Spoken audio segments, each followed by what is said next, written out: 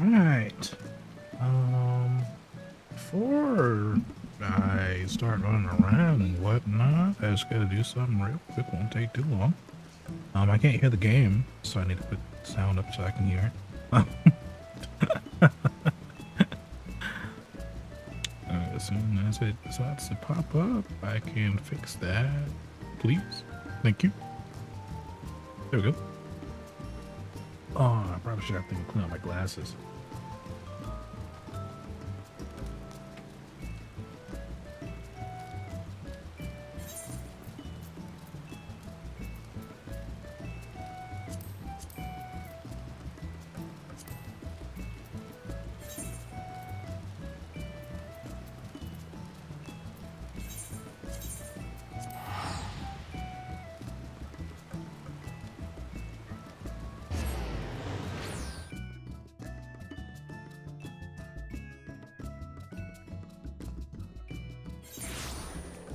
Oh god, oh god, wait, what? Oh wait, I didn't mean to pin that. Oh god.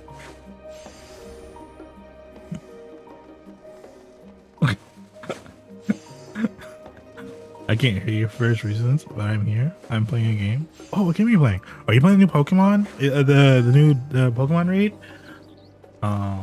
It looks pretty tough for players like me who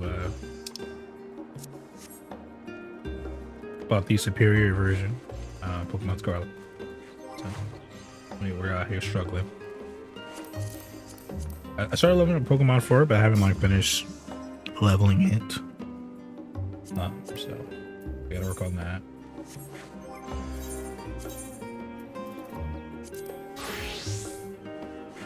Okay, so I'm 88 with Summoner. So I think what I'm gonna do is play with Summoner for the missions, and when I turn in the quests, possibly swap over to Dark Knight. It's 88. Okay, so I'm gonna get to 89 on Summoner. Then I'll just swap over for the quests for Dark Knight once I hit 89. Or I might just stick on Summoner to hit 90. I'll probably just do that. This is my first class. I want to get to 90.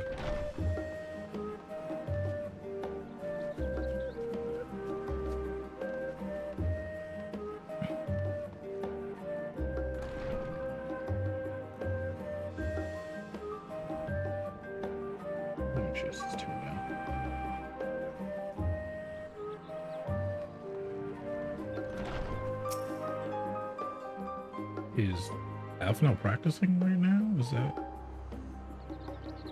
okay? Oh, wait 1 second.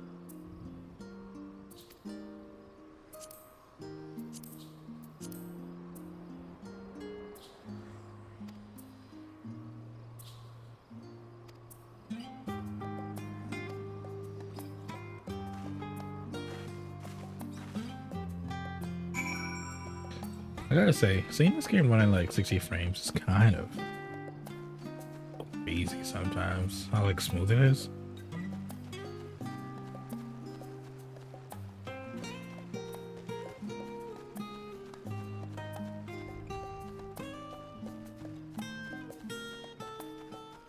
Oh yeah, I got a new mount.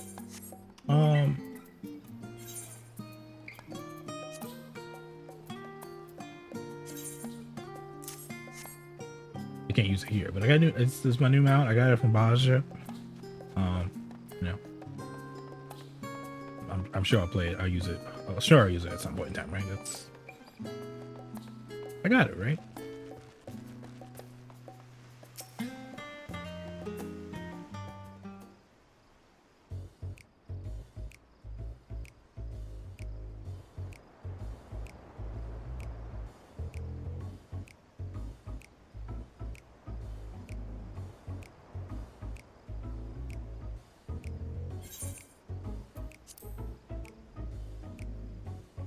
Oh, I'm hearing you. Let me tell you, I'm not liking what I'm hearing 10 seconds in and not even one mention of first stream of destruction. Oh, that's because Photon stream of destruction is the better version, okay? One mention of your boy anime.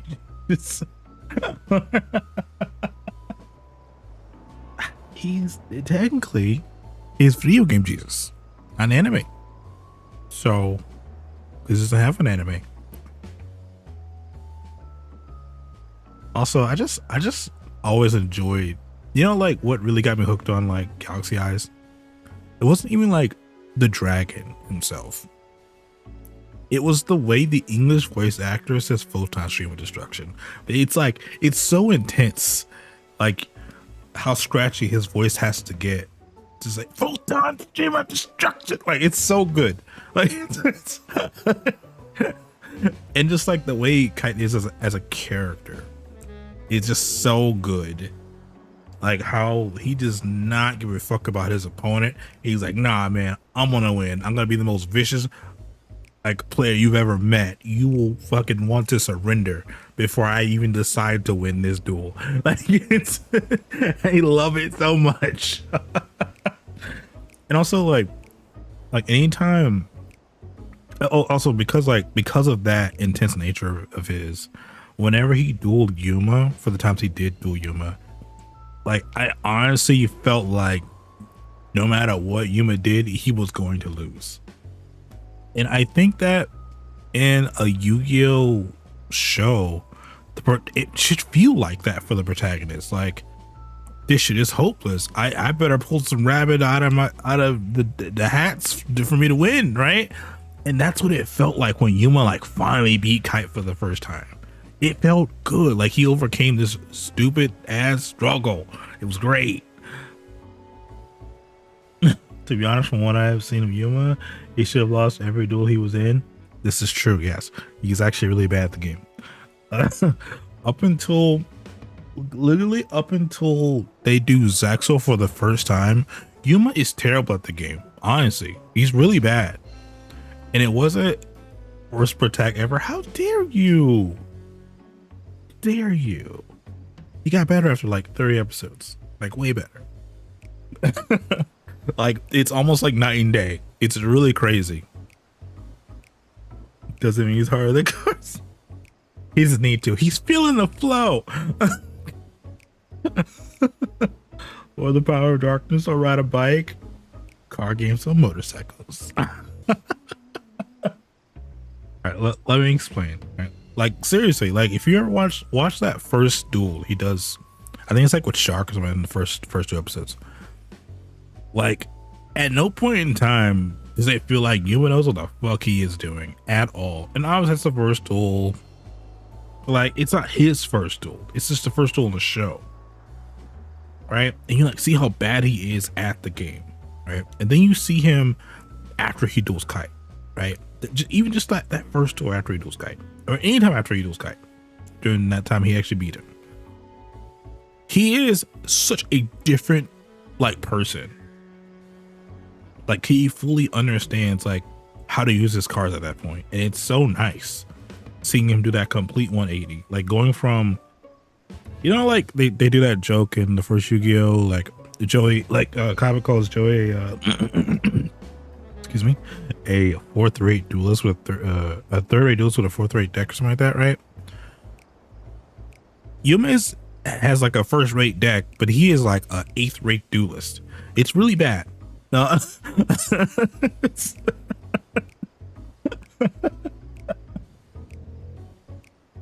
Next year they're gonna be doing card games and cars, and the protagonist's gonna have like a shiny little minivan. Oh no.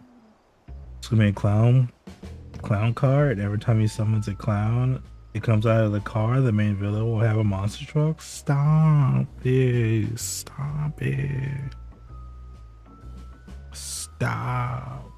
Please don't say that. You'll wish it into existence. I'm already like not liking, like I watched like one episode of Sevens or the Rush Duel or whatever the hell it was. I watched like the first episode of that and I was like, yeah. I hope these cards never come to any game ever. It's awful. I don't know, maybe I did enjoy like before they actually started dueling in that first episode of the Rush Duel or whatever. It was actually really interesting because he was like trying to hack like the system to make this like this new game, and it kept failing and shit like that. And I was like, oh, this is kind of cool. I kind of like this. Like he's like a smart person, right? And then like when it duels, it's just like, oh god, I hate this. I don't like this at all. What happened? What? I don't know why. How did it change so fast? It just stopped being interesting as soon as they started dueling. My car has no crappy windshield wipers, but it does have transform. Stop! Stop!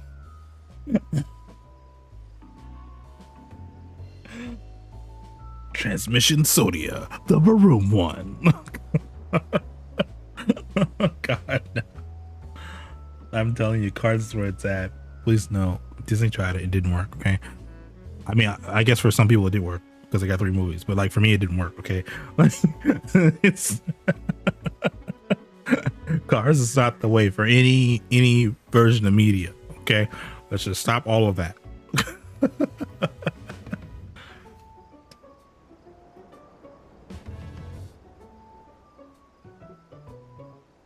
Okay. Oh yeah. Slides.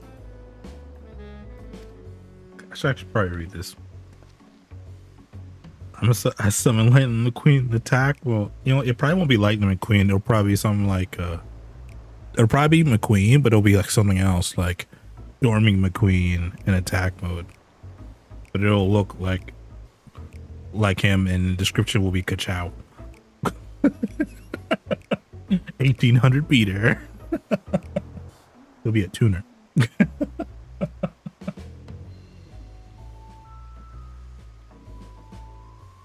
Actually, the defective matter is a special summon in defense mode. Oh no, please.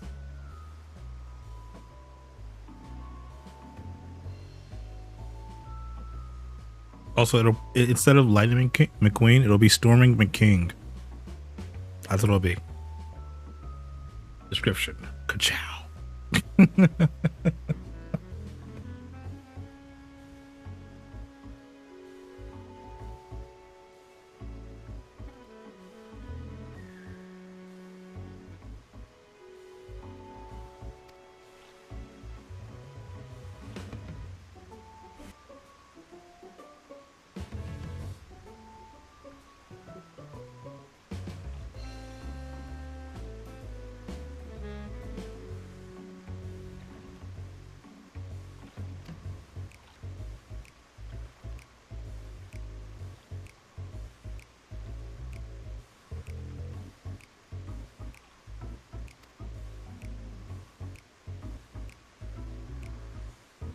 Yeah, look a bit. Good luck with MMOing. Yeah, I'm just reading. Or they, you know, they do the really cool stuff.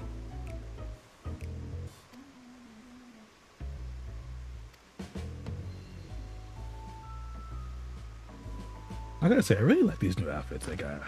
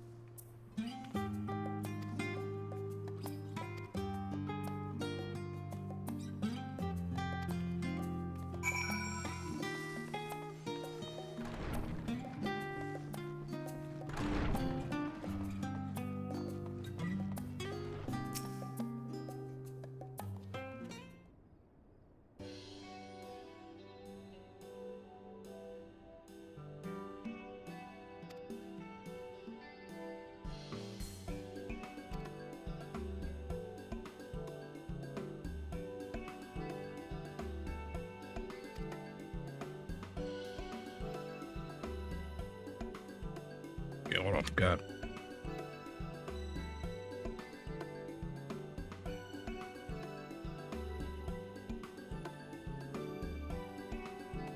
Let me start with a question. What's the most important thing you'll find in the studio? That's right, books. I thought they were actually going to question me. Never mind, I'm not reading this anymore.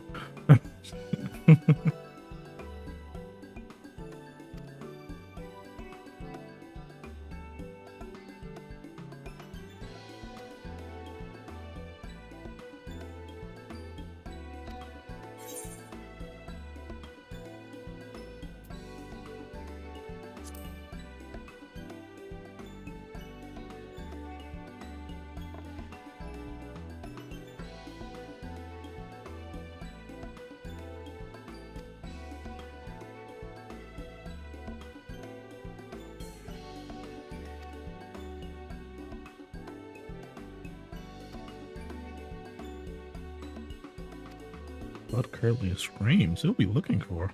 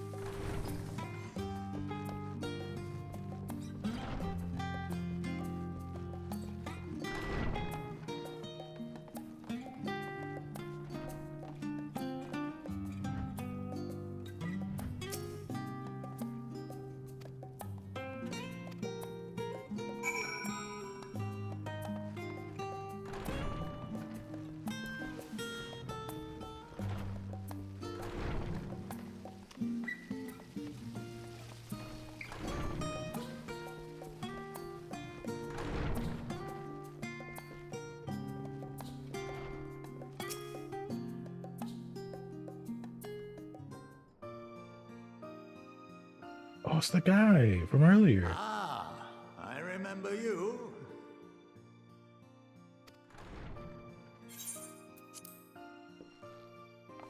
I pray we have not called you at an inopportune moment. We wanted to offer our thanks for your kind words in the forum.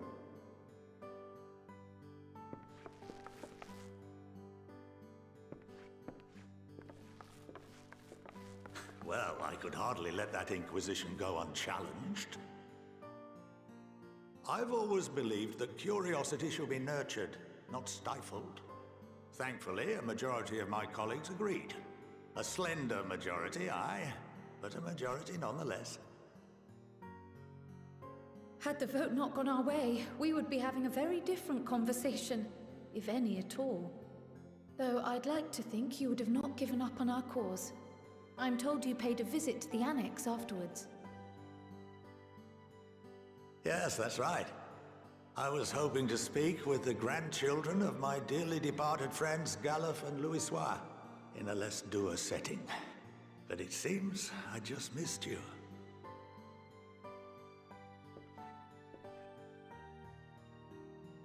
I still can't believe how much you've grown. If only your grandsires could have seen the way you presented yourselves to the forum. Why, it fair brought a tear to my own eye.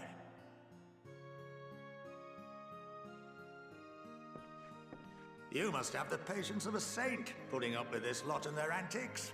Never mind Matoya's prize student. Luckily, I know a thing or two about managing unruly younglings. If you ever need advice, don't hesitate to ask.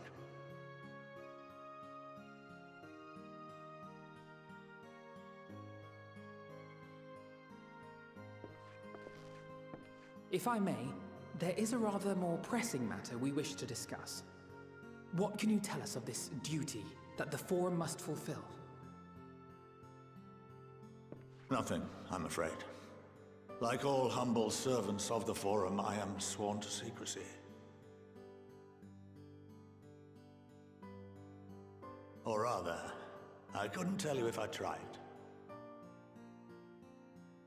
Our duty is of the gravest importance. Furthermore, if the particulars were made public, it would incite widespread panic. As such, those entrusted with this duty have been bound by an enchantment. which prevents us from speaking of such matters without the express permission of the Forum. How is that even possible? It's been some time since I last gave a lecture. Please, take a seat.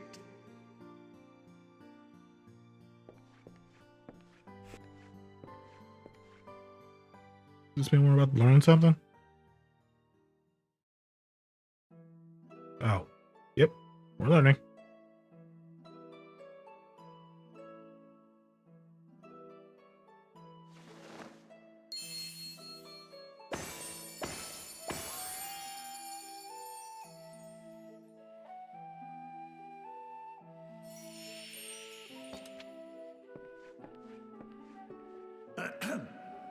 We shall begin by reviewing the fundamentals of etherology.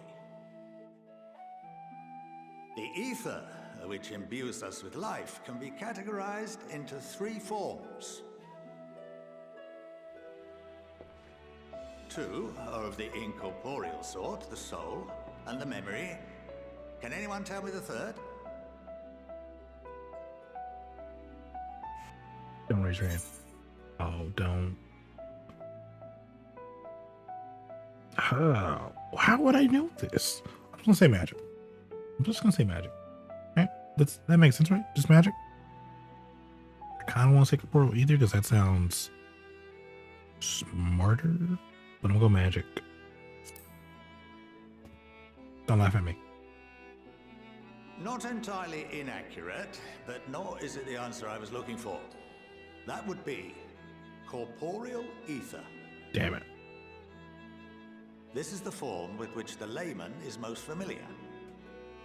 Consumed by even the simplest of daily activities and replenished by the food and drink that sustain us, this form of ether is in constant flux. In contrast, the ether that comprises the soul is rarely subject to dramatic change. The same can be said for memory, as the two are intrinsically linked.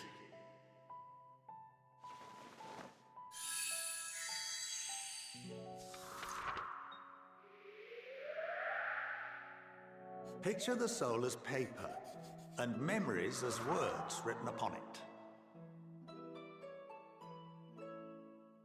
Now, what would happen if that paper was doused with ink? The same type of ether as comprises the memories.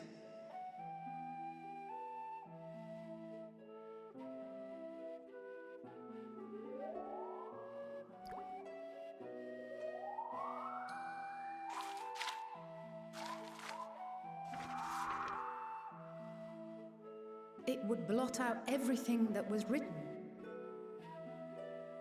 Precisely. We would be unable to recall the memories, and any activities that depend upon them would be hindered as well.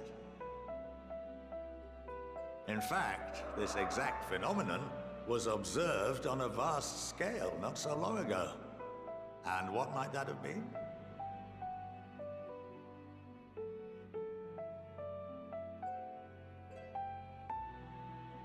The 7th Umbral Calamity. The people of Eorzea vividly recall Bahamut breaking free of the Lesser Moon and raining hellfire down upon the realm. But no one could seem to remember the events that followed immediately afterwards. Interesting. Indeed. To this day, we have yet to determine whether it was an unintended consequence or a deliberate act. The enchantment which binds me and the rest of the Forum is based on a similar principle. And yes, it is a contravention of the Sharlayan prohibition against the practice of memory manipulation. Only when a new member is inducted and told of our great duty are they subjected to the process. A necessary evil. You have my word that it would never be used to manipulate the populace? I should hope not. But can this enchantment be dispelled and your memories restored? If 9/10 of our members give their approval, then the process may be reversed. Then, and only then, would we be able to speak freely to others of our sacred duty. Barring that, we must wait until we return to the ethereal sea.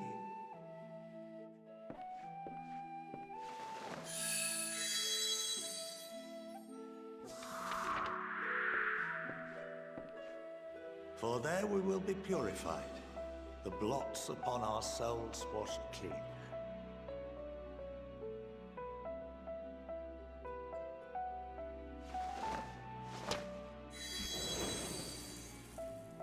Okay, that was kind of cool. And our memories drift apart and dissolve, rather defeating the purpose, I suppose.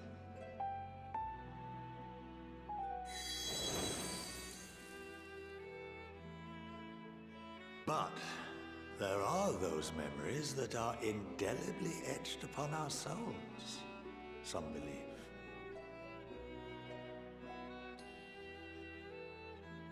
What happens after that? We are reduced to pure ether, coalesce with that of others, and create souls anew. Alternative schools of thought assert souls remain whole and return to the corporeal world, reborn into another form. Both theories have their proponents. Personally, I consider each equally probable.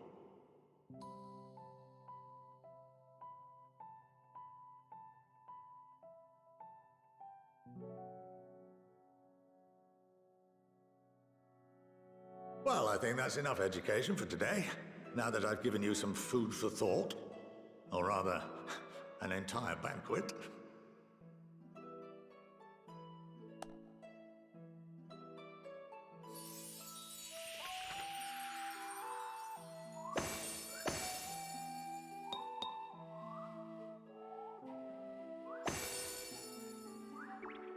You know, I can never know what's important and what's not important when I'm watching these cutscenes like this. That although I'm unable to assist you with certain matters, the resources at my disposal may still be of use to you. I'll arrange for you all to be given the run of Phenomenon. Of course, as associate to our alumni and the students of Baldessian, this privilege is extended to you as well, my friend. Oh, we're friends now. Okay. Oh, and I suggest you speak with Ki Aliapo. She's well known among the artisans of Sharlayan, and her network of contacts may prove useful in your search for knowledge. I wish you all the best in your pursuits, wheresoever they may take you.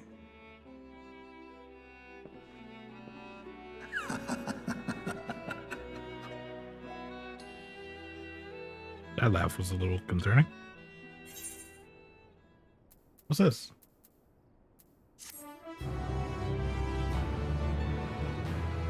Yeah, 525 gear. Should I use that? No, my gear is about 525 or 530, so I think I'm good there. Let's see. Maybe another class can use it? Okay.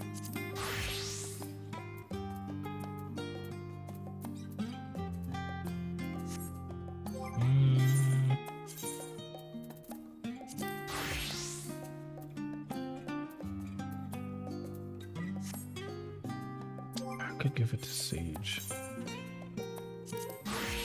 Samurai.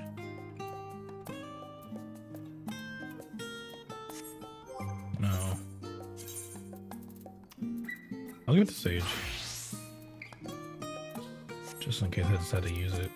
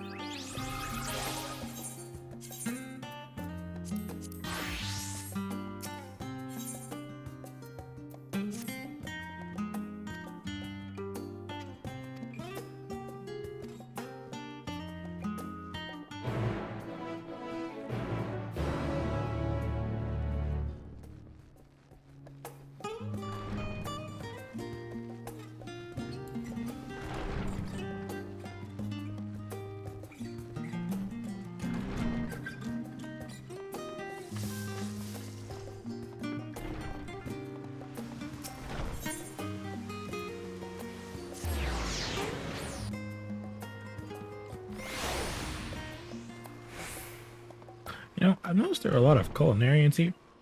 Uh, it's like the fifth one I've seen today. You know, some have come in here.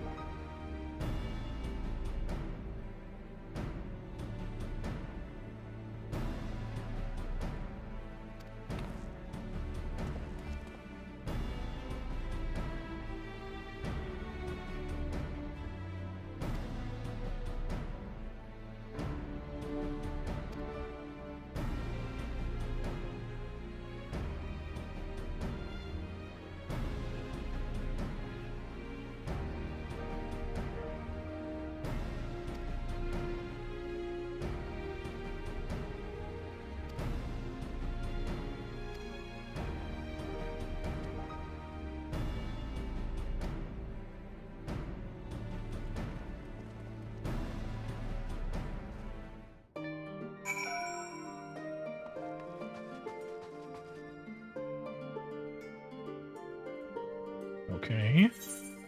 Guess we're just going 2-3 places. I kind of didn't think I would be doing this. I kind of thought it would be like an off-screen thing, like, hey, everyone's gonna go deliver this stuff. And I could kind of chill here while everyone kind of just does it.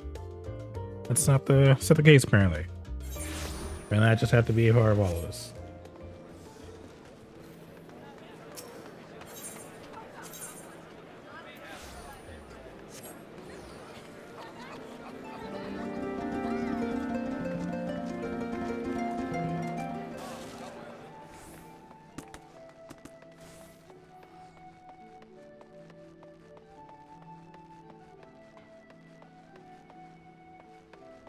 Did I pass it? Oh, it's the other way.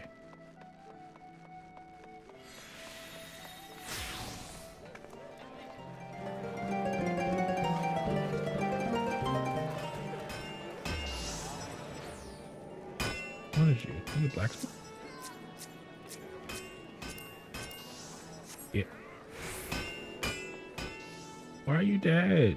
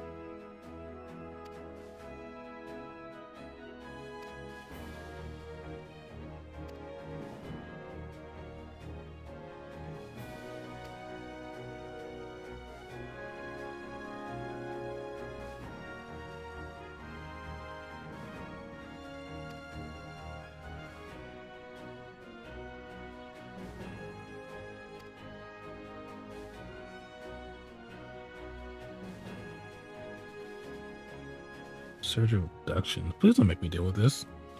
That's not good. None of that is good.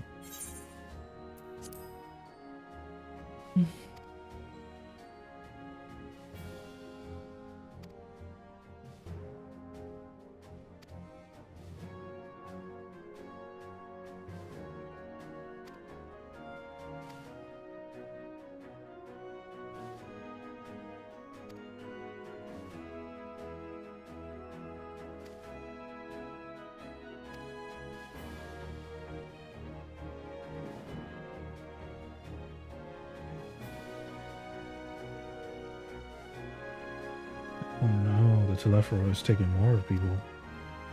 That is not good.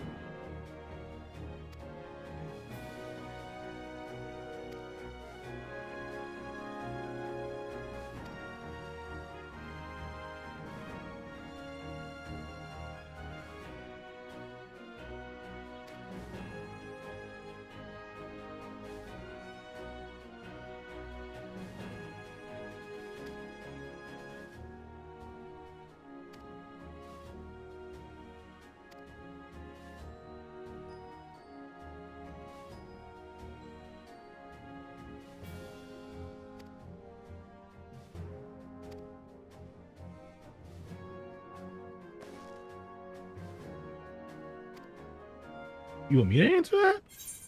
Oh, well, the people of Garlemont for revenge against it. I mean, there's a lot of things I should be saying yes to this. But let's say for the people of Garlemont, because you know we can get them on our side. That'd be really nice against the Telephoroy.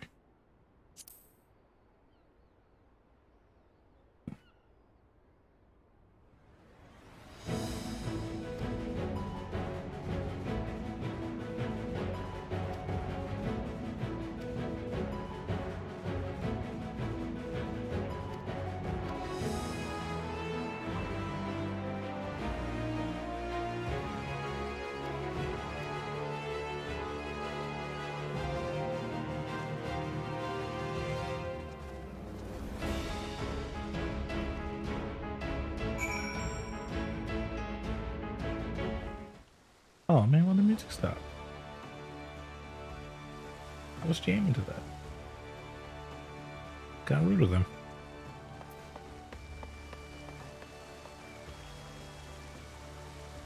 That's not here. Where's this?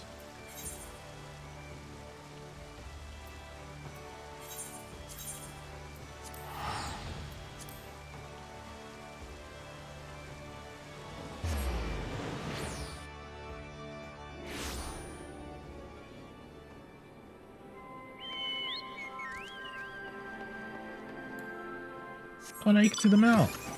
Okay, you can't.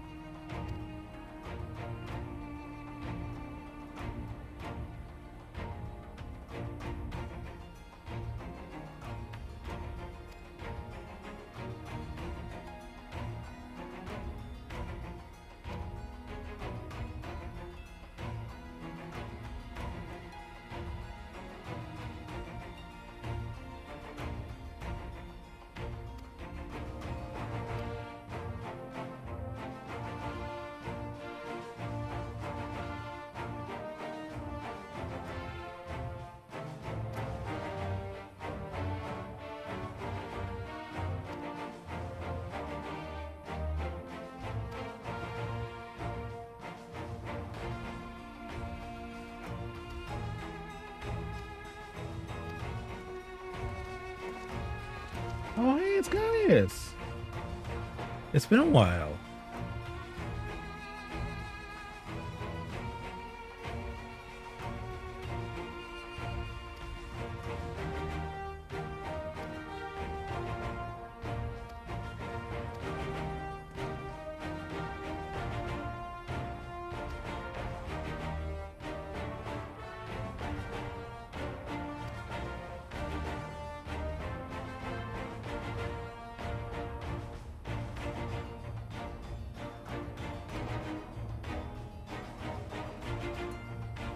Okay, so he can't go because they think he killed the Emperor, and that's, I mean, that's fair. I mean, he was there, right with the body when it happened.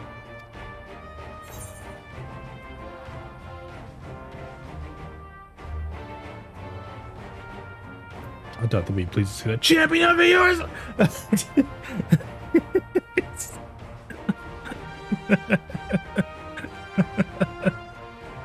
probably should keep shouting that.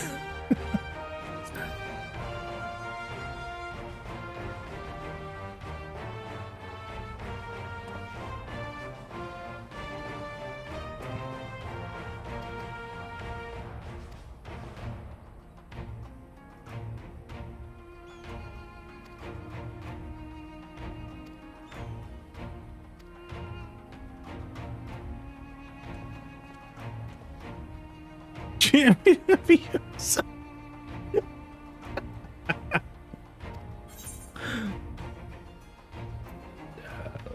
Should I decline this? I should probably decline this, right? No, it's fine.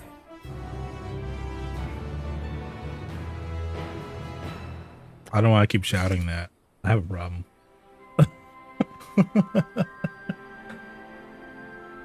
Okay, so let's give this gear to Sage. I think Sage would be the best fit for this right now.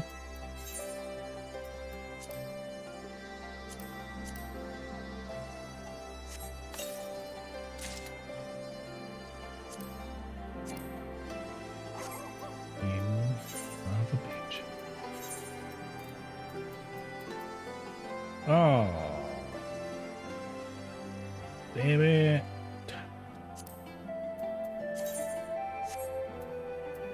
I mean, this is okay. Just wait, can I just sense it? No, damn it. Discard.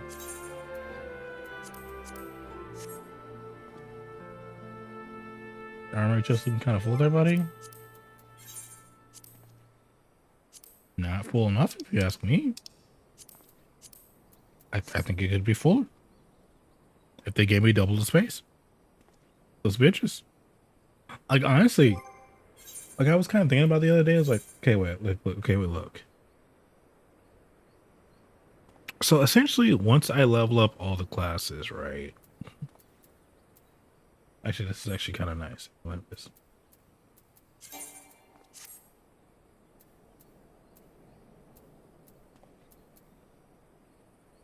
Wait, did it only give me a chest piece? Did I do all that just for a fucking chest thing? What? Well, that's fucking thing. How many classes are there in the game? Let's do some counting here. 4, 5, 6. Wait. Okay, 4, 5, 6, 7, 8. So okay, plus 3 there, it's 11. 8, 9, 10, 11, 12, 13, 14, 15, 16, 17, 18, 19, 20. Okay, so 20. Wait, did I say 20?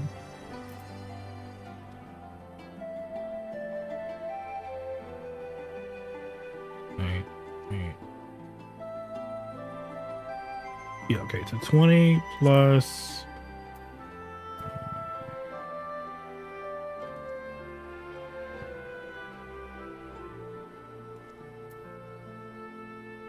So 31 classes. Ooh, no, don't fucking stop touching things. And there, how many spaces here? 3, 4, 5, 6, mouse please. 6, 7, 35 classes. There's 35 spaces and 31 classes. So if I leveled everyone to 90 and was like, all right, this is the gear that they're wearing forever, right? I have like 4 spaces left over everything, though. I guess it'd be a little bit more than that. It would be a little bit less than that, probably like around like 25 spaces, because some of the subs of the hand and subs of the lane use basically the same gear at the higher levels. They're just going to use the same gear, right? And some of the mages and some of the other classes use the same gear. So essentially, it'd be around like 20 to 25 spaces full if I leveled every single class up, everyone to 90, like 25 spaces. So that I have 10 spaces of just stuff, like of free spaces. That's basically how much I would have, which is not enough. That is not enough spaces. Especially if you're like leveling up a bunch of classes, which is what you're always kind of doing in this game. Not enough.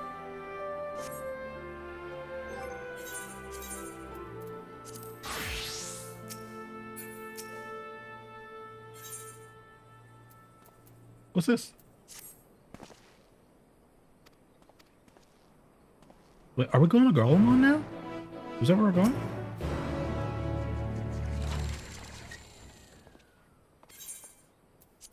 We're not going to Garlemald, are we?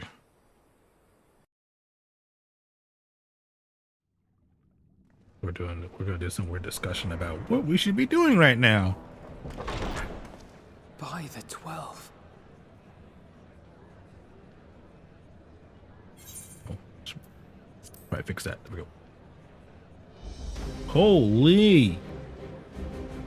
Hey, Lisa's here.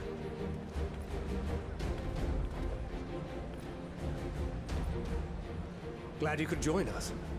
I hope you don't mind, but we went ahead and started without you. As you can imagine, our traveling companions were eager to become acquainted. 'Tis a rare thing indeed to see such a diverse and talented group of individuals assembled for a single purpose.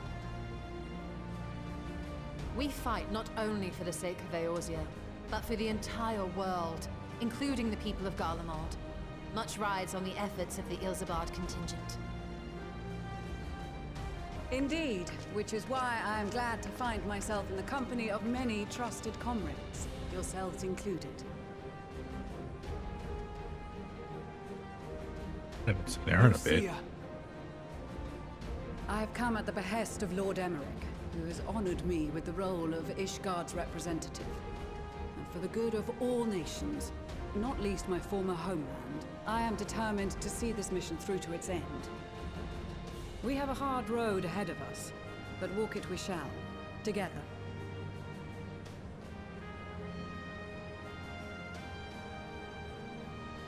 We too welcome this opportunity to work together once more. I have faith that, if there is a way to resolve this conflict, we will find it. Allow me to introduce you to the rest of our company. Everyone! If I may have your attention.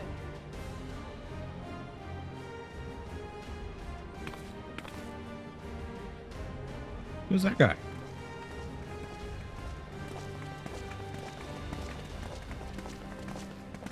Ah, man, I love when we squad up like this. This is so cool. The squad. Might I ask you to speak first? Oh, this guy with no eyes? If I must. I am Arun Senna, spokesman for the Gridanian delegation. Here on behalf of my esteemed sister, the Elder Seedseer. We shall provide support and protection to those in need during our time in Garlemald. Oh. To that end, I am joined by healers selected by the Conjurers Guild, with the Order of the Twin Adder's Finest serving as our escort.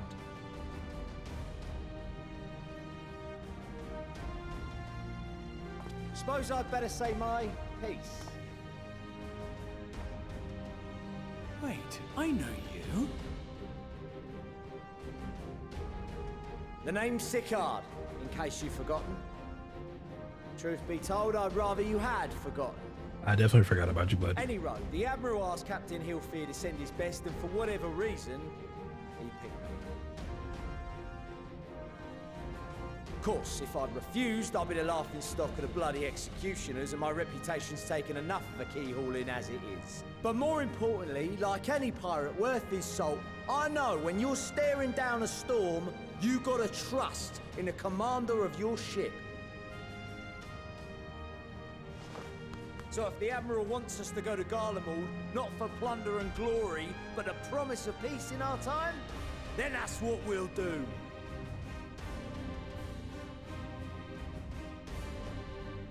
Since we all know how much the Empire loves its steel, we thought we'd bring along a few smiths to make the most of it. Give them a pile of scrap and they'll cobble together anything you fancy. Of course, just like the Gridanians, we got fighters of our own. We might have come with a more constructive purpose in mind, but we're more than capable of cracking skulls, believe you me. Well, you're certainly raring to go. But then again, so are we.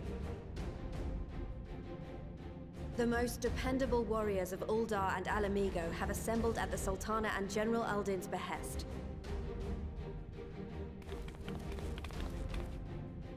If Garlemald has truly fallen, then the whole place is likely to be crawling with Telophoroi. We'll need plenty of troops to clear and hold a path for others to follow. That's where we come in. Naturally, Marshal Tarapin and I will be leading from the front.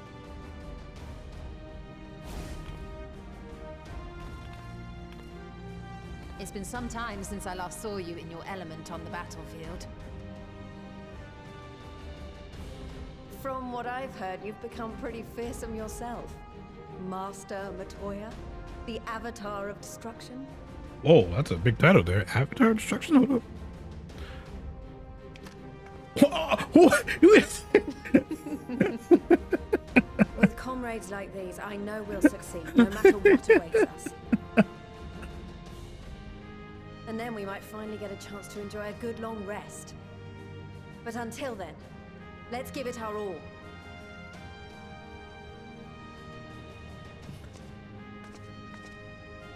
As for Ishgard, we Temple Knights have come in force to uphold our nation's commitment to the peace and welfare of our allies.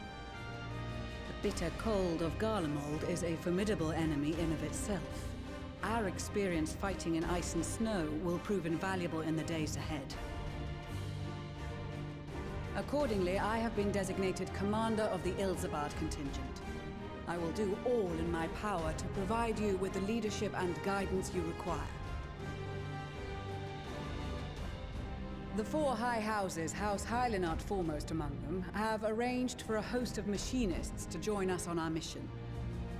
Their knowledge of Imperial Magitech is sure to be a great boon. They will address any problems of a technical nature, together with the smiths of Limpsa Lomitsa. There is another awaiting introduction. Wait. Lord Emanolain! Oh, I was going to say, I remember this guy. Ah, yes. Emanolain de Forton, at your service. Though, lest there be any misunderstanding, I should stress that I've not become a fearsome warrior while you were away. Rather, far from it, actually. My brother, in his infinite wisdom, decided this would be an excellent chance to make something of myself. Oh, and fight for world peace and all that. But, should the opportunity arise for a spot of ballroom dancing, I will be your twinkle-toed gentleman of light. What?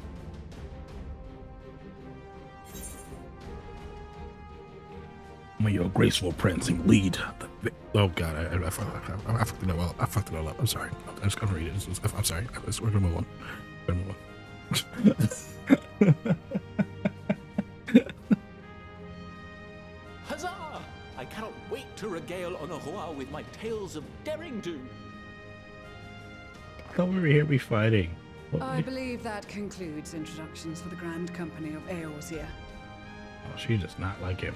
Our allies from the Eastern Alliance were due to arrive some time ago, but it would appear they have been delayed.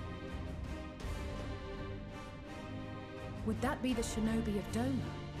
What? Actually, they've been tasked with relaying messages back and forth between the various Eastern nations. According to Lord Hien, however, an equally capable company of warriors has been sent in their stead. Out of my way, you preening fool! No way.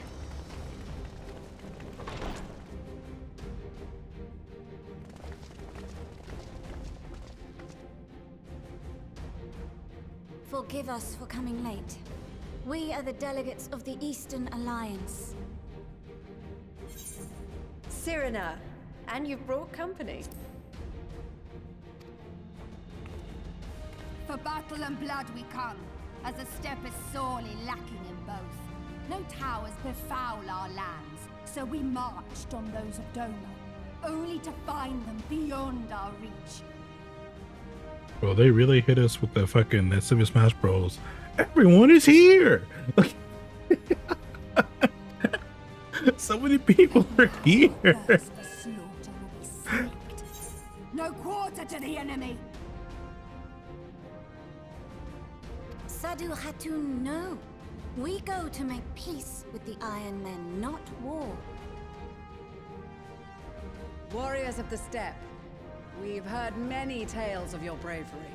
We welcome you as allies. And these other ones you have brought are...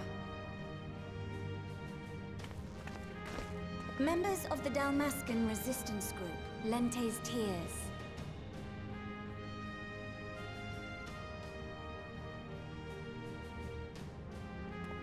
And the Bosnian resistance.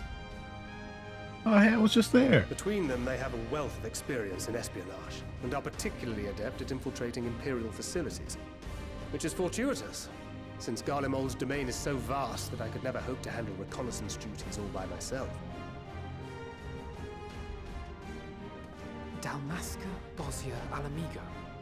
All lands which have suffered the tyranny of the Empire. I would never presume to question your motives. Nevertheless, I must reiterate that our goal is to aid the victims of the Telophoroi, the common folk of Garlemald. And they are victims, make no mistake. Though I understand that many may struggle to see them as such.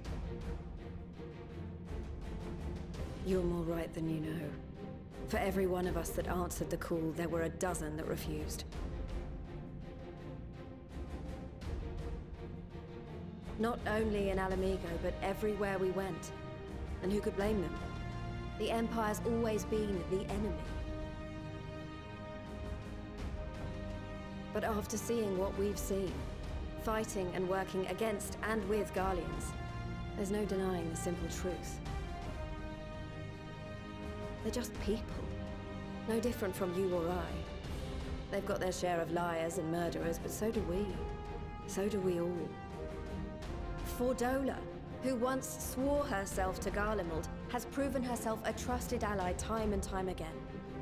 Every Eorzean here knows Cid Garland, the Imperial defector who shared with us countless technological wonders. Maxima, who stands with us today, tried to reform Garlemald from within and make peace with Doma.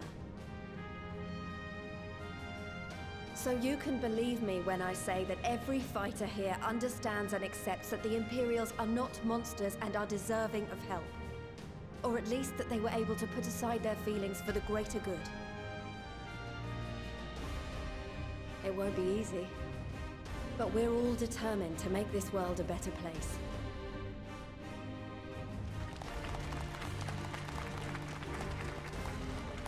What lingering concerns I may have had were clearly unwarranted. I agree with everything you said wholeheartedly.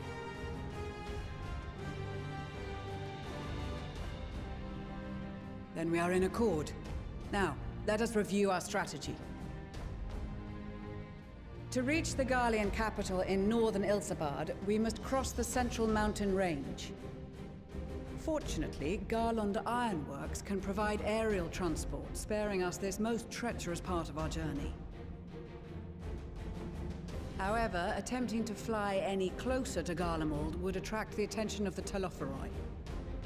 As they appear to have seized control of the majority of the Imperial military, we must assume that includes its fleet. In addition, Garlemald possesses devices that can interfere with airship navigational systems, further discouraging an airborne approach. Given the circumstances, the closest we dare deploy our contingent is an area between the range and the capital, the Magna Glaciers. From there, we must travel the rest of the way on foot. We will also need to bring the airships with us to ensure we can withdraw with haste. Although much of the terrain will be blanketed in snow, we should be able to make use of local roads and shipping facilities. The vast ice field will afford us an unobstructed view of the surrounding area. On the other hand, it will also allow others to easily spot us. So it is imperative that we only make camp in positions where we can easily defend ourselves. And the airships, which must be kept safe at all costs. We cannot account for every possibility, so we must be prepared to think on our feet. We will be tested. Sorely tested, I expect. But for our homes and for our people, and a people not our own but in need, we will succeed. Spare no effort in your preparations. Once we depart, there is no turning back.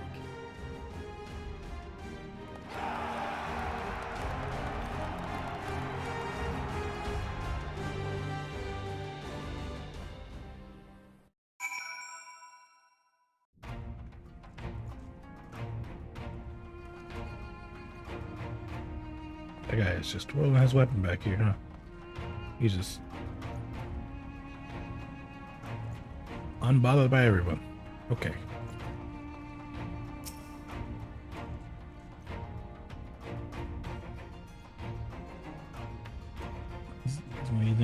Even when action talking about mobilizing troops, so much fun. This is 100% every isekai manga after 30 chapters.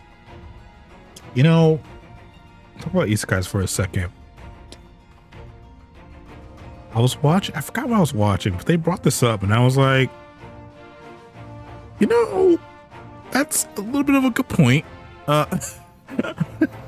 So they're like, so I don't know how to explain this and not sound like an idiot when I say it, but like, I'm going to explain it a little bit. Okay.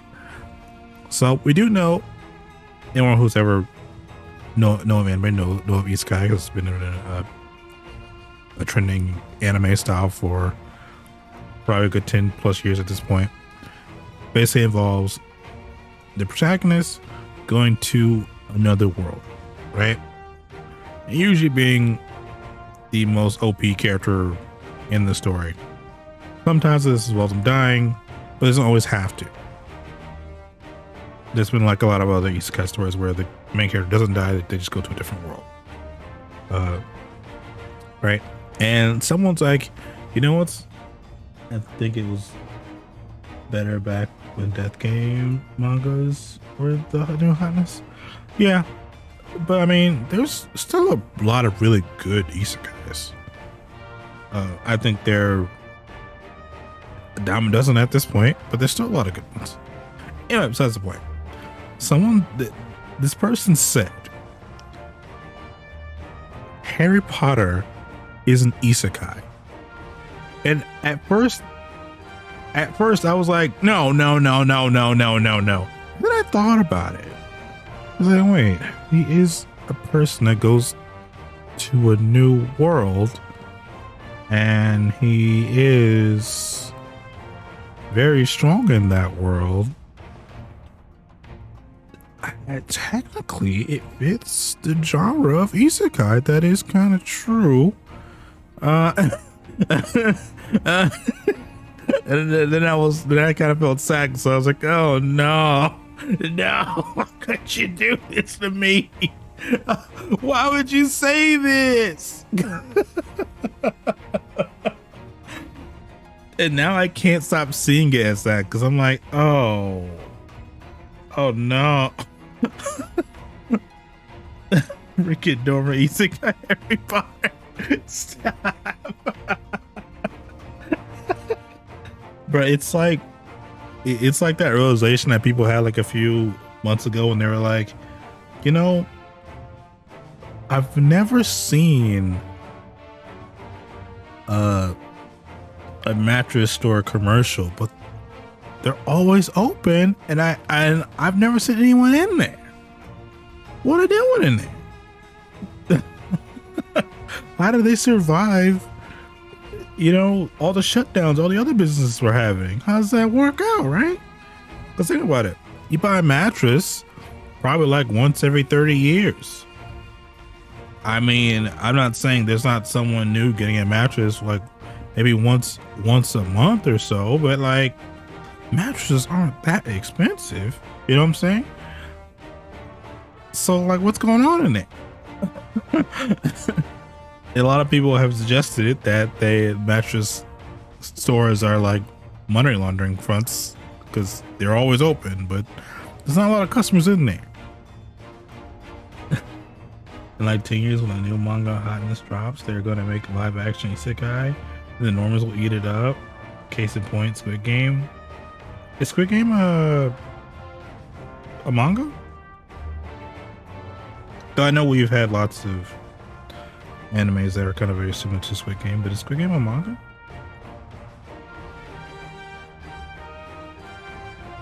I mean, I watched it and I enjoyed it, but I didn't know it was like a manga or anything.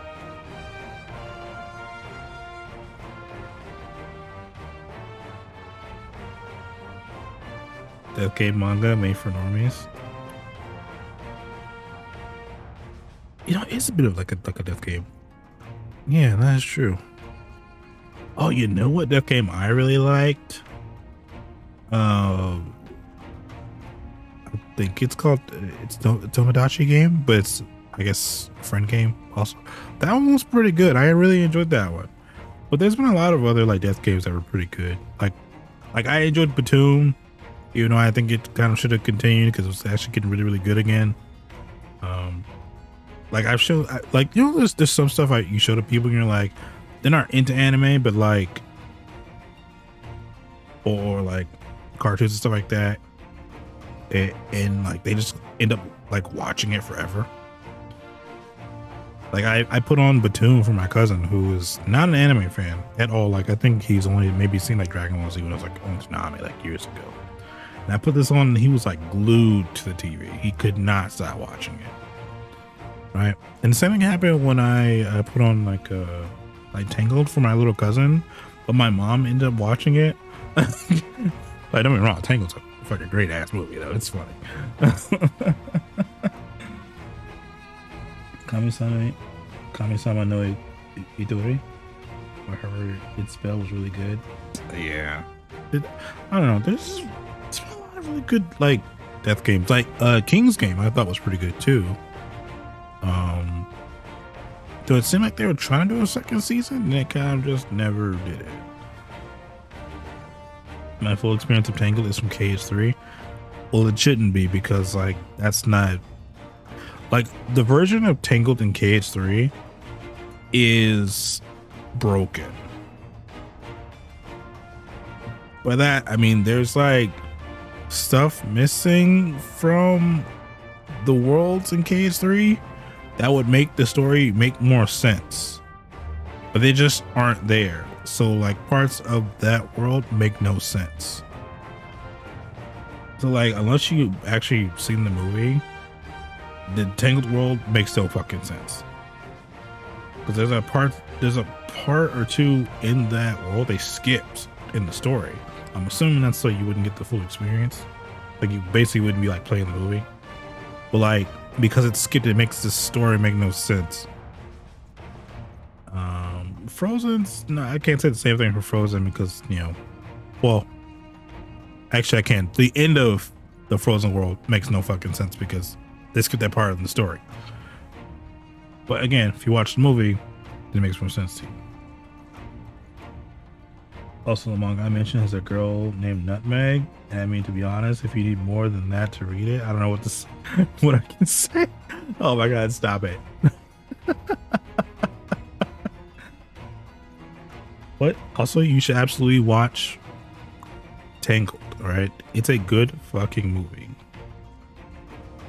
Mountain Climber Simulator.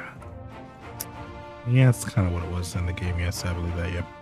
You do climb that mountain like 3 times in that fucking game. It's kind of crazy. Though the Frozen movie, it's pretty good, I think. I mean, I think Frozen it falls in like one of those Disney movies where it's like a little bit too many songs, but it's still a good movie overall. So I think of Frozen 2, pretty good movie. Like just like one too many songs, I think. Like I understand like the premise of the Disney movie is also kind of to be a musical, but when it's kind of reminds me of Lion King 2, which I will never watch Frozen. I mean, I understand that, but if you ever decide to watch it, I recommend skipping the songs you know. Just or you could put it on mute, right? And just let the song play. You could play like another song, you know? Then you would miss out on anything. Okay? It's a problem solved. You don't understand. What? I will never watch what? Why not? I mean, I'm incapable. I could not. What if you just put it on mute and just read the subtitles the whole time? Wounded, thanks for the raid. I was you guys don't know Wounded, Wounded 25. He plays Master Duel, you know. He is he's been playing through Legend of Dragoon. He is a top tier Legend of Dragoon player. Ask anyone, they'll tell you.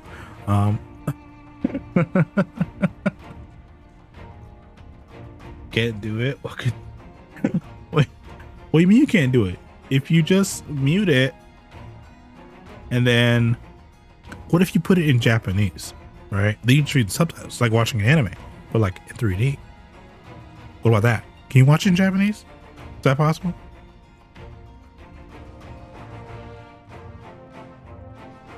Though I am not. I don't know what you mean by that. It's for sure you're a top tier Legend of Dragoon player. So, is it any other streams named top tier Legend of Dragoon player? I think not. That means you're top tier. Problem solved. I'm just saying. I mean, you can't argue with facts. No.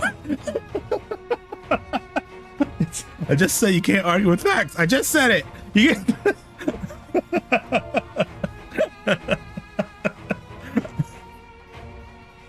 What part of I cannot watch Frozen do you not understand? I just did. No, you can't argue with facts. All right, it's possible.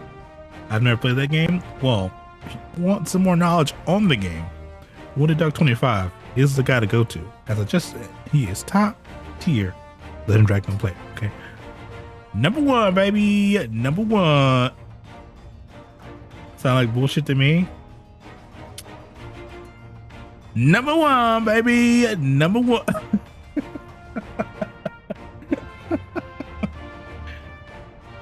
So I could say you're absolutely top 10 player. See, top 10 people who play that game that I've met. See, number one, Wounded. You see this? This is getting people caught up in it. God, I hate you.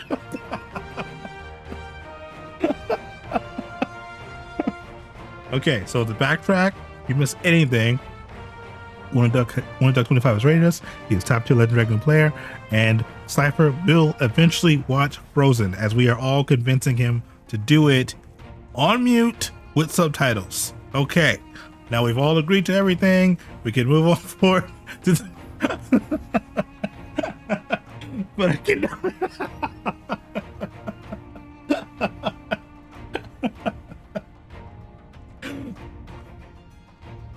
But it's on mute, and you're just essentially just reading subtitles. It's just impossible. How is this impossible? You're technically not even watching the movie anymore. You're just reading subtitles. You're not even like it's on mute. You're basically deaf. All right. This could be an adventure of a lifetime. You can see what the other side of the world is like, basically. But you know, deaf. It's like two magnets repulsing each other. If Frozen is so I have to leave. What's the mute button on him? Don't do that. Look.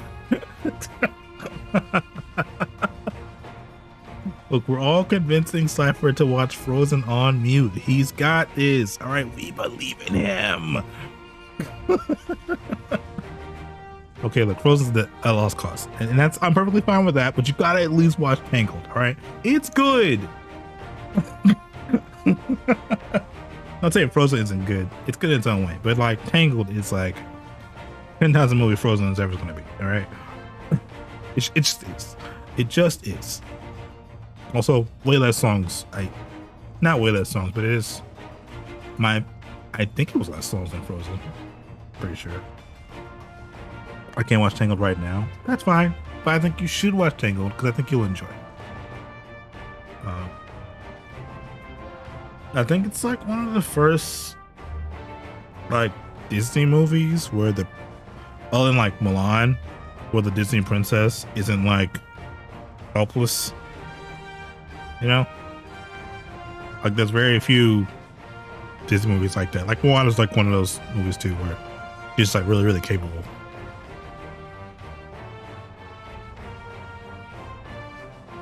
I have to watch Final Fantasy Advent Children first. Have to? Well, that's fair. Aladdin best one. Yes, Aladdin is best Disney princess. Yes, he is best Disney princess. Ask anyone, they'll tell you.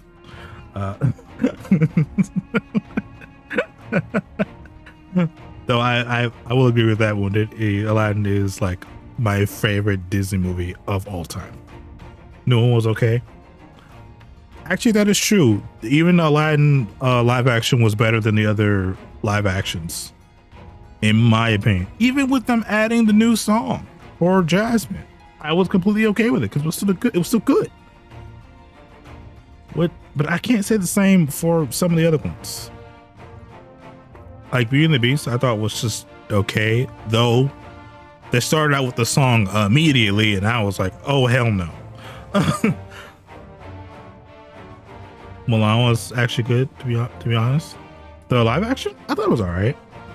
I mean, but the thing is, like for me, I had never watched.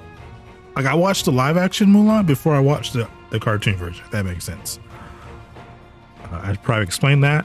I was not a child who could watch like a lot of Disney movies when I was growing up. I didn't have that type of money. So I actually watched and what's weird is I actually own Mulan on DVD. But I just never got a chance to watch it. And then the live action one came out, and I was like, I should probably watch it. So I'm like not biased from the live action, so I'm gonna watch that and watch this one.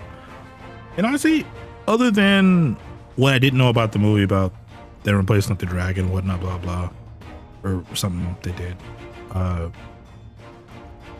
it was all right.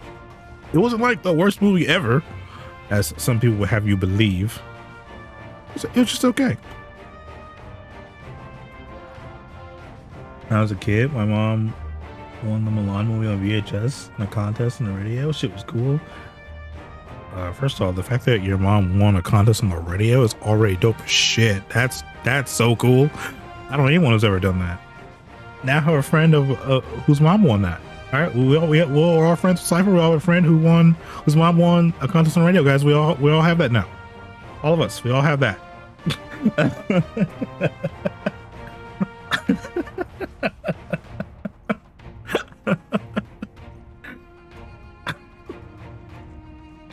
Okay, where was I? So, you won't believe this. I actually won a contest once in a store. Okay, whoa. How? What? Okay, whoa. Clearly, your mom has passed on these winter jeans to you, right? Because I want a Coca-Cola mountain bike. Wait, what? Oh, that's like a big boy prize. Holy shit. See, my luck is when I was in third grade, I won something. I should probably explain what I won. So it was, I remember the morning.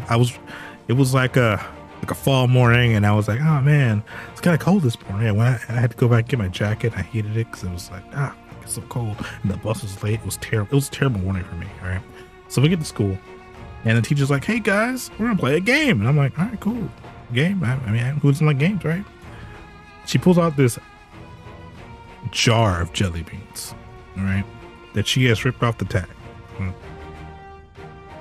And she says, I want you all to guess how many jelly beans are in the jar. Whoever guesses right or closest to it is the winner and gets to take home this complete jar of jelly beans. All right. And as I looked at this jar of jelly beans,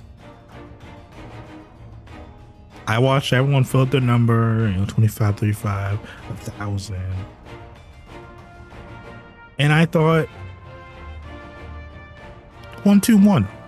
That's it. That's it, right? That's a 121. There's no way this is going to be the number. Okay. You went 1, 3, 3, 7, 4. No. I wrote down 121. That's literally what I wrote. All right. Now, I should probably just explain a little bit of backstory on me. I hate jelly beans. All right. The only jelly beans I actually do like, which didn't come out at this time or not out, they didn't come out till like 5 years later, which was like Starburst jelly beans. Those things busted. All right, that's the point. All right, we'll go back. We're backing up. All right, so I put down 121, turned it into my paper, sat back down in my chair and thought, I'm not gonna win this. I fucking hate jelly beans. I hope whoever wrote down 1,000 wins that shit, because I don't want fucking jelly beans, right? I hate them. And she says, oh man, guess who guessed the correct number? And it's fucking me, who wrote down 121. The guy who hates jelly beans won the jar of jelly beans. You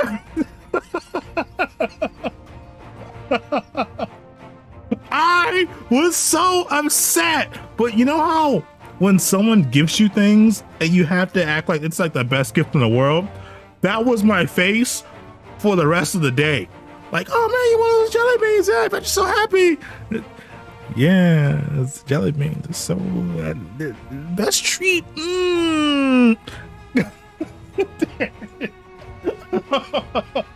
I hated it. I hated that day. That was the worst day ever. It's like, you don't want to, like, I didn't want to seem ungrateful, but also didn't want to like mock everyone's, attempt at guessing these jelly beans, because they seem like they all wanted it. I don't want to be the guy like, yeah, like ungrateful, you know what I'm saying? Like, so anyway, I brought those jelly beans home, and my grandma and my uncle ate them, because I sure as hell didn't eat them. I fucking can't stand jelly beans. Again, those jelly beans. 5 years later, Starburst jelly beans, busted. All right. Actually, it's probably more than 5 years. But anyway, Starburst jelly beans, busted. All right. Actually, it's probably around that time where they should be coming out again. I need to go secure the package. All right. In like maybe another month, they'll probably be out in stores. Secure the package. Starburst jelly beans. Anyway, I should probably continue the story as I've been talking for like 30 minutes.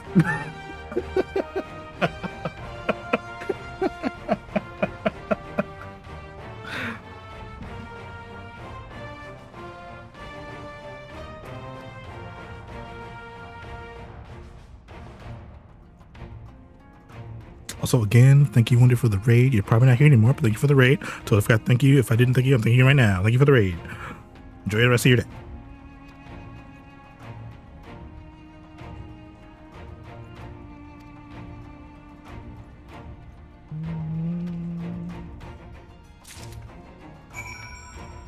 Oh, that's it. I wasn't expecting to talk to this many people.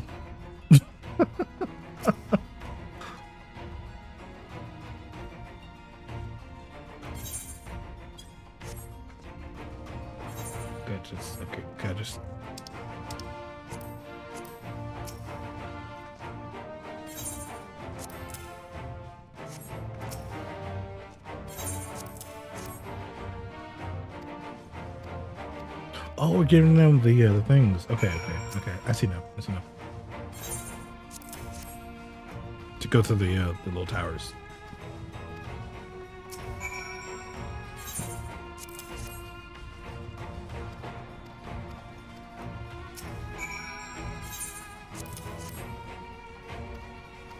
I assume I'm gonna keep one for myself, right? What? Why?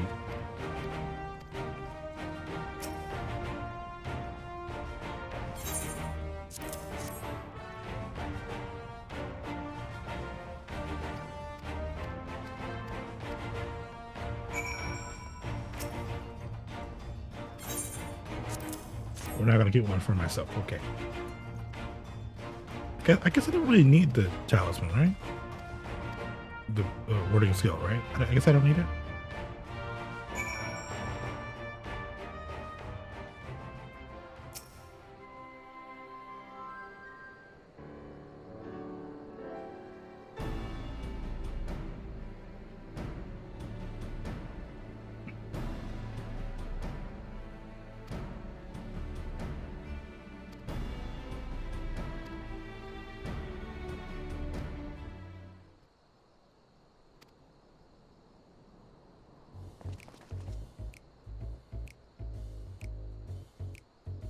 Is that possible?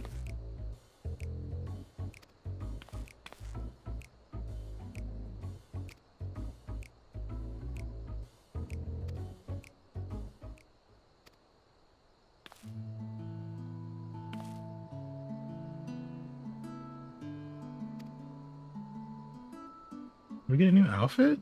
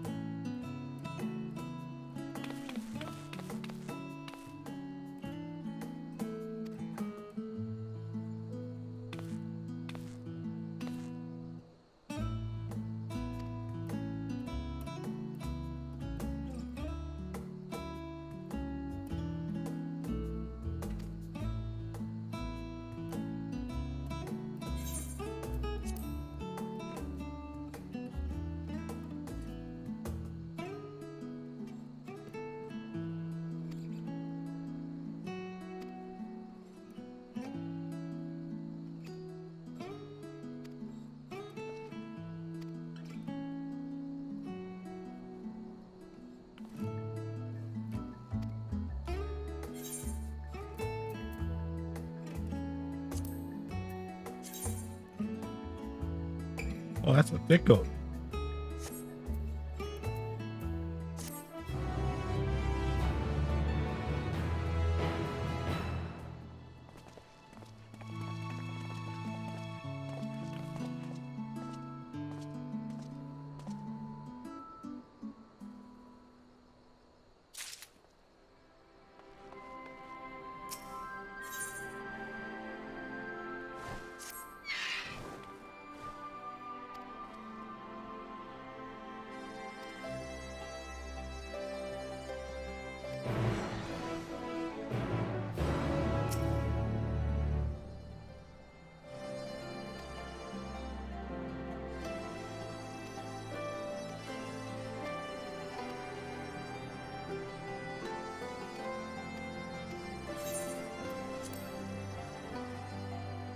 All right, cutscene time.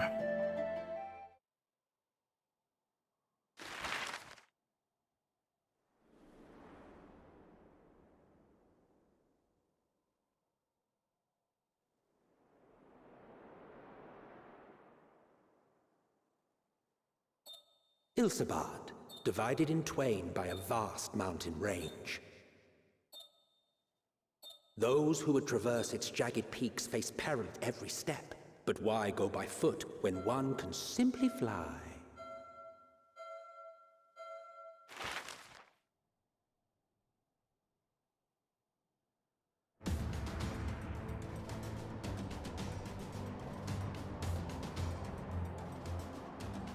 On the outskirts of the Imperial capital, in the frozen wastes of the Magna-Glacius,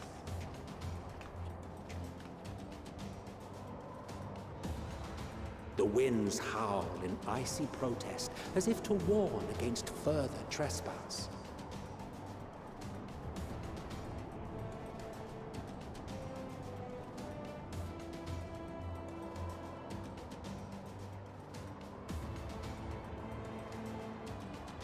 Oh, he looks cool.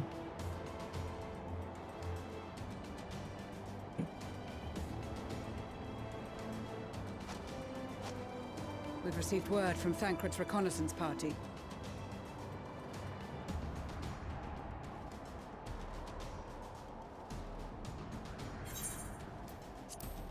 They've sighted a detachment of heavily armed Imperials. Survivors of the Civil War, perhaps? Perhaps, but there is more to it than that. Maxima reports that they are led by Vergilia, legatus of the 3rd Legion, which comprises the bulk of their number. Well, that's not good. However, they are also joined by several members of the That's 1st. some nice armor you got. From what I recall, the 3rd Legion fought for Nerva in the War of Succession following Varus's death. The 1st, on the other hand, were under the direct command of the Emperor and rejected Nerva's claim to the throne. These legions were enemies. Indeed. In fact, our sources claim that it was a conflict between them that sparked the Civil War. Yet now, these former foes cooperate to defend a ruined Garlemald from invasion. Then it is all but certain they have been tempered. So, what's the plan? If me and my crew is out reaving, we charge straight in, no messing about. But that ain't what we're here for. Quite right. Soldiers or no, they are people of Garlemald, the very ones we have come to aid. Direct confrontation is unavoidable. Nevertheless, we must make every effort to limit casualties on both sides. Rather than kill them, I would remove them from the field. How so? Savage beatings, disarmament, and imprisonment? Savage beatings? What does that mean? Not impossible, but easier said than done in the heat of battle. Hey, he actually has eyes. Having observed the opposition, I imagine Thancred had something to suggest?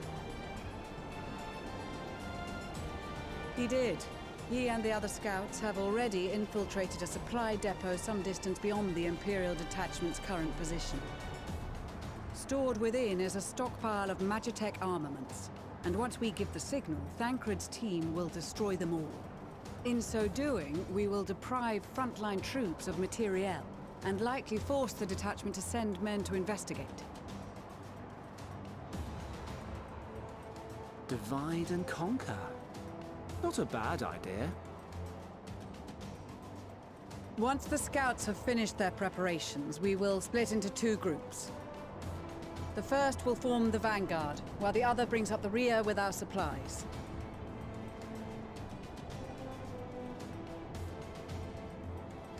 Can we talk about how the one guy is the only one person freezing here? As for the Scions, I ask that you lend your assistance where you deem it needed most. I would prefer, however, that you accompany the rearguard and be prepared to join the van at a moment's notice. Kept in reserve as our trump card, so to speak.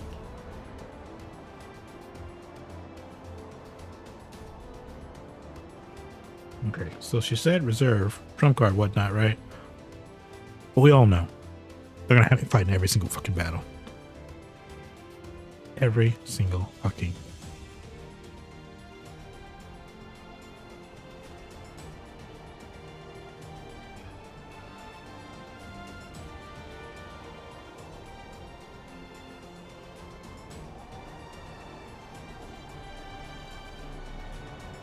Oh, Thancred looking good. Yo, how do I get that? Your proposal was well received. More specifically, they asked that we destroy the Imperial's toys in as spectacular a fashion as possible. Ishtola always did have a flair for the dramatic. She's not an easy woman to please, but I shall do my best to satisfy her thirst for fireworks. All right. Once more for my peace of mind. Our first objective will be to rig the enemy's magitech with explosives. After we've withdrawn to a safe distance, we'll detonate them remotely. Our second will be to issue a deactivation command to the automated units via the control terminal. If our calculations are correct, this signal should reach those deployed on the front line, giving our friends a much-needed upper hand. The blizzard will help us stay hidden, so let's aim to get in and out before it passes. Trust in the plan, and we should all live to see tomorrow.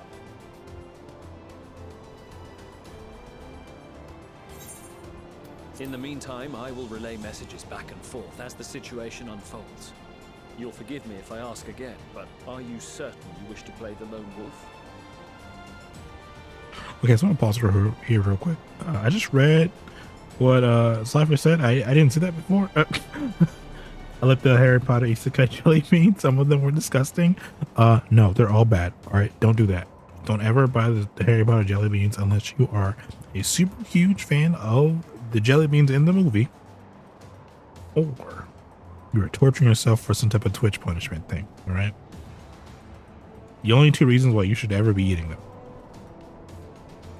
If you are not a fan, or you're not doing the perhaps subathon thing where you're like, oh, you people sub and I gotta eat jelly beans or something on YouTube or something, donation type deal, don't do it. All right, unless you were doing one of those two things, it is not worth it. It's not. It's really not. Some of them are really bad. Back to the story.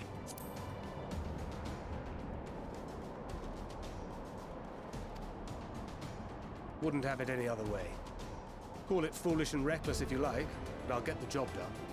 I always do. Very well. I wish you the best of luck.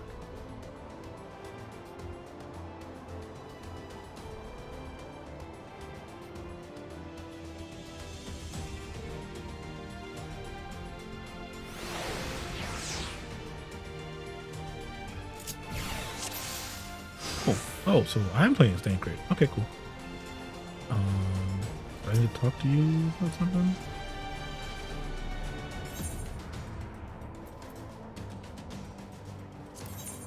Keep your wits about you. It's time. We only have one shot at this, so let's make it count.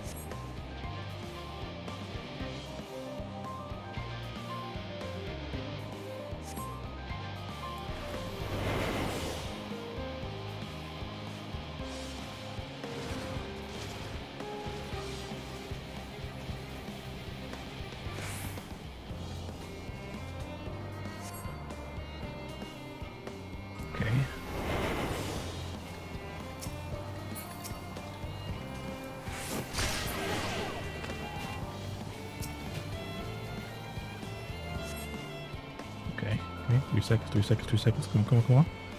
Oh.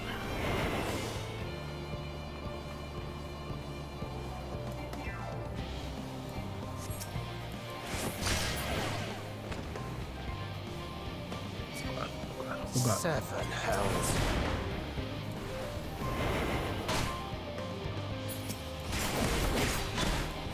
You saw me. Ah.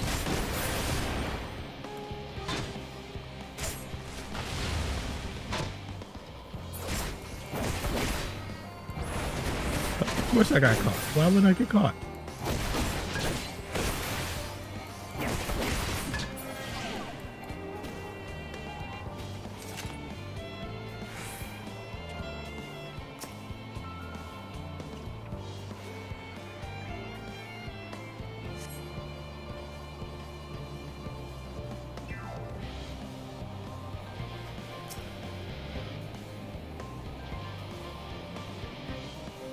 Okay, can I knock out these monsters then?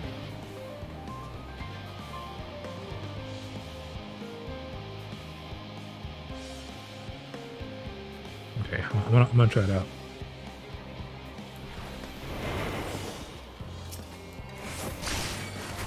Seven hells. The answer is no. The answer is no.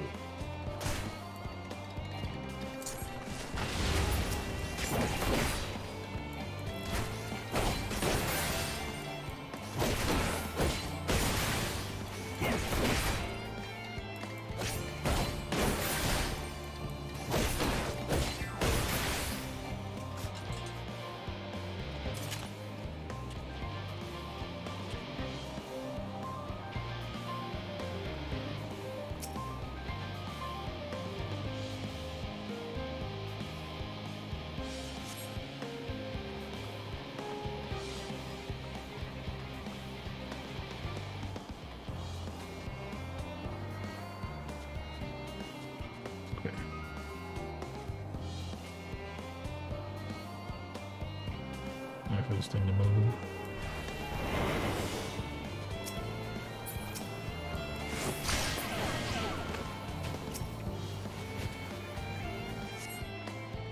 Couple seconds.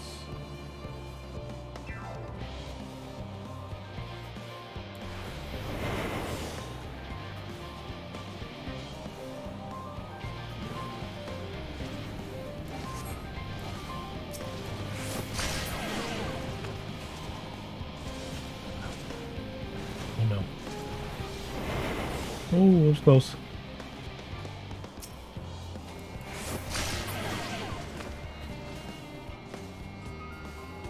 Okay, so how do I get in there? Okay, hold on. What does Nebula do?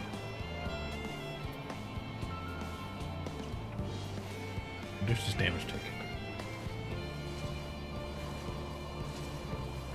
Okay, can I do this one or something? Confuse guard dogs.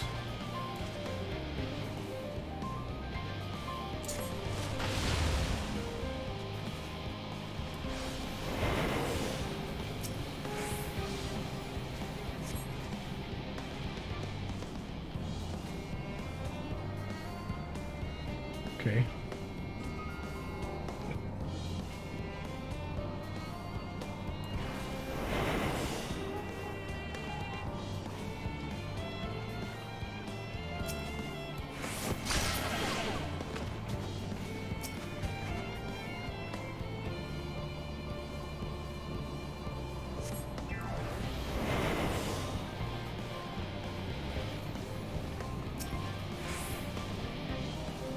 All right. We're doing good. We're doing good. If I keep sneaking.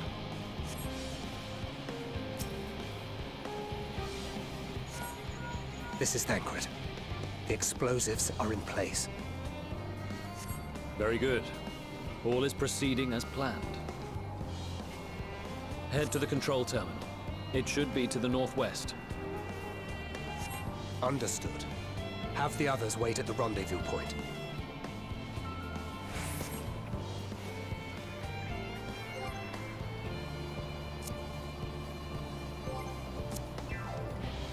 Okay. Well, for this particular mission, I'm basically playing Metal Gear Solid. It's kind of cool. Probably won't be able to watch much longer, but I'm here now. I'm there on occasion using the Final Fantasy VI Magitech armor design. Yeah, I feel like they're always using it. Oh, hell no! Get away from here! Shit.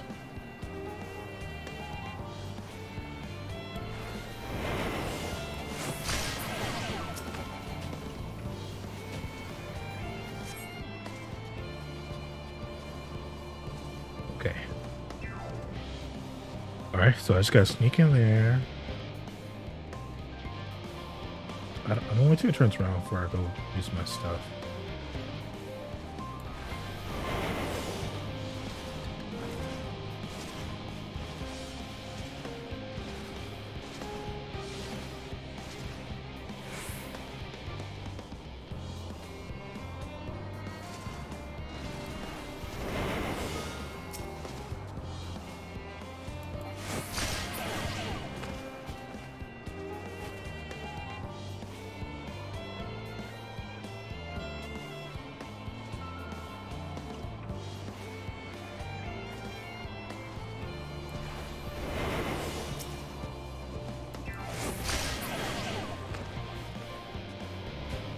That guy was looking directly over here.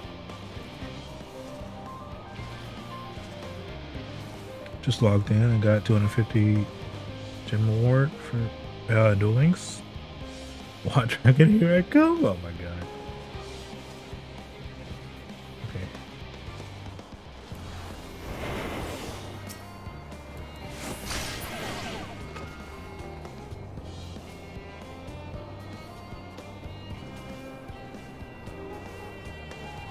I don't know how the hell I'm going to do this.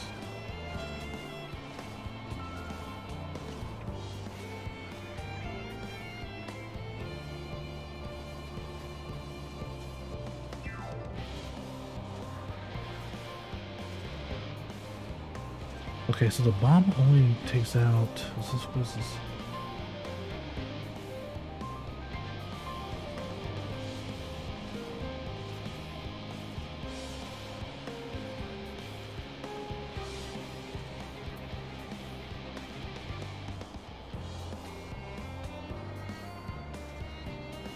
Bought the deck, now I can walk. Oh my god.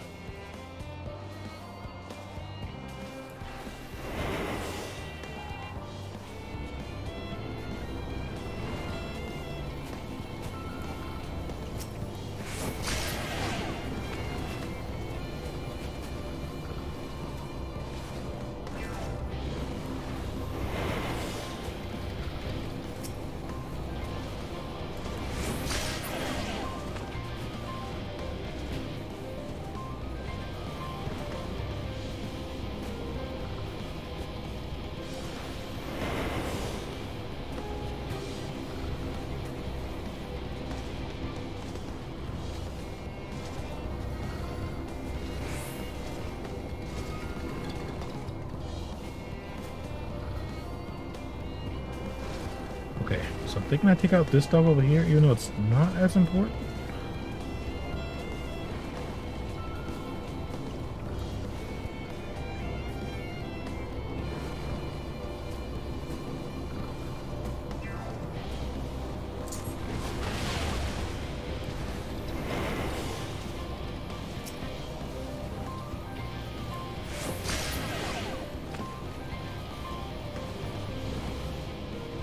That was close. Okay, wait for the robot to move again, and I'm gonna take it out. Let's go to bed though.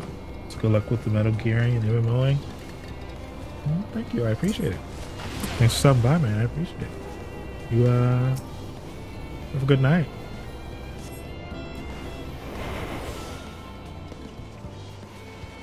Oh no! Oh no! Oh no! Can't go that way either. Okay. Oh boy.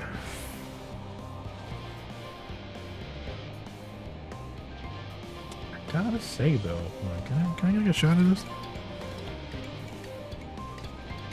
Crit looks amazing.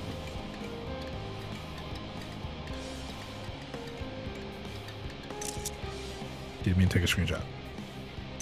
Damn it.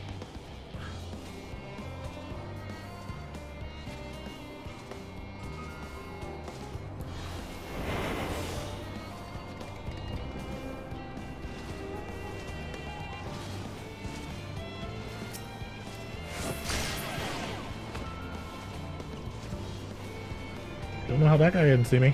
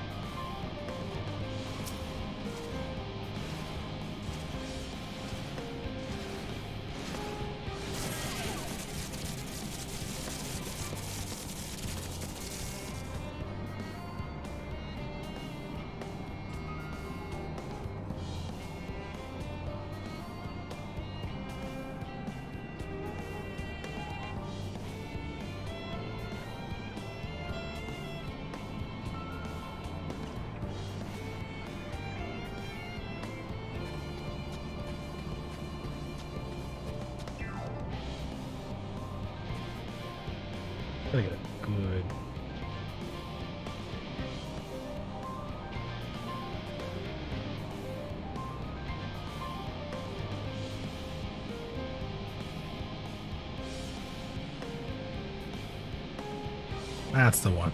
That's the one.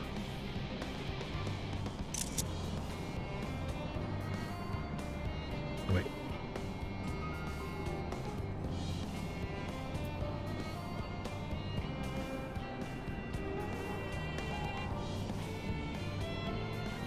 Okay, now we can continue the story.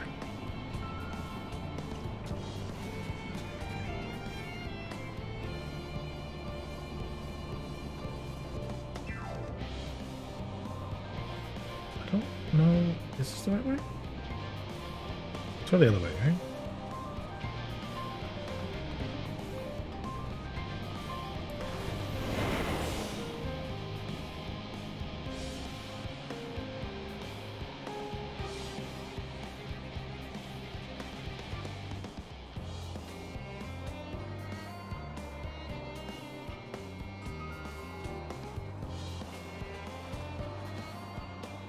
You are returned, and none the worse for wear, to my considerable relief. What news from our comrades? They stand at the ready. Excellent. Then let the fireworks begin. That was a really fun mission.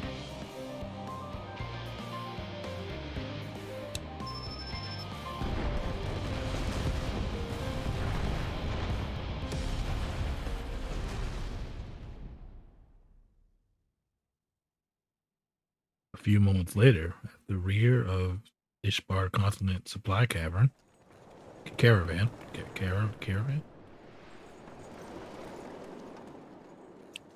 They really just got us walking in the snow. This is far too, man.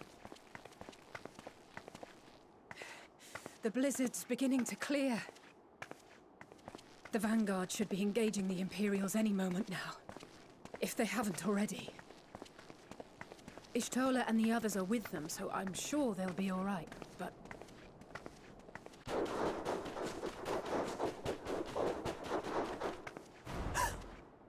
Wait! Something's coming! It's like a dog or something, right? Oi, oi! Looks like we ain't the only ones who sent out scouts. Keep them away from the carriages! We lose those, and we're as good as dead!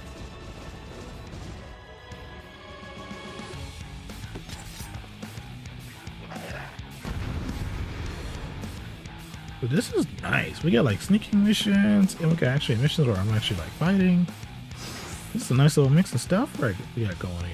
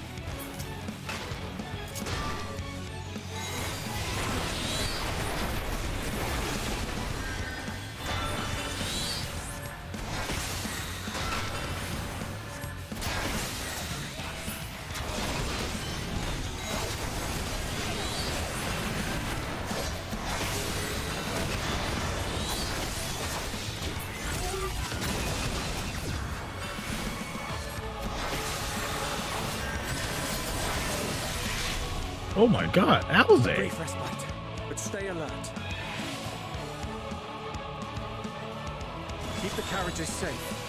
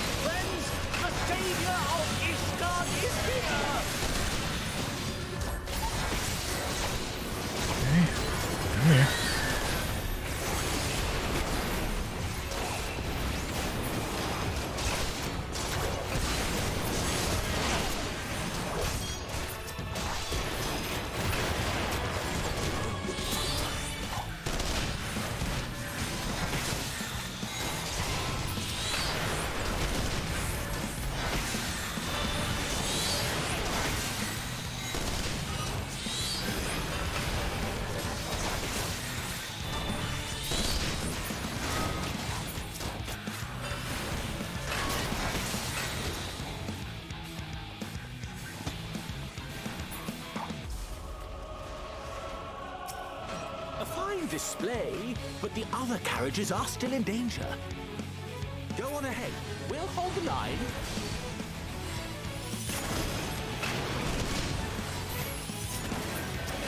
We're the only ones still struggling.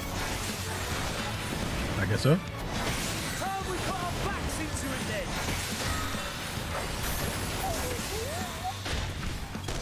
I've been eating a good scrap.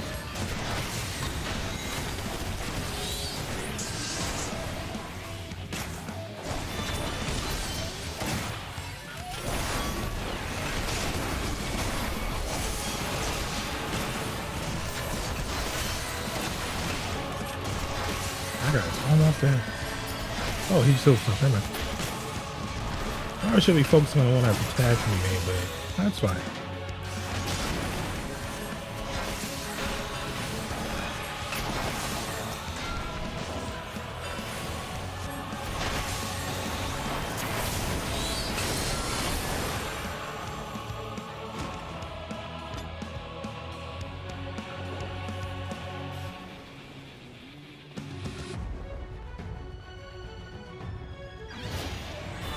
Oh, whoa, whoa, whoa, whoa, whoa.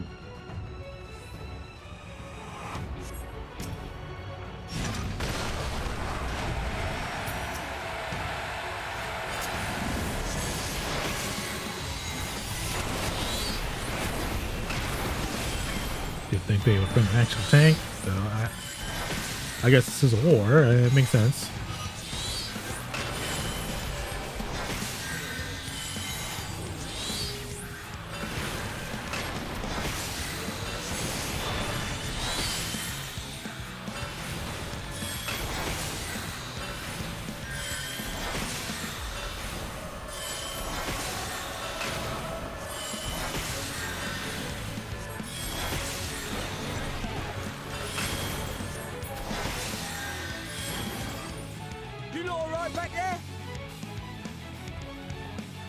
Go back and help them?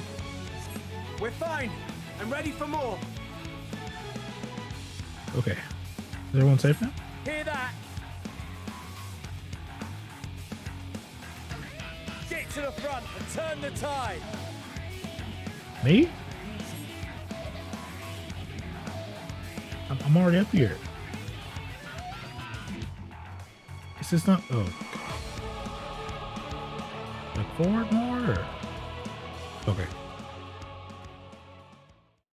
Hold.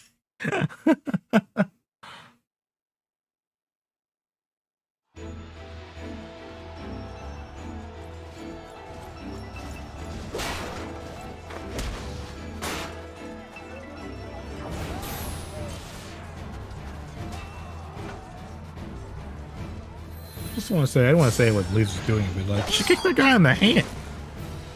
Can you imagine getting kicked in the hand? Also, Yashola looking good in this. The field was not a euphemism for enthusiastically murder.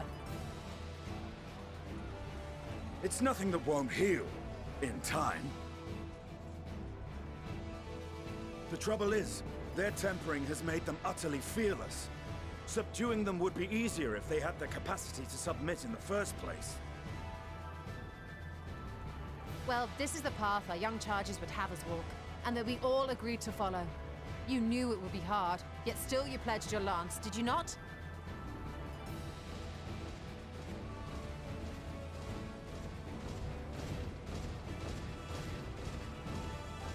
That I did.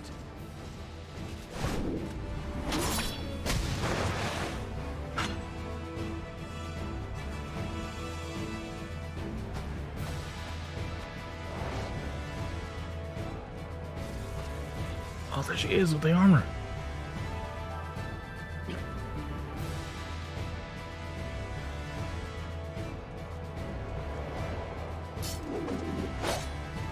Ooh. That's Vigilia. Damn it. I need to help the others take her down.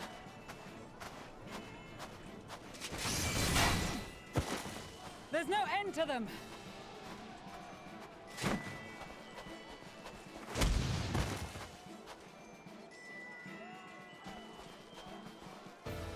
I was wondering when you'd turn up.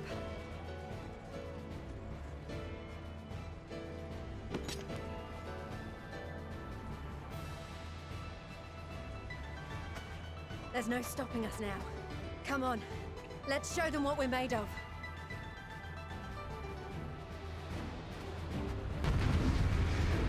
Thought we'd be fighting the book ready. I know, right? Don't you love the new fit? Isn't it great? We have them now. Time to read them back bedtime stories. Whoa, whoa, whoa! Let's not say that. All right, that's a bad catchphrase. Imagine if I win the battle. Time to read them some bedtime stories. No, that's how bad it is.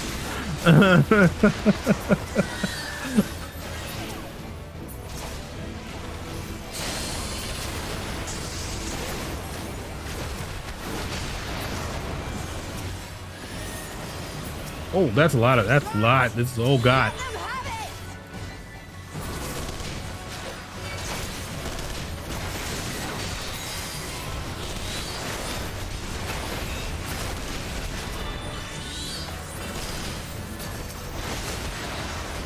It's perfect? No, it's not. Stop. No.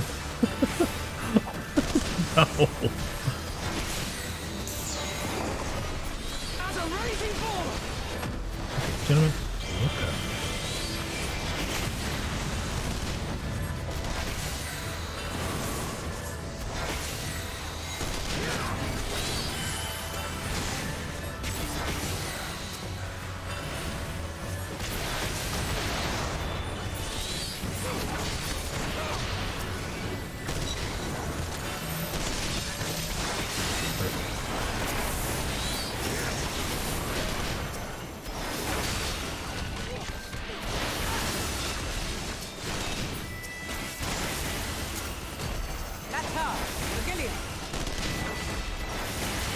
Where is she? Do not fall behind. There she is.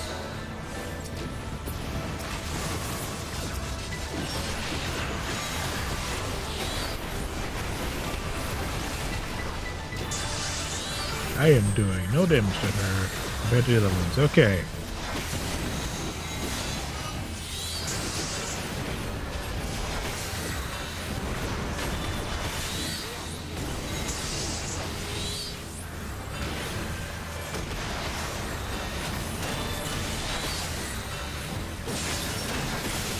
Help! Help!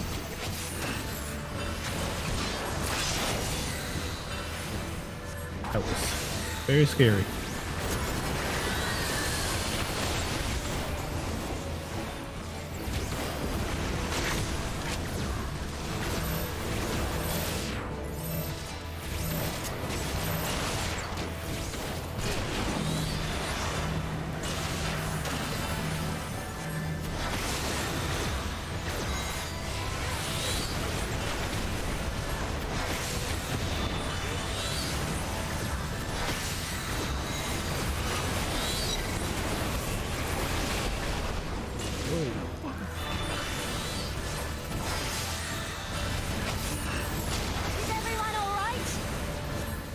You know, I kind of wish when we did stuff like this, we could actually use our limit breaks so we can, like, you know, see them. Because I feel like at any point in time when I'm doing anything with anyone else, I will almost never see my limit break because someone else is beating me to it. Bro, don't run to me!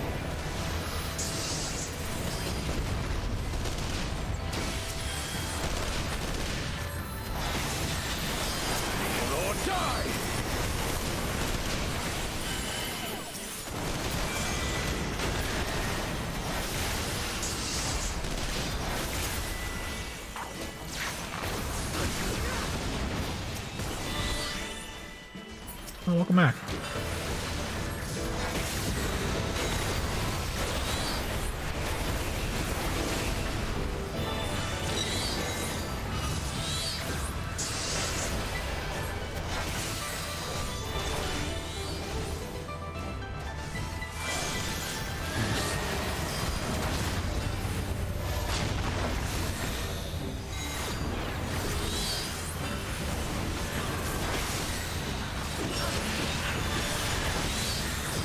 Damage.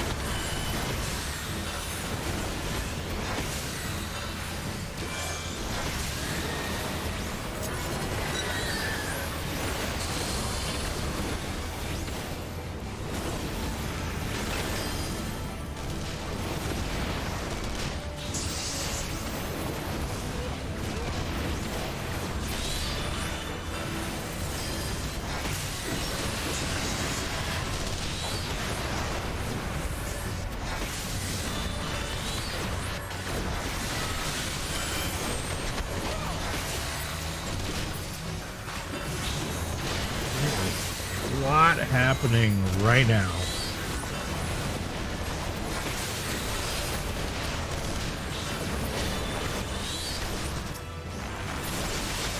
Tremble before the sun!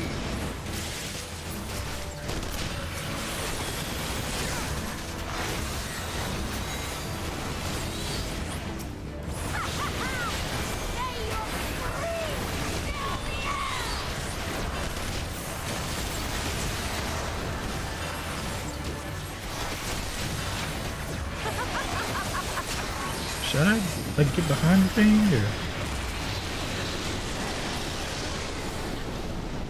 or? Okay. That was scary. I almost didn't do it.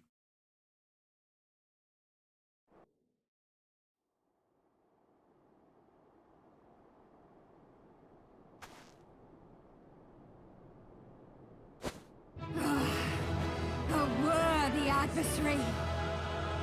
Did she get the music? Rest, recover, What? reclaim yourself. Then we will fight What's again happening? to the death. Sadu Hatun. Aww. That was the last of them. The day is ours, thanks to your timely arrival. What of the supply caravan? Well, she really beat the enemy and was like, play my shit. Outmaneuvered, but not outmatched. Yo, Bima, what's up, man? Let us take the Imperials into custody and rejoin our comrades. So, I know you're saying hi and stuff, so like, you know, At the capital.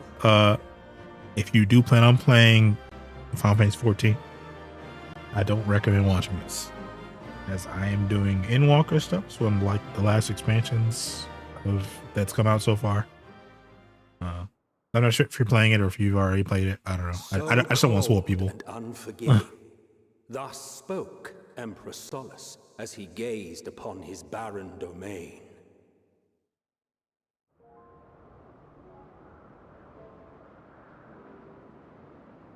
"800 years it had been since the Garleans first set foot here. Bested by the Kavosi, after centuries of war and driven from fertile southern pastures into the blasted northern wastes.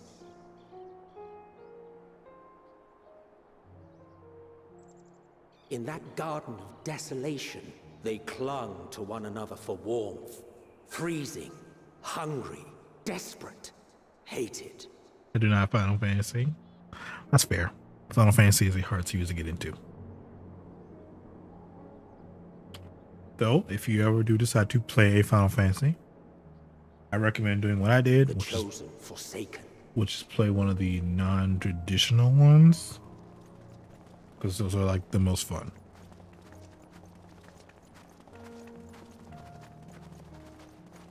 We were watching Duel Wars earlier. Ooh, nice. In the year 1513 of the 6th Astral Era, a young legatus named Solus single-handedly sparked the Magitech Revolution.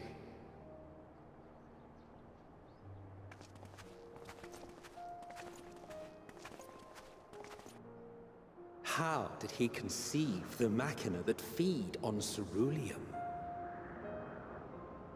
Once a common, soft-spoken soldier, how had he so quickly ascended through the ranks? I just realized who was talking. Like so many others, those who knew the truth are gone.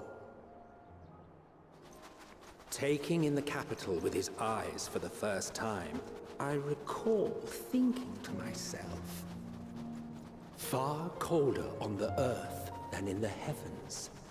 Yes, far colder indeed. Bitterly so.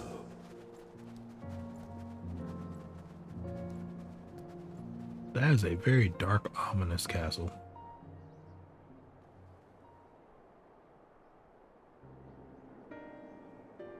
Those horns? Oh, wait. On me?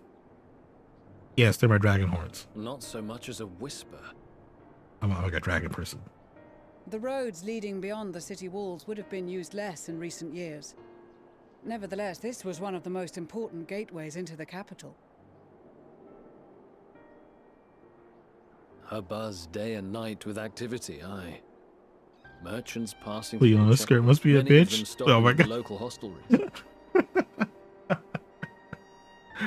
Surely they cannot all have been tempered.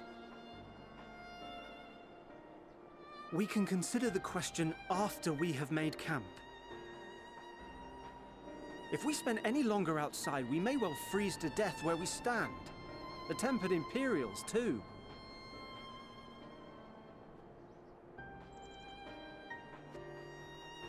This will be our temporary base of operations. Secure shelter for ourselves and the injured, and dispatch scouts to survey the surrounding area.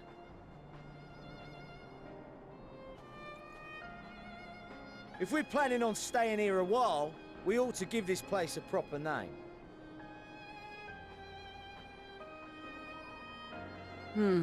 Well, the constant sound of ice cracking underfoot makes me think of broken glass. An apt name, perhaps. But enough of this. To work, everyone!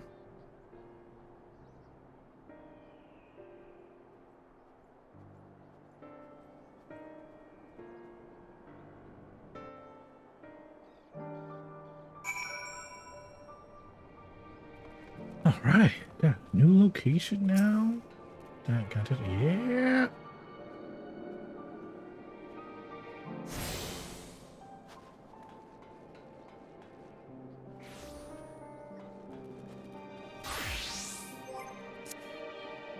But yeah, this is my character.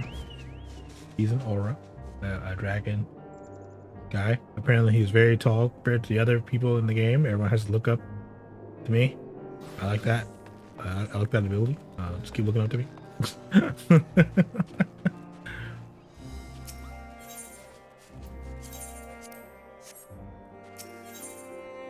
But yeah, if you ever decide to like play a Final Fantasy, I recommend playing like I said, one of the non-traditional ones.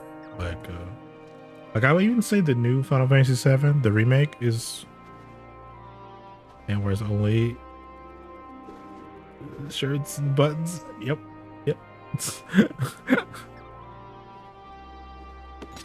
This is my book. It's a little bit of a dragon thing. I had to grind to get this. It was I grinded like a long time ago, but like I really like this look.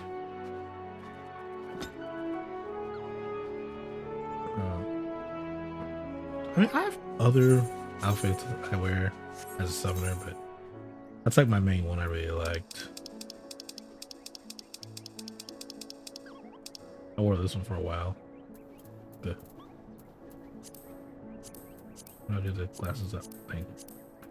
Yeah, that, like that. This is my samurai look. This is my other samurai look.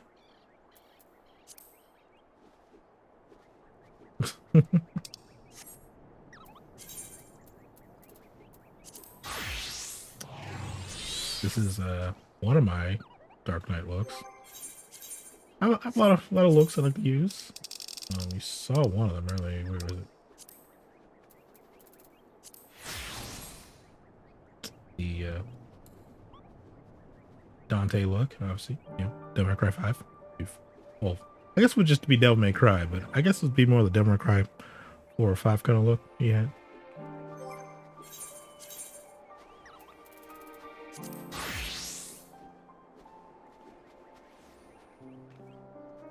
But anyway, again, if you're gonna do a Final Fantasy, I would do like the new remake of 7, which I think is, it's not a traditional Final Fantasy, and it's really fun to play through.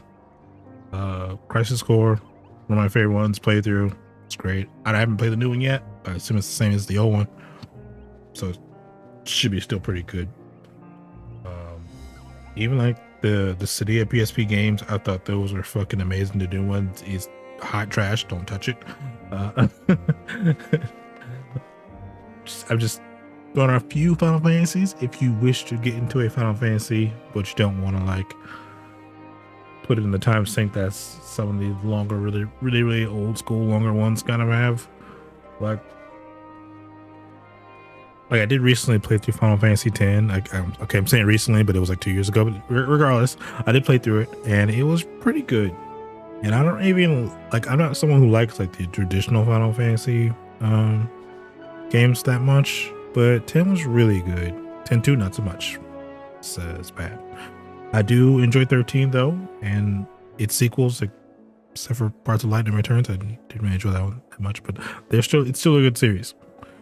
Also another really good one that's not traditional Final Fantasy. I think it's Type 0. I think it's what it's called. It's like it follows like a bunch of kids in like academy and stuff like that, and they all have different magics and shit. It's really good.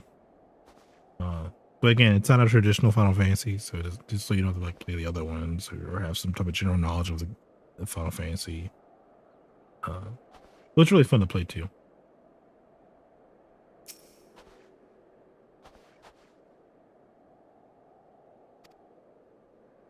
I'm actually curious. Wait, should I walk? Should I look at my map?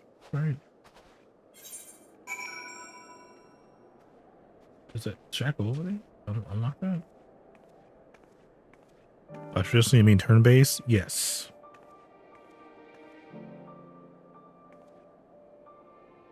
If you're not a fan of turn-based, is what I'm saying.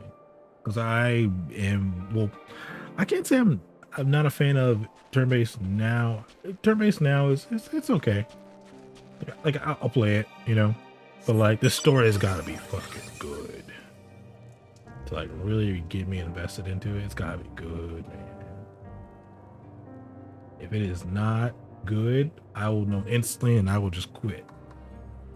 Like it took me, like I had to like force myself to play the original Final Fantasy VII because I was just like, because I had just finished playing at the time. I had just finished playing 13, like Final Fantasy 13, the first one, and I thought, you know what, I'll play Final Fantasy 7. It seems to be everyone's favorite one out of the franchise besides like 8 and 10, and I'll say fuck it, I'll just play it. Right, I kind of forced myself to play through it, and I just did not like it. Like I did like a lot of like the side stuff to get like the really cool summons and stuff like that, and even still, like I just wasn't having a good time.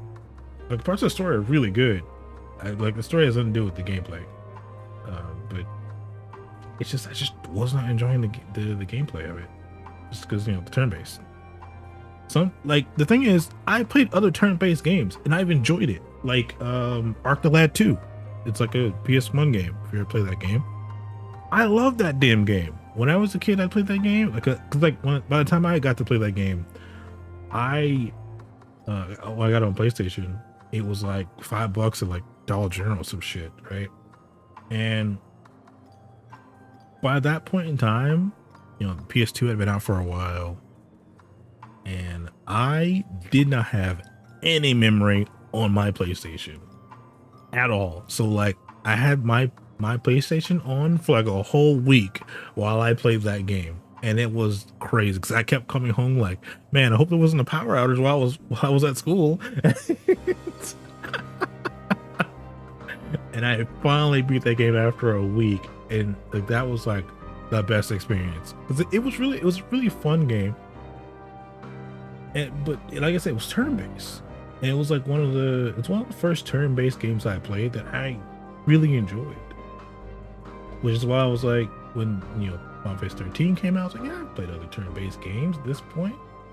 You know, I'll give this 13 a try. And then once I played 13, I really enjoyed it. All right, cool. Let me play through 7, which everyone likes. And I don't know, just something about it I just didn't like. Like the story was just kind of just okay for me. Okay, look, where is this thing at? Is it not here? It should be here. What's going on? Oh God, don't tell me I walked all the way here for nothing. Please don't do this to me. Don't do this to me. I can't wait for nothing. Came all the way for nothing. God damn it.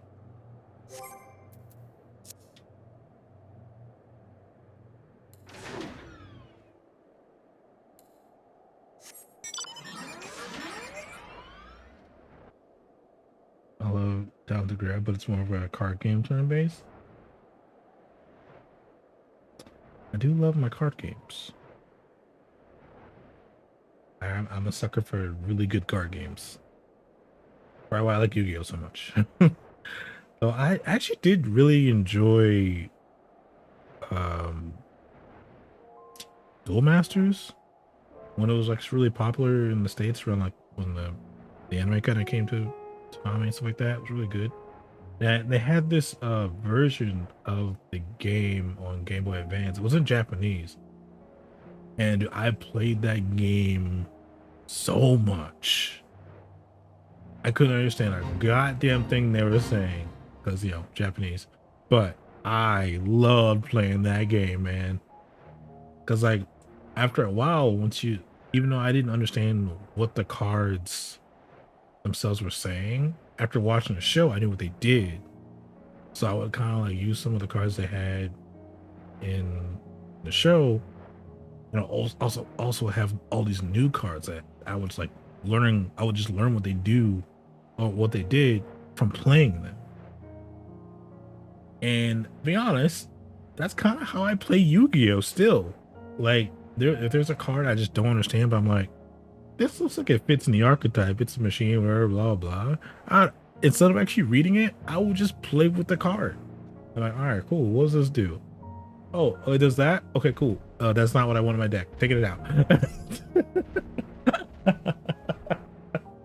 I wish I didn't like Yu-Gi-Oh! My wallet would be happier. I mean, yeah, that's true. That is true. Yu-Gi-Oh! Is a money sink, man.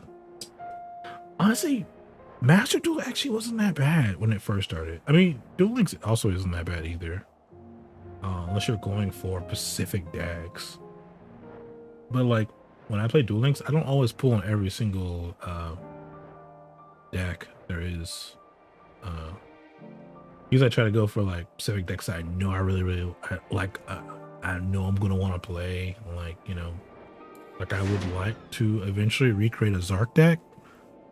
I made one in Master Duel. I would like to recreate something like that in Duel Links.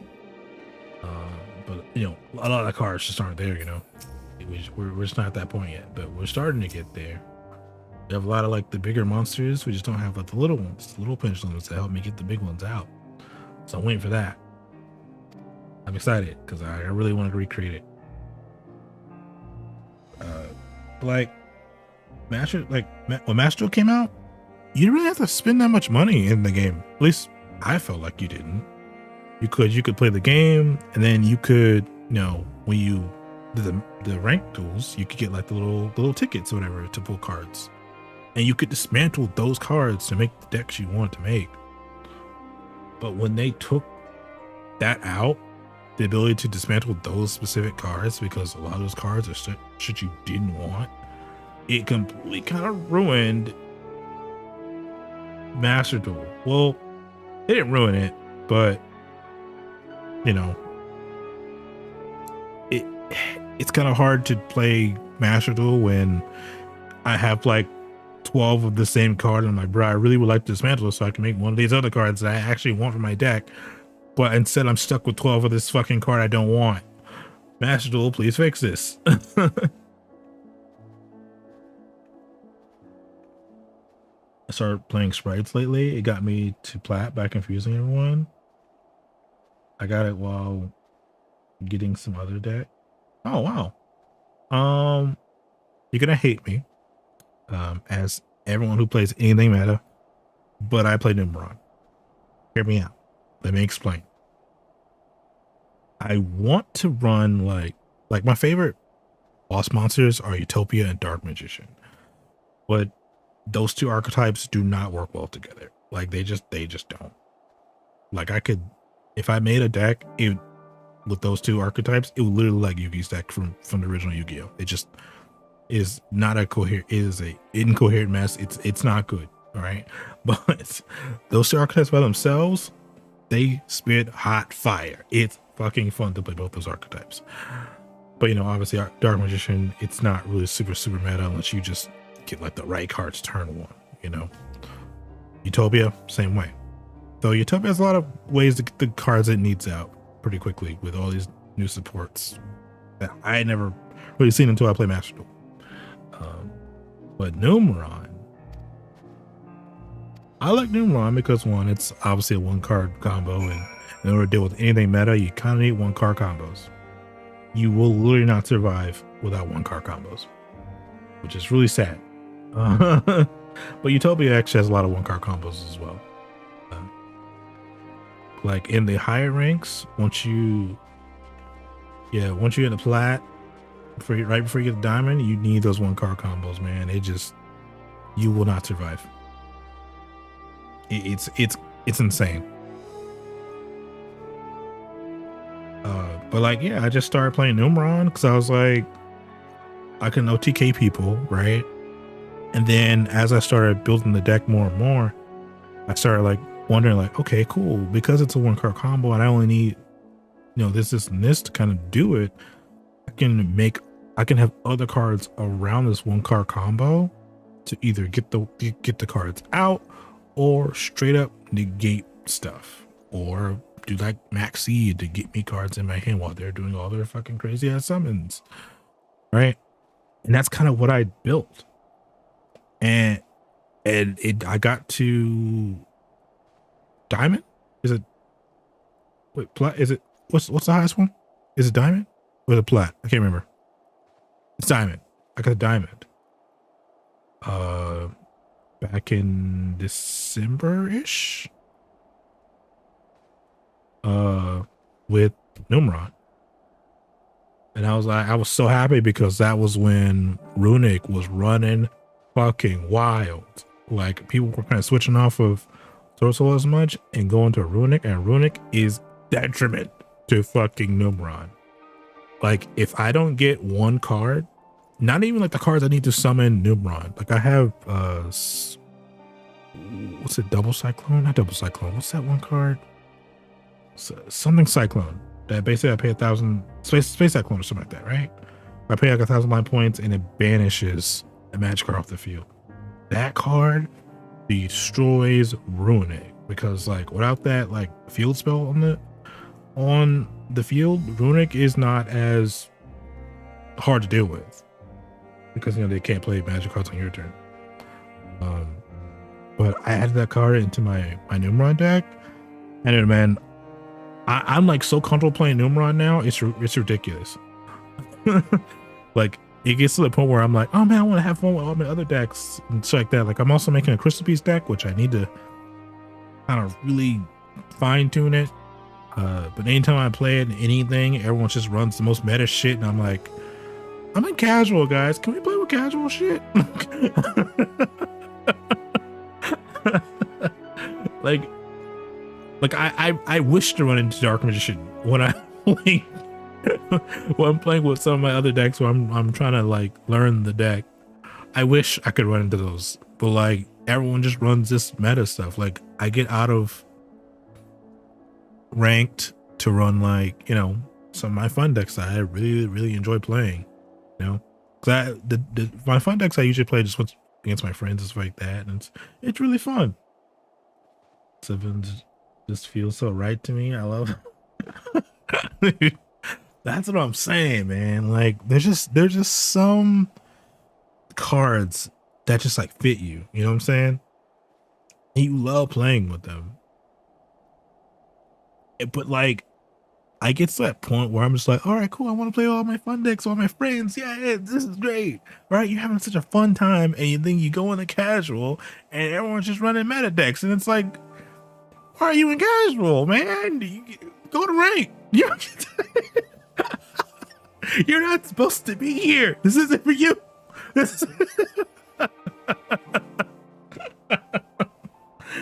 Like I said, I have lots of like fun decks that I've made over the years. Like for a while, I have 2 different Exodia decks. I have one which for ranked, which is like I basically just play a bunch of magic cards, so like Exodia, right? And then I have my other deck, which is more of like a back and forth type duel, where I have to rely on my opponent to get the cards I need out of my deck, right? And I like that type of play, that back and forth play. I think that's my favorite version of Yu-Gi-Oh! Like I am the Yu-Gi-Oh! Player that you would hate to play against, because I play those fucking one-off trap cards that you haven't seen in forever. And if you did see, you're like, oh, they only have one of them in their deck. No, I run 3 of them. Like for instance, the Mirror Force trap card, Quaking Mirror Force, right? How often do you see anyone ever use that card, right? But when I use it, it's like, oh, all my cards just face down defense mode, and I can't use them for the rest of the duel. Awesome. And I'm like, yeah, Quaking Mirror Force. That's me. That's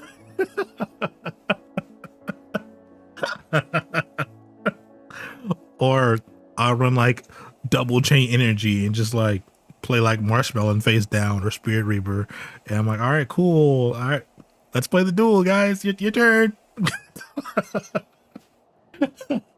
And unless they like play something to negate, you know, my monster's effect, like they're just doing nothing, you know.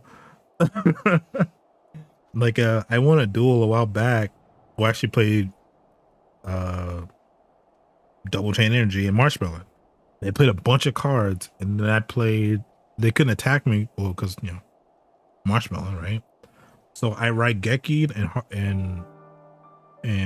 Harvey felt their field, and they had like 500 life points left, and I was like, well, guess I'll just put Marshmallow in attack now. Okay. Like you could just do nothing at that point, and like there's actually another duel where I did that. I only had one chain at that time, but this guy was playing Cyber Dragon, and dude, he did not give a fuck about his life points. He was like, nah man, fuck you, I'm gonna win. And he's just playing all these fucking plays. It's 500 life points like every turn, bro. I'm like, look, I know you want to win, but like the price is too high. You ready? Stop. And he just kept playing. It's like, fuck your chain energy. Play it. I'm like, dude, you could at least destroy the chain energy first or something. Holy shit, dude. Calm down. It's not this serious. And then he just ran into, you know, my Marshmallow, and like, well, fuck. Man just wasted 7,000 life points and then ran into Marshmallow, and I'm like, well, I mean, what's that you do about it, buddy? I don't tell you.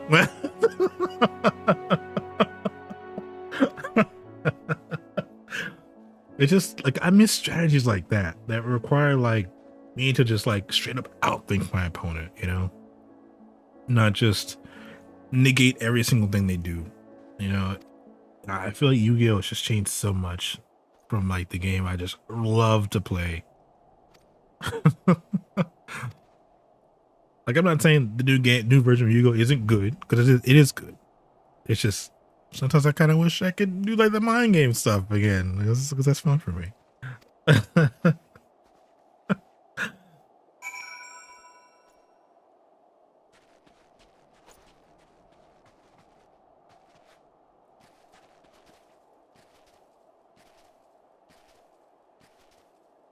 Oh, also, I won another duel like a really long time ago. I'm pretty sure I put it in the video, I think, but I was playing Utopia, and I was about to win the duel, and I had Zexal Alliance. I face down. I put down Zexal Alliance face down. I put down the other trap card that brings back Xyz monsters. I can't remember what it's called, but he basically wiped my field, attacked me, and I played the trap to revive my Utopia to try and win the duel, right? And after like wiping his monsters out, and he destroys it, right? I'm like, fuck it, I'll destroy your monsters. I destroy his monsters, and I immediately activate Zexal Alliance. I have 10 life points. I bring back Utopia, and I win the duel. I'm like, oh man, I bet you're fucking pissed, dude. Holy shit. Like, that shit was so good, man. What a fucking duel, too. That, like, the whole duel, back and forth. And I don't have many duels like that, man. I miss it. I gotta start running some other fun decks.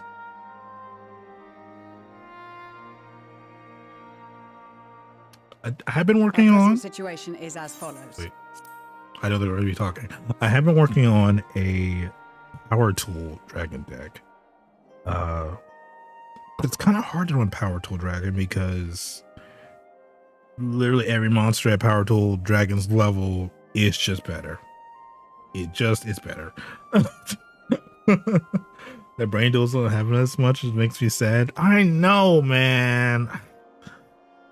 God, it hurts. Like I said, when I play my friends, they kind of hate playing me because I do play those cards that are just like, why the fuck is that in your deck? What is that? Like, for instance, another trap card that no one ever plays, Dimension Wall. It's basically like Magic Cylinder, but you know, it doesn't target. So a lot of the higher up cards are like, you can't target me with effects. And I'm like, all right, cool. You can attack me and just do damage to yourself. I don't have to target you. Dimension Wall is the end all be all for like those big PP damage duels. All right, like you know exactly what I'm talking about. Axis Code Talker. What's the Stardust Synchro Dragon? What's the card? Stardust? No, it's not Stardust. Quasar. Dragon does fuck tons of damage. The new Barrel Dragon, I lost my mind though. Oh god. That card also too is disgustingly dangerous. God.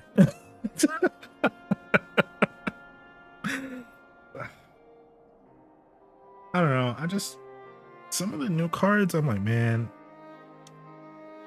like it makes sense for them to be in the show, you know, because like the threats they face in the show are very different, you know.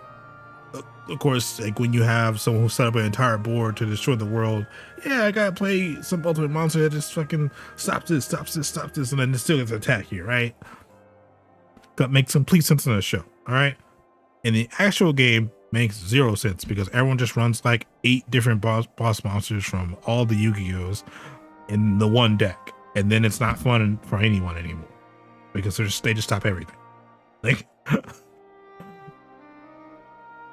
Like also one card I think I hate the most out of the entirety of Yu-Gi-Oh! Solemn Judgment. Hear me out. All right. Solemn Judgment as a whole, great card, right? But the fact that it can stop my normal summons is complete bullshit. Okay, what am I supposed to do then? What do I do? What? Got bodied by Solid when I was a child.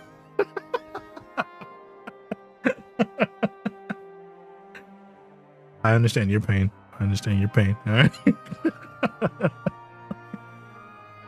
Like, don't get me wrong, a lot of decks can special summon from like nothing, you know, like there's lots of cards like that. But the problem is, not every deck is like that. Like, I would say 90% of decks aren't like that. They're just like normal summoning. But once you stop the one normal summon, it's like, well, I guess I'll just end my turn then. Fuck off, I guess. I don't know.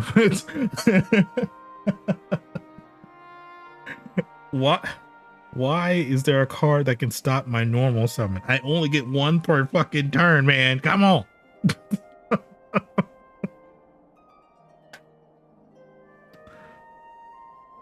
I guess I'll eat those 1800s and 1900s. Yep. That's kind of what it's like. Yep. God, that sucks. I mean, don't get me wrong, it's a pretty hefty price. They have to pay like half their life points or whatever, right? But like, when you're getting towards the end of the duel and they're paying like half their life points, which is, at that point is like nothing, you know, like, oh, 1,000 life points. Oh, yeah, cool. Yeah, I was 1,000 life points. Yeah, here. Look at, you don't get to summon the card and I win the duel next turn, right? Like, I get Solemn Judgment was meant to be like end of the duel, turn things around type card, right? And that is perfectly fine because that's what it should be used for. All right. When it is my first turn, which is turn 2, and you're solemn judging me for 4,000 life points, just so I won't play one card, I feel like we've gone too far. Okay. We need to stop, reevaluate what we're doing here. Let's go back. Let's go. This isn't okay anymore. I haven't done anything wrong.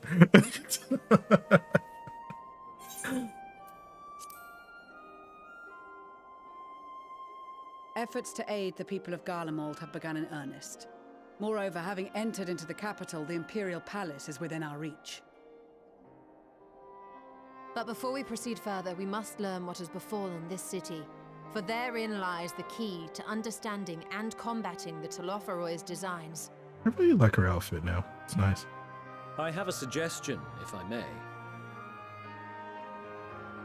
Several of the Imperial soldiers we captured on the Magna Glaciers are members of the Populares and acquaintances of mine.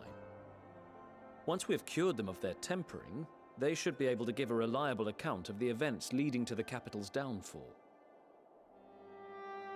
A promising idea. I will assist the healers and their ministrations. Of course, I will require a porxia of my own, assuming you can spare one. Would you like a hand? Yeah, I forgot about the porxies until she mentioned I am it. sure we will manage. Better that you take my place in the field. The noxious ether of this place disagrees with me, and as I shall need to draw on my own for the treatment, 'twill be prudent for me to remain within the camp. I wasn't offering to eat. Have a good stream, brother. Hey, man, thanks for stopping by. Well and good, I appreciate but I it. reckon the Talk with some coal is Yu-Gi-Oh with some people. It was fun. all the houses round here are fitted with ceruleum heaters that could keep us warm and toasty. Problem is, the machines seem to have given up the ghost, and if we keep sitting around, freezing our asses off, we'll be next. My smiths reckon that with the right parts, they can have them working again, but it won't be easy. Understood. The machinists will assist them in the repairs.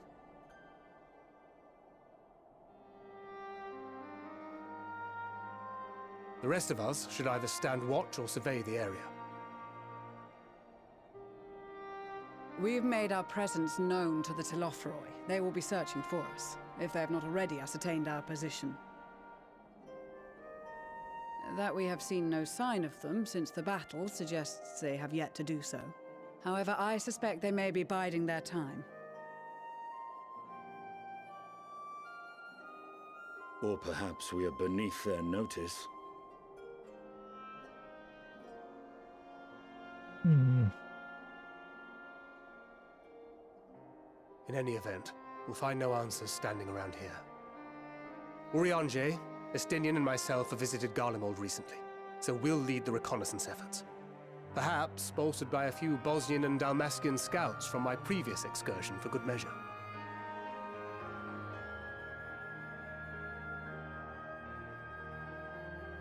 Don't forget about us Alamegans. We have experienced scouts of our own.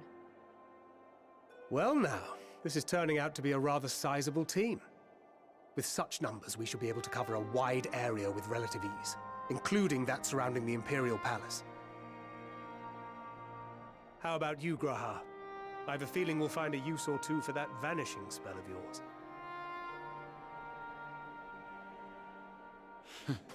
Twould be my honor to be of service. Though I doubt that you of all people need rely on... Man, Graha really out here with the fit of all fits. Like seriously. As a matter of fact, I have something else in mind for the two of you and Alphino. Between here and the center of the capital lies the Eblan Rhine. I would have you search the area for survivors. Your keen sense of direction, honed in your extensive travels, should prove useful in navigating the ice fields.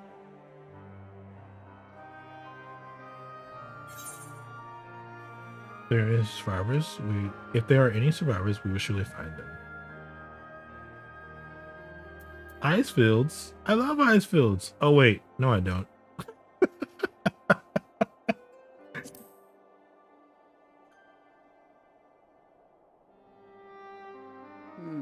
As ever, you do not want for enthusiasm.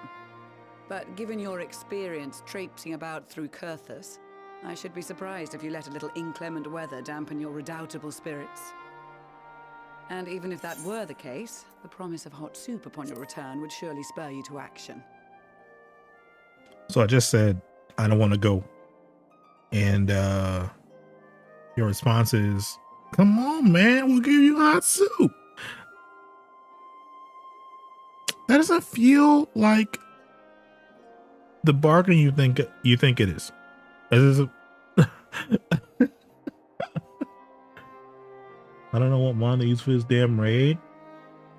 Do you have Scarlet or Violet? I can't remember.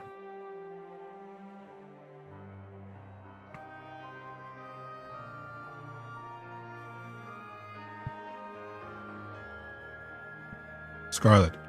Well, you're in my situation. If you have a friend who has Violet, they could probably just carry you through it, because Miradon is amazing for this thing. Obviously, they've leveled up and put the IVs in the proper space, or the EVs in the proper spaces, spaces or whatever, places, whatever, right? Then they can just carry us. But you do not, like me. You need, I would look up, what's it called? The name of the raid, Solo. But the side-eye Solo, the side-eye 7-star raid Solo. Look that up. I guarantee there's like 3 or 4 videos. They're all the same. Doesn't matter which one you watch, they're all the same. They'll tell you like, oh, Miradon's OP for this, right? And then they'll tell you the other Pokemon which you can use if you're just a Scarlet player. Which I can't remember the name of it. It's that fucking electric Pokemon. Looks like a green bell thing. I can't remember what it's called right now. It's a lot of steps to get the right moves and what it needs. Then you have to do the training for it, which I was doing it earlier, but I had to stop because I was like, man, I should probably do some Final Fantasy for a little bit, because I haven't done that in a really long time. And also, it's probably maybe one of the last days I could stream it, because I have family coming in 3 days. So I need to like really clean for the next 3 days. So I will not be playing any games. Except for probably Pokemon, because I would like to get the Pokemon before I stop playing it. So I'll probably be doing that maybe like all day tomorrow till I beat it, I guess. Since probably tomorrow is one of the last days I could probably do it. I'll probably work on a little tonight after I finish this, but I won't be doing much. But if you can find someone with Violet, you could probably just beat it, or maybe rely on the kindness of strangers. Go into like the Poke Portal thing and see if people are just doing it. So you can just join someone doing it.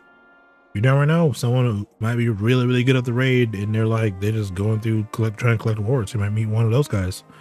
If you see someone literally with them right on, just try back them up with like fake tears or metal sound, or what's the other one? Acid rain? No, it's acid something. I can't remember what it's called. Acid spray.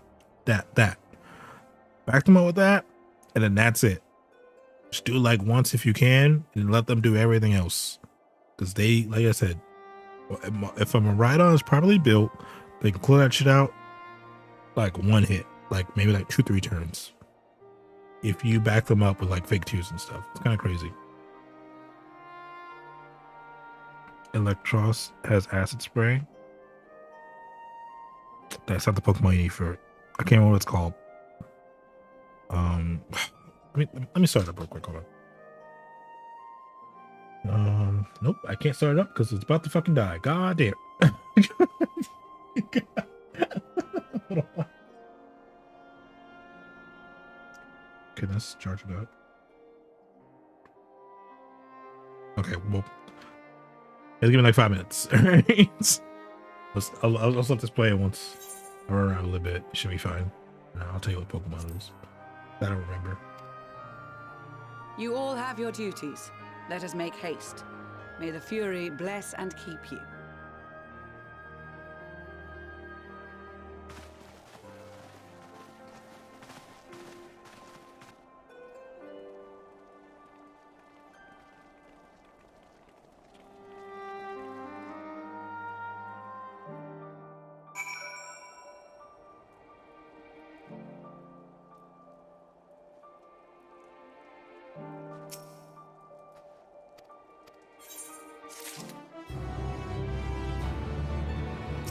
Almost 89.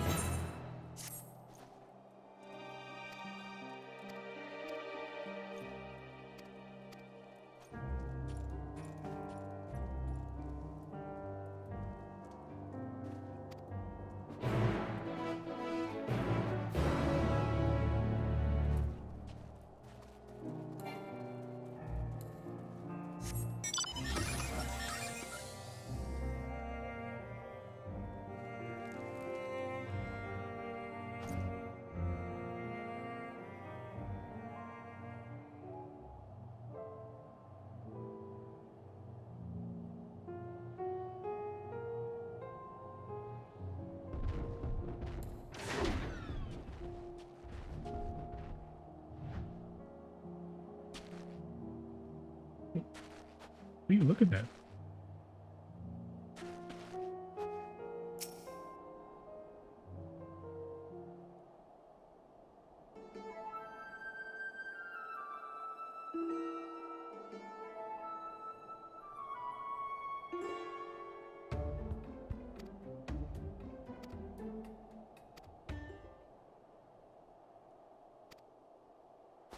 Hey, he's looking at girls?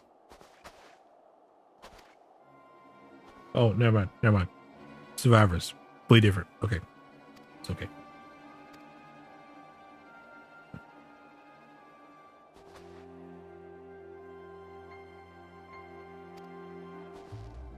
He said, "Oh, look, a girl." And I was like, what?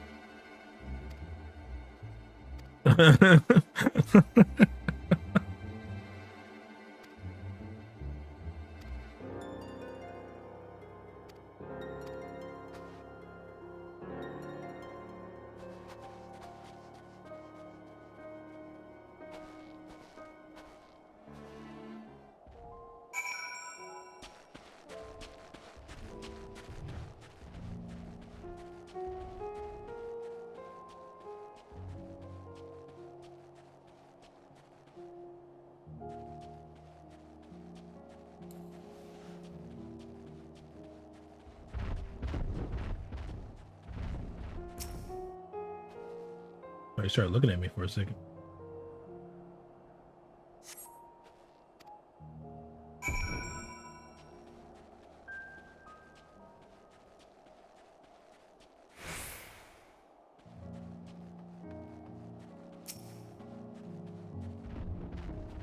What the hell's that thing? That is one ugly fucking monster.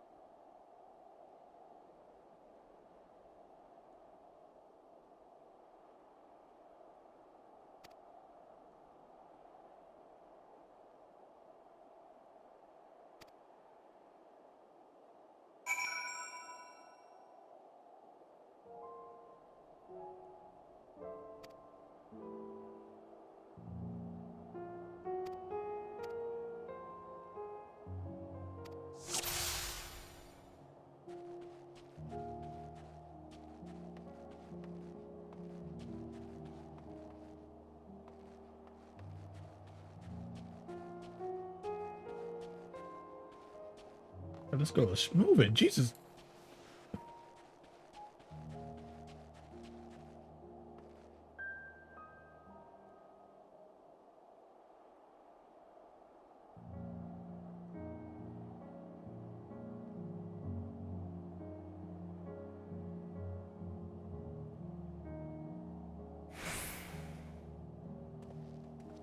You want me to actually follow her? Man, she can fucking spot me right now.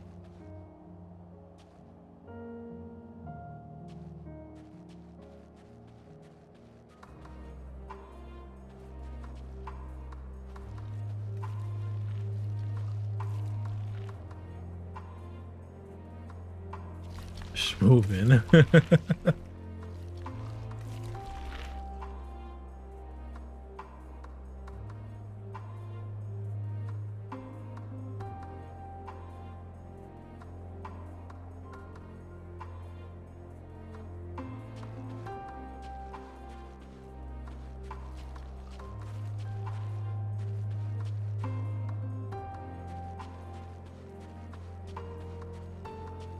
Oh, good God, girl's moving. Girl is moving.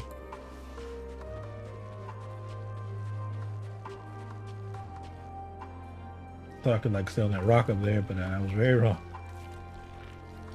Don't come down here, please.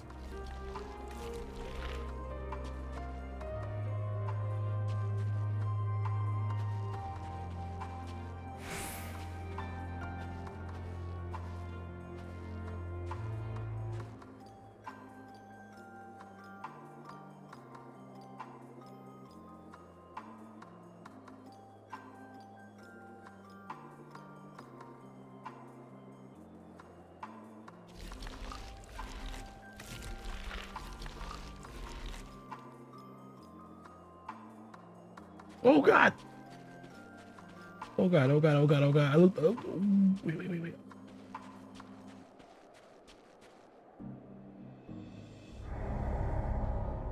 Saw me. She fucking saw me. Oh God! To go back so far. Oh my God! Oh my God! I'm a failure at life. Oh my God! This is. They could have just put me back there instead of making me do this walk of shame, bro. Come on. Come on. Also, what is this fate? Why does it look different?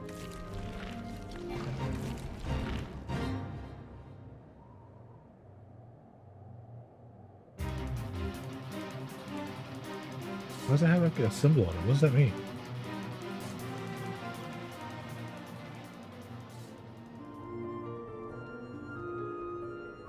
Hey man, I have other vehicles. Okay. I just got this from Baja. This is my new one. It's nice.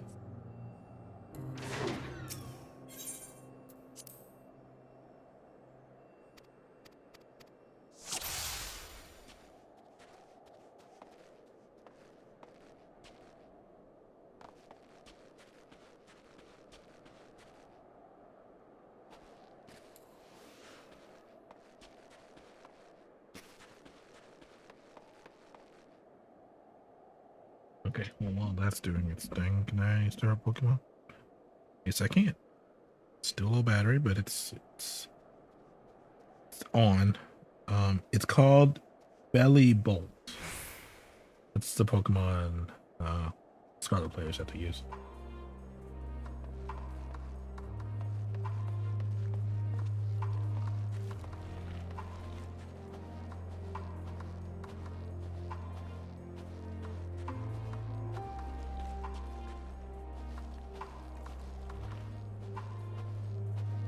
Belly Bolt, like it's BELLIBOLT.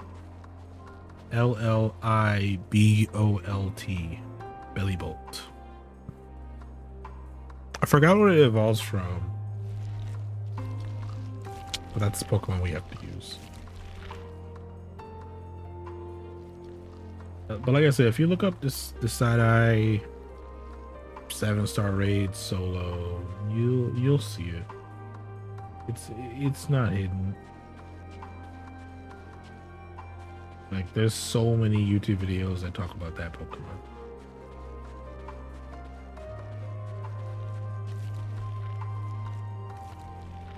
Yeah, like clockwork, you just show up, huh?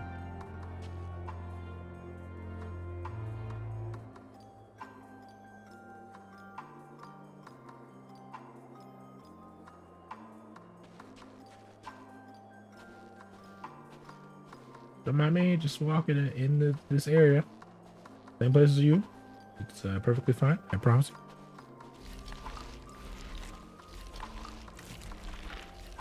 Don't come over here!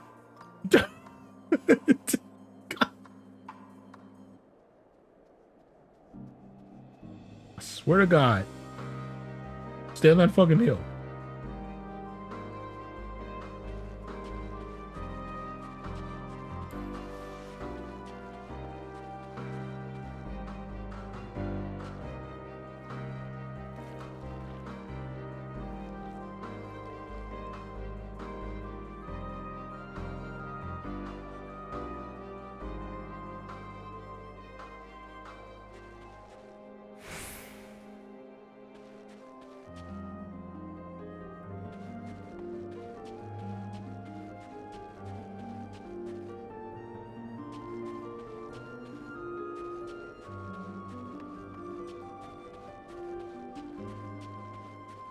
Damn, this goal is fucking moving.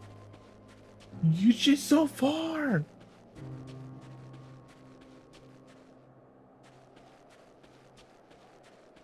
Okay.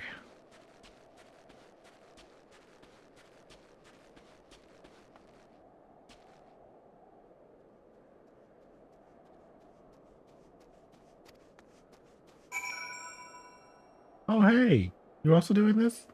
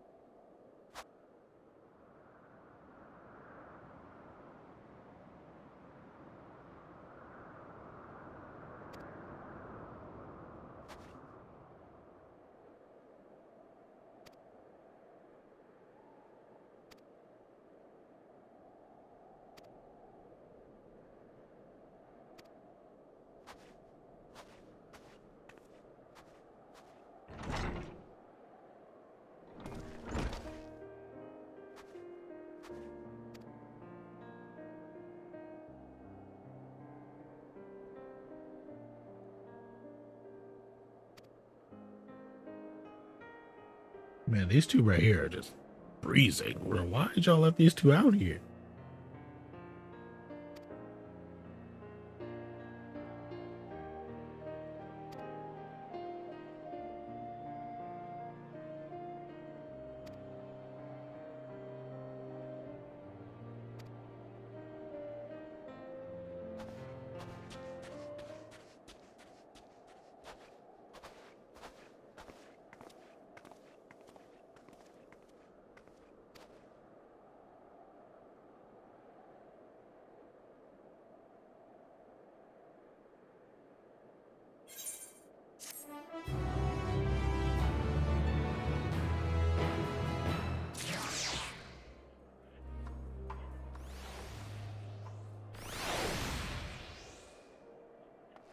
Thought that would level me up. It did not. My God.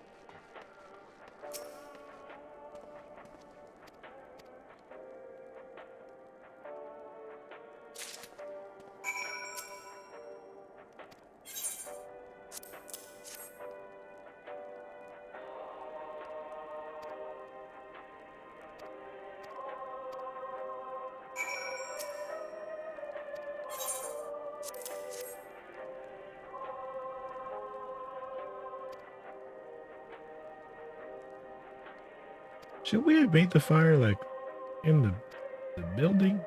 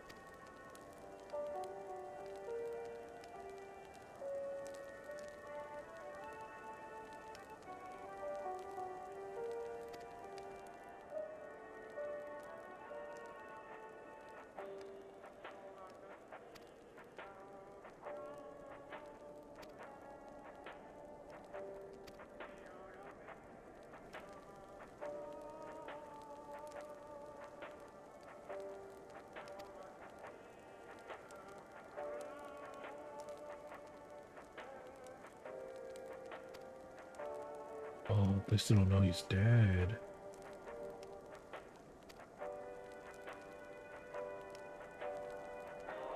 I guess technically we don't either.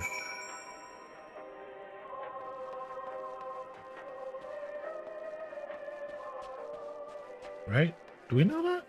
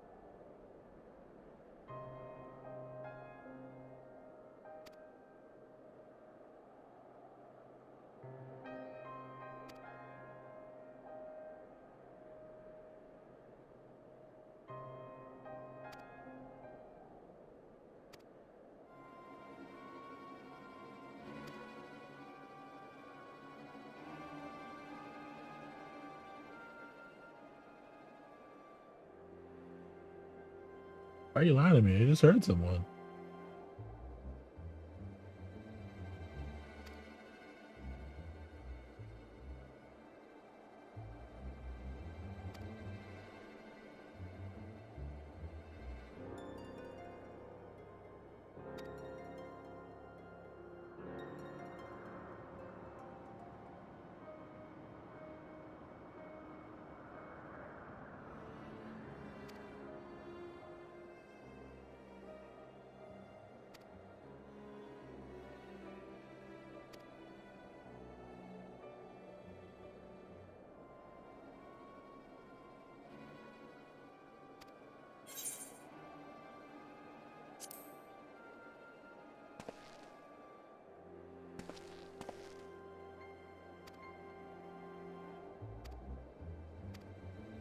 Alright, so let's hop our island. Alright, where do you want me to go? Just the right way. This is not the right way. Maybe? Yeah, man, it's the right way.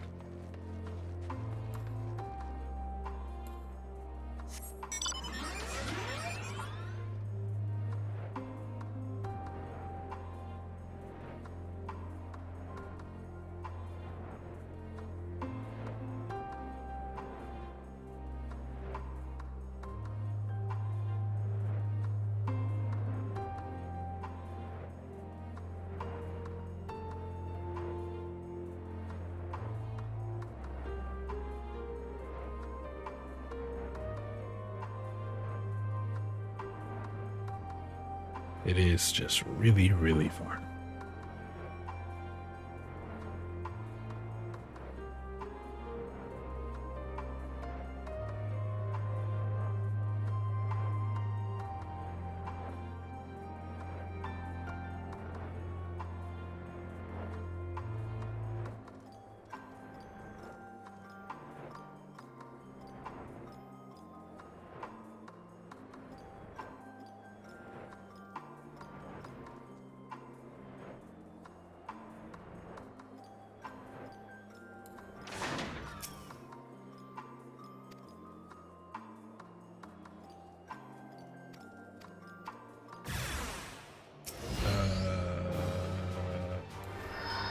Okay.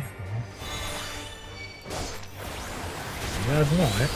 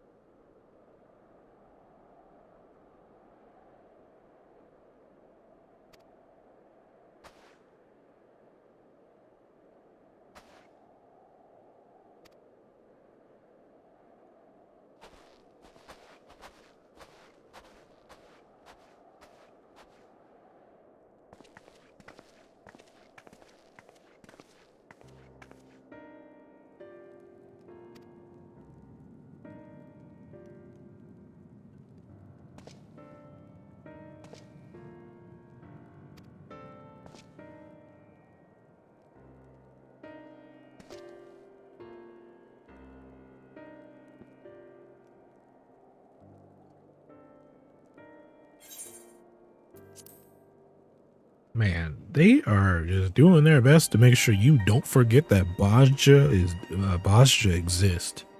They mentioned Bajja like 8 times. Holy shit. They don't mention Eureka anywhere near this much.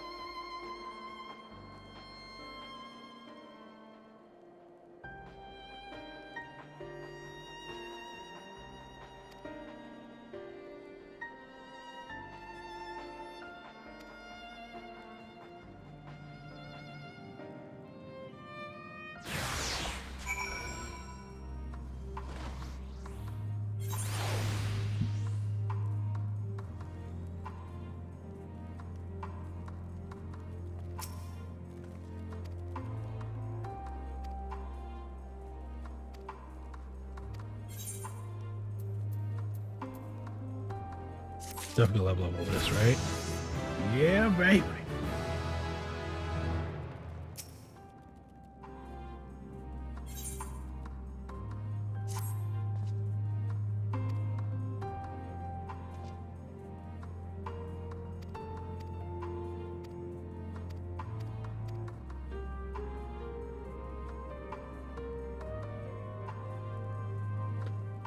We're just entirely too close here. We're just that's just too close. It's just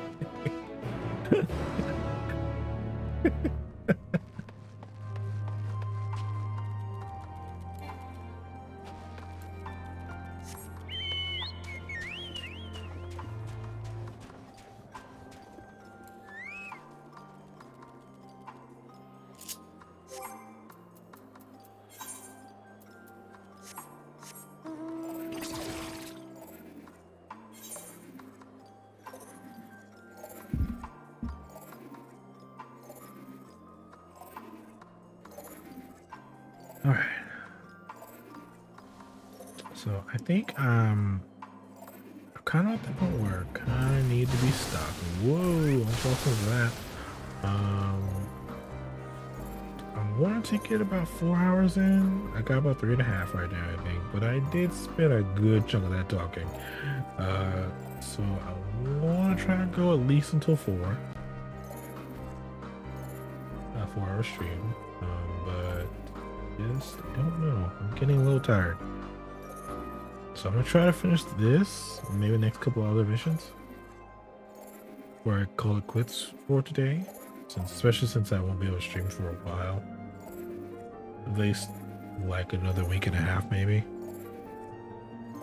Unless I finish cleaning up sooner than what I think I'm gonna finish cleaning. But if not, then it's probably like a week and a half before I can stream again. Which really sucks for me.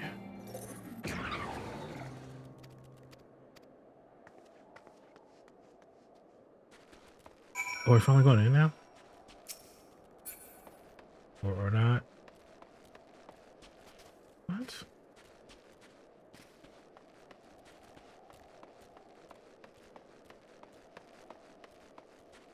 Oh shit!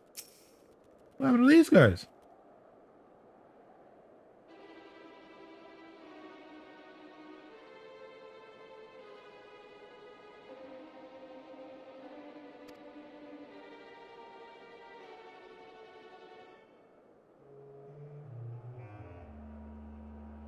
Why'd they attack us, though?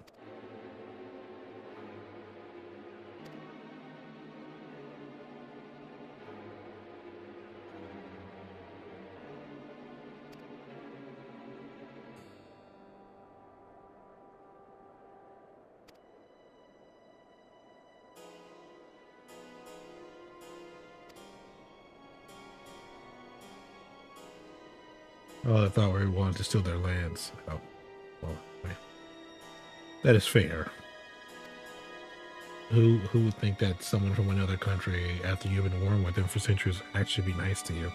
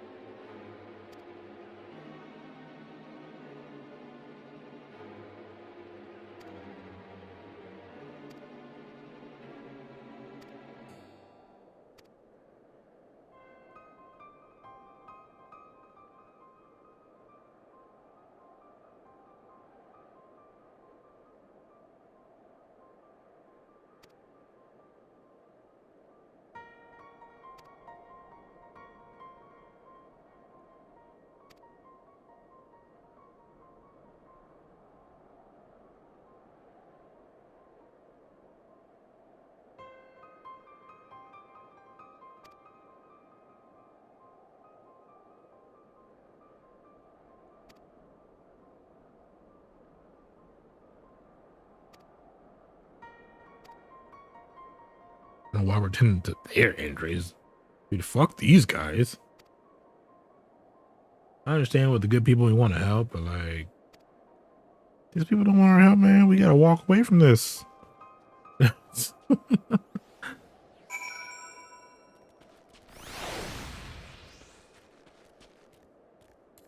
are other people who actually want our help. We could be helping.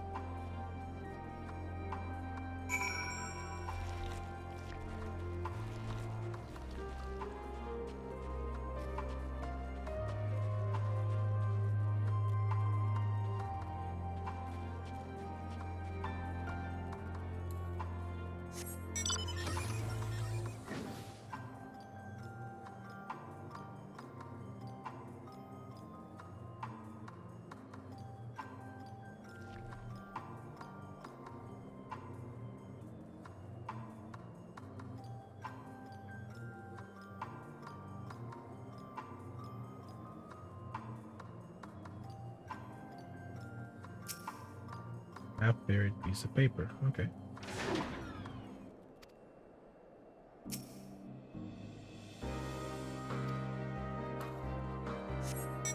Oh, I thought it was. I thought that was them. For sure.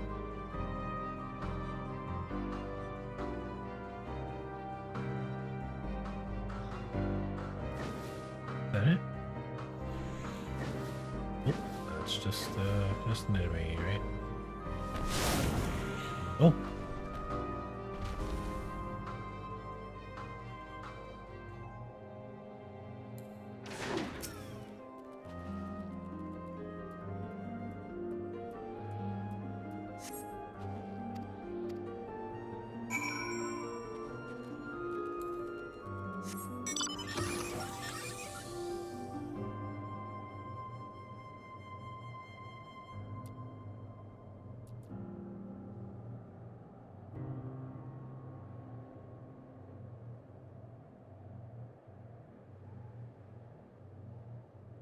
Oh no. This is not good.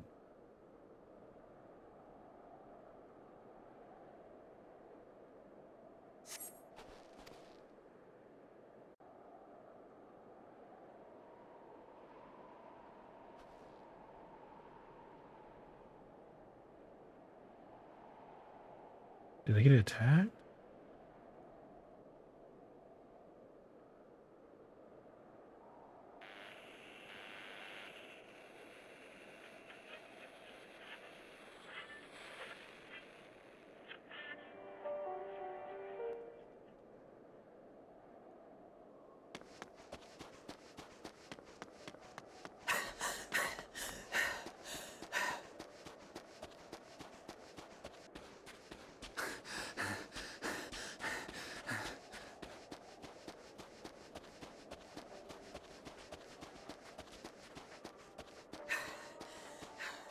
Blood trail.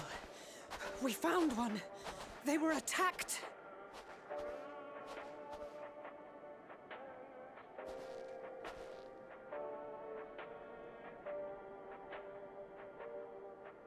No.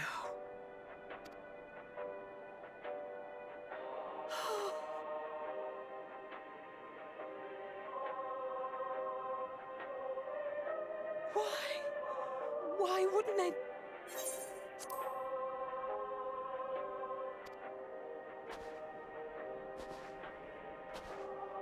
Safer to brave the wilds than trust in our magic.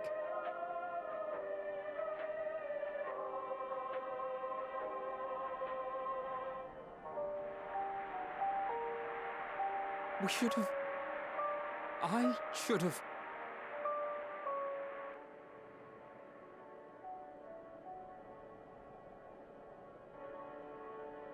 We can't leave them like this. We have to take them home. What if we're only making it worse? Yeah, us carrying dead bodies is not like the proper look you want. Maybe we don't belong here, but neither do they. Not out here in the wind and the cold.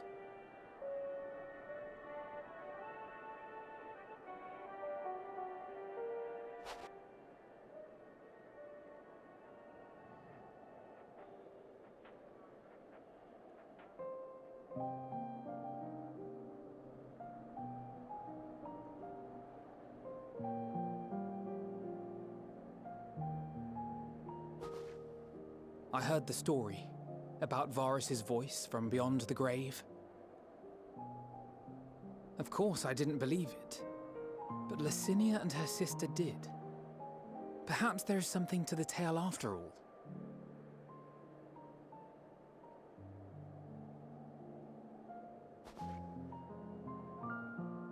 I want to understand, so I'm going to borrow this for a while, if that's all right.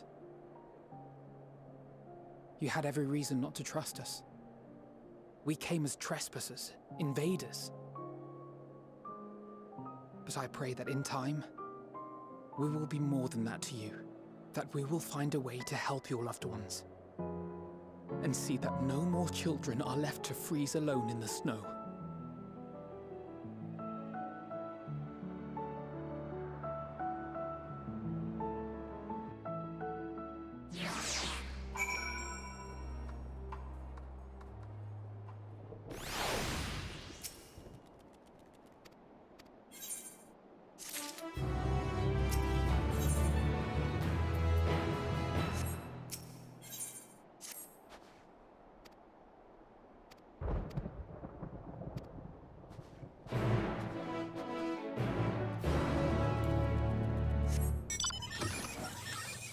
So this is probably the last mission I'm gonna be able to do. I don't know. Nope.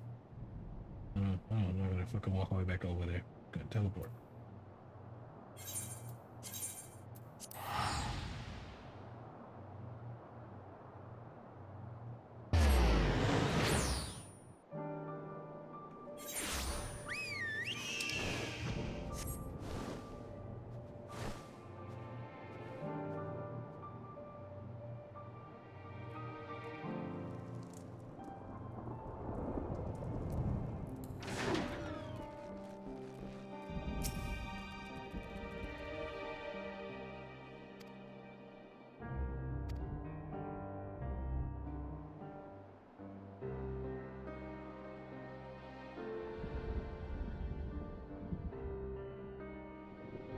Thank you for your report.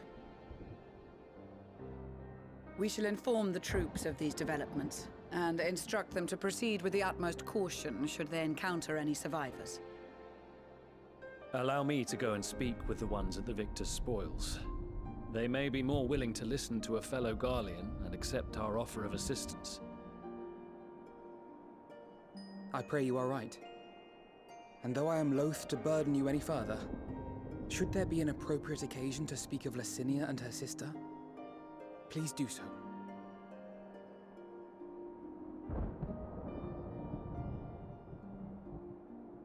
I am sorry to have put you through this. My distress is nothing compared to their suffering. So tell me, what else have we learned?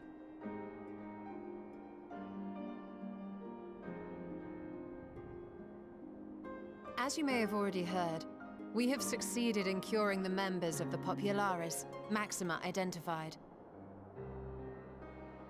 They have provided us with some intriguing insights into the current state of Garlemald.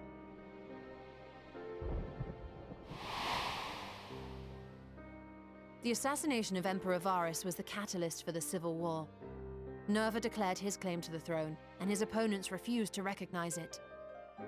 Fighting broke out in the capital, where Nerva's 3rd Legion clashed with the 1st, who remained loyal to Varus even after his death. Of course, even Imperial warmongers would balk at the idea of turning their shining city into a battleground. Like burning down the wood to spite the wasps. Neither side would be so mad. Unless something or someone inflamed their animosity to such an extent that they could not help but act against their better judgment.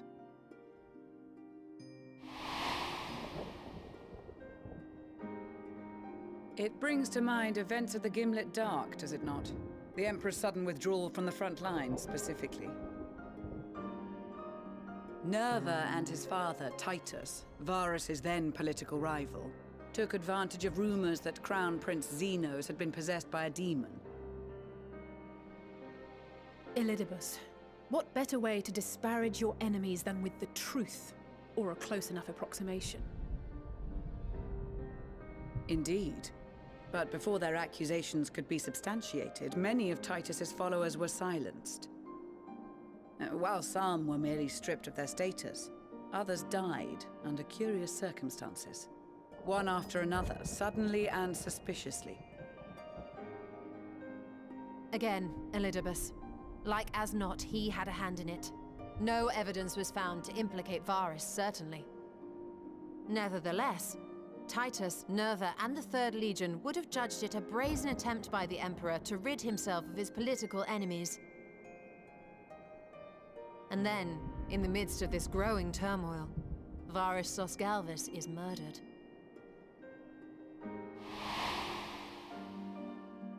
And Garlemald's own prodigal son, Gaius van Belsar, is named the murderer.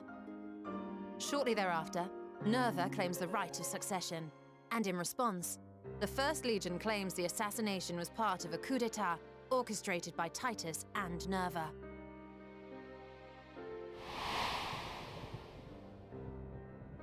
So no one is at fault, and everyone else is to blame. I should add that both parties received substantial financial backing. presumably to provide them with the means and encouragement to pursue a swift victory. And that these contributions came from the self-same benefactor. I'd heard House Brutus had been filling the Third Legion's coffers, but the First as well. It would seem so. Though the Populares determined that the First Legion received funds from a variety of organizations, all had connections to House Brutus. So Fandaniel, in the guise of Asahi, was playing both sides against each other the entire time. The information we gained from my friends does not end there. One night, shortly after fighting broke out, the capital was shaken by an immense tremor. From that point onward, they have no memories, no recollection of any events, including our clash on the Magna Glaciers. But when asked about the Imperial Palace and its bizarre transformation, they somehow recall Emperor Varys giving them orders in their dreams. May the Tower of Babel stand as testament to the glory of Garlemald. This sounds awfully familiar. We have something to show you all.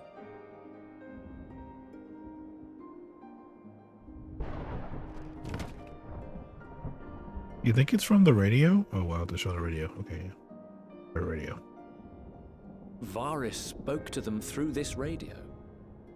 Perhaps it was a recording, but if not, that would be inexplicable.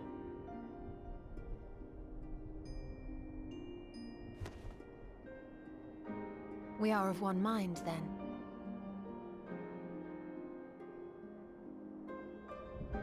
The ether that permeates the ore used in this device is almost identical to that of the talismans.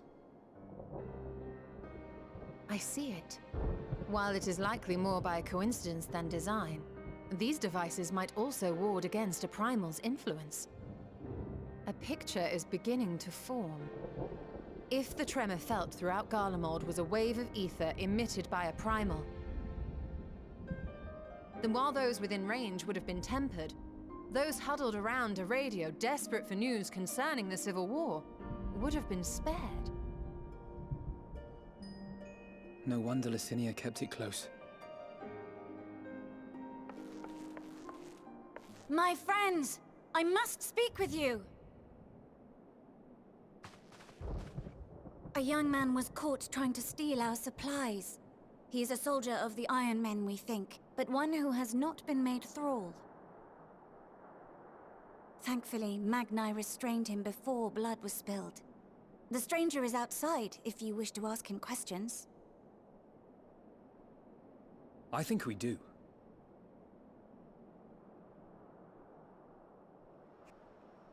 Let's do it. Who do we have here?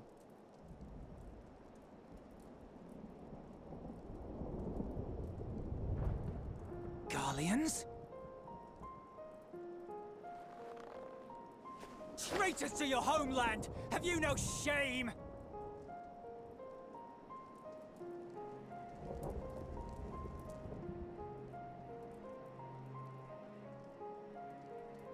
I am Lucia Junius, a Temple Knight of Ishgard.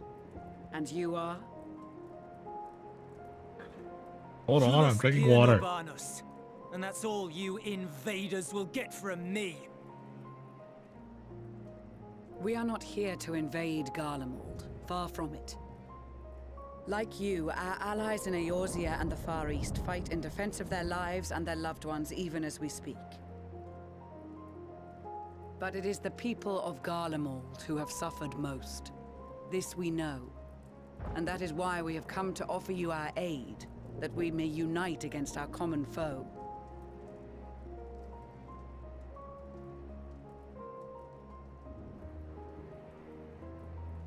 Whether you believe me or not, those are the facts. Now, answer me this. Why would a proud soldier of the Empire be reduced to stealing? The situation must be dire indeed for you to go to such lengths.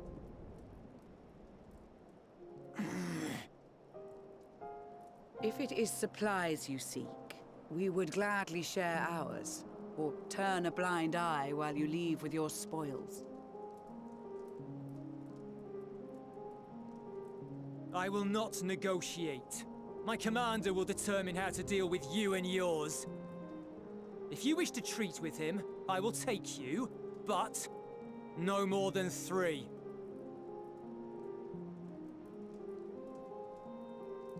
I don't much like the sound of that. But if we do accept his proposal, I suggest the 2 of us and...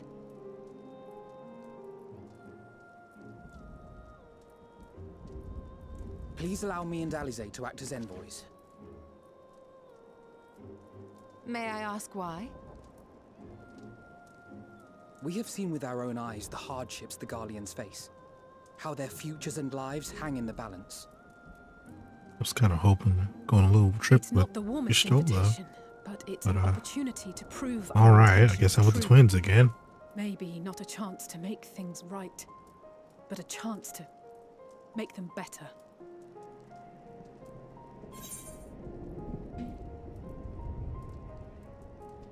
What will your mother say if I let you 2 go by yourselves? The champion of yours, just let my children die.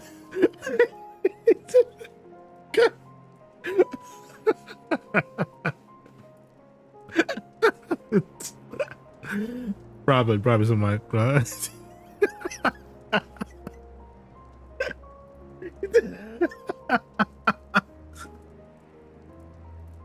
Probably wouldn't say that, right?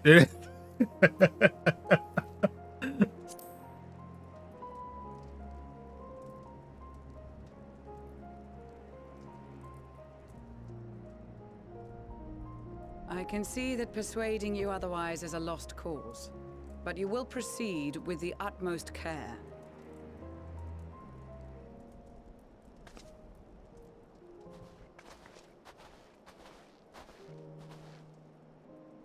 A couple of children and what?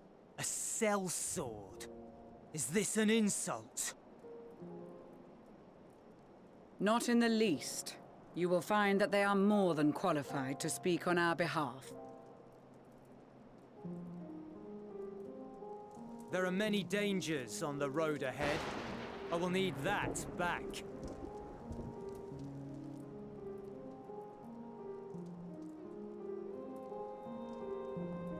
Oh, he's Gunbreaker. Great, yeah. Awesome. This isn't an insult?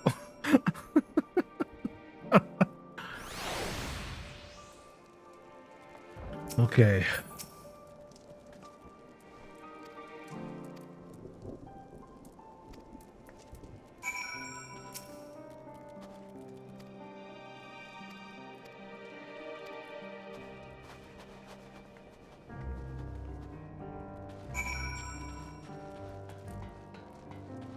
Did he go inside?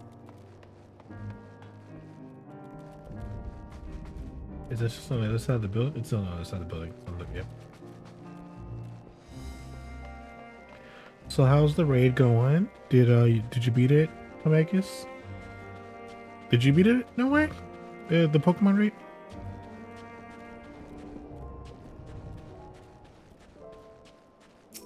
Though I think Noe has Violet, so he probably already beat it. No? Neither of you have beat it yet? I mean, Noe should have no problem with it. He has Violet, I think. Didn't even attempt it. Why do you hate us?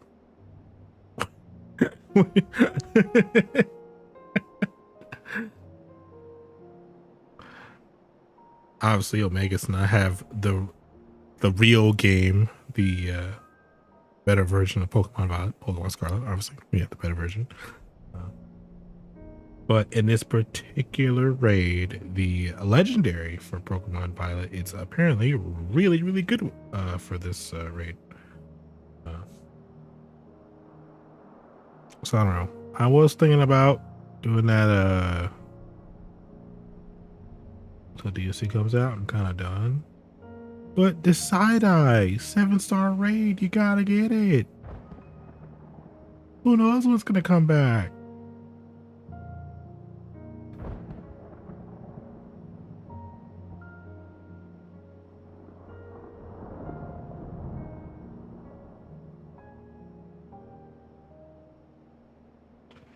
Last bug to breed me one. That's cheating. Also, it won't have the really good stats that it has right now.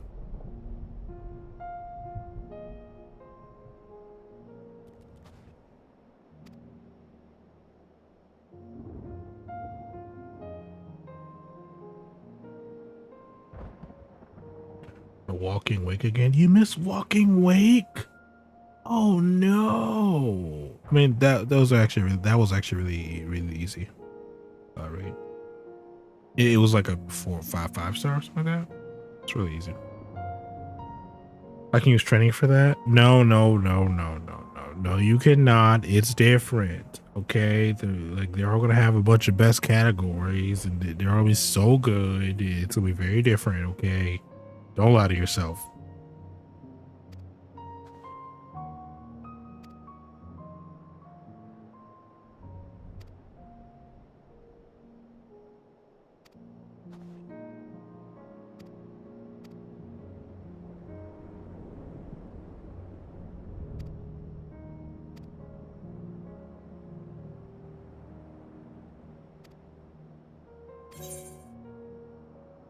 All right.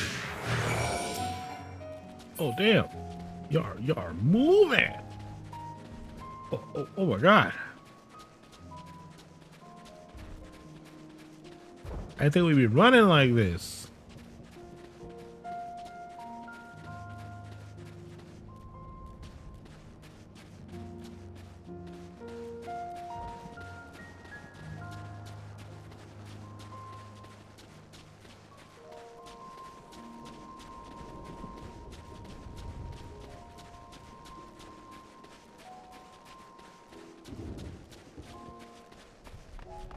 Oh, well, this is really easy. We're just running. So this is actually probably the last mission, because I am tired. And also I need to start working on my Pokemon. So I'm probably gotta do that a little bit before I full on go to sleep. I've done most of the work, I just haven't finished the last bits of it to make it easier for me.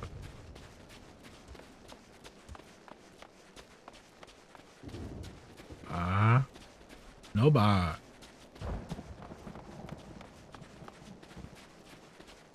Some of us don't have a buck to help us with things, okay?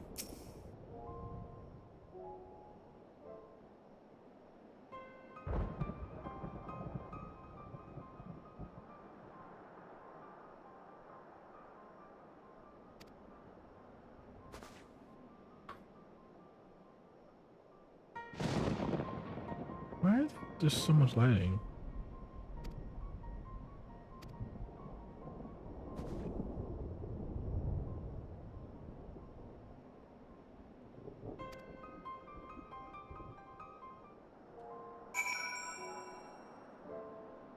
Okay.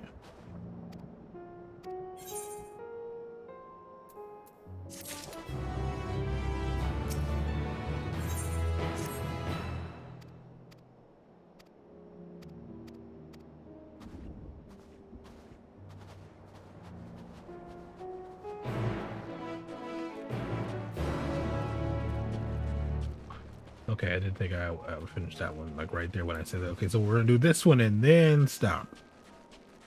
This is the last mission, the final mission of all missions. This is it. Oh wow, is this an ambush?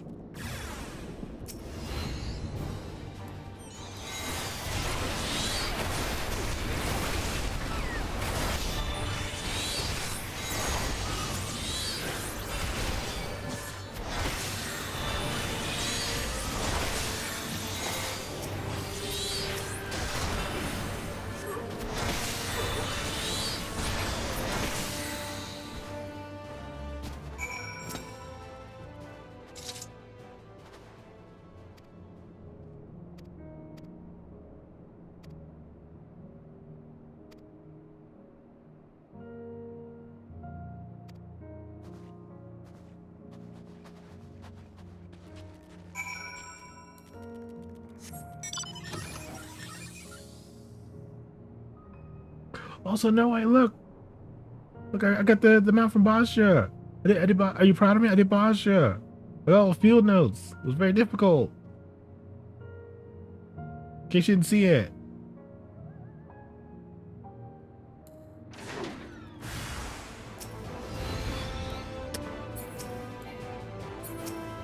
Oh damn, hell yeah.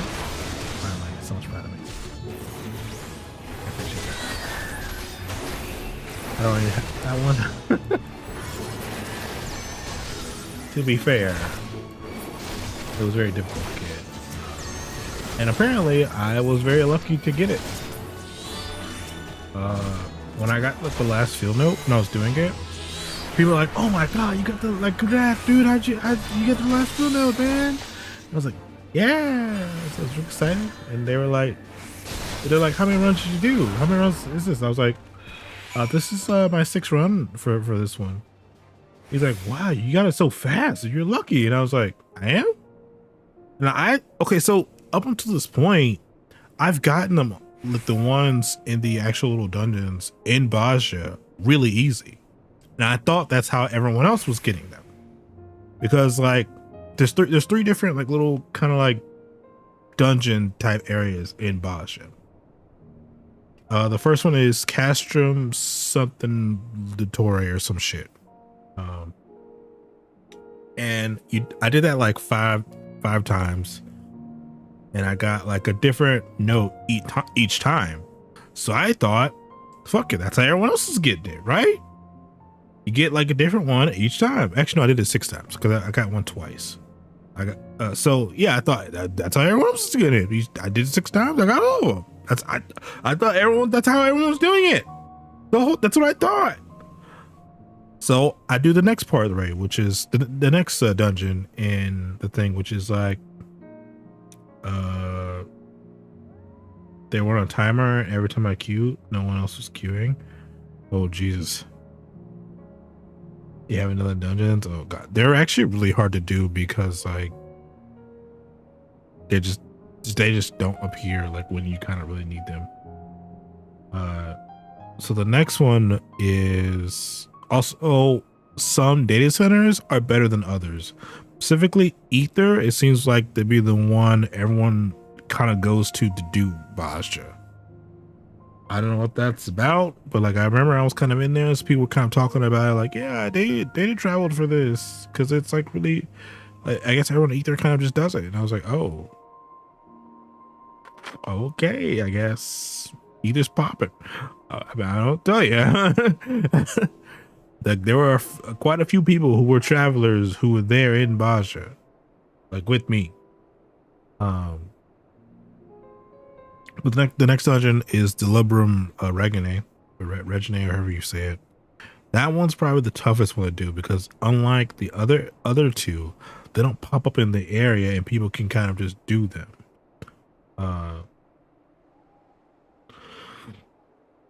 Like. This one is like you have to kind of like try to get people to kind of do it. It's like a proper dungeon, you know. So if no one's really like doing it, or you don't see it in the party finder, or you're not part of like the Discord that might have like some people who are kind of just trying to do it, it's really hard to find people to do it. Like I got really lucky and I found a group of people who were like, yeah, man, I need to do it like 4 or 5 times because I'm trying to do like the relic thing. They're on the relic grind. So I met like 6 people who are all doing that relic grind really early in the morning one day. And I got on and around like 8 or so because I think Ari had full sleep. But I wasn't like tired just yet. And I ran that shit with them like 4 times.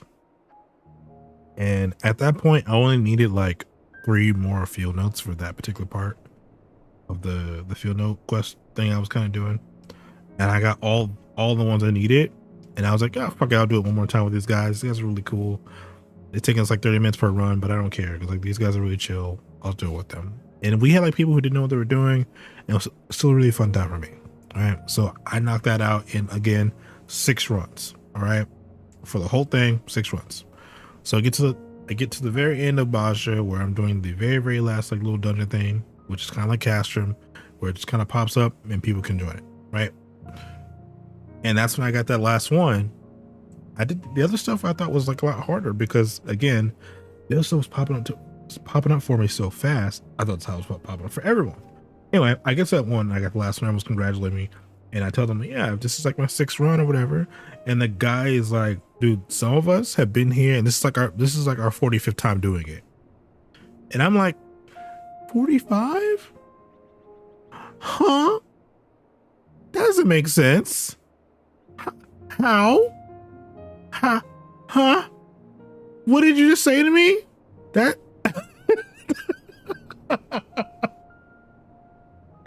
and like when he said that, there were like 2 other people like, yeah. I was like, whoa, whoa, there's more than one of you. What?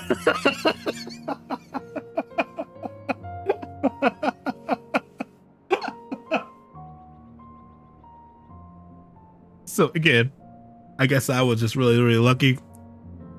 The 45 is a fucking lot. Honestly, the fact that they were still there doing it, I would have quit a long ass time ago. Unless I was grinding up for levels for a different character, then I guess that's different. You have no reason to not be there. You know, you grind up levels. Sure, if you get the field note, well, why not, right? But 45 times and you still don't get the field note you're missing? That is insane to me. Though it, like, one field note did take me a really long time to get, but it was one of the ones from the one of the fates, because the fate was very rare to pop up. That one took me like, God, how many fates did I do for that one? I did a lot of fates for that one. I think that one took me the longest out of all of them, because I was just there trying to like kill the fates by myself, but I had to be on Sage because I couldn't out heal all the damage, and it was like really annoying. But overall, it was just that one was like my toughest one. The other ones were fairly easy. Most of them popped the first time I did it.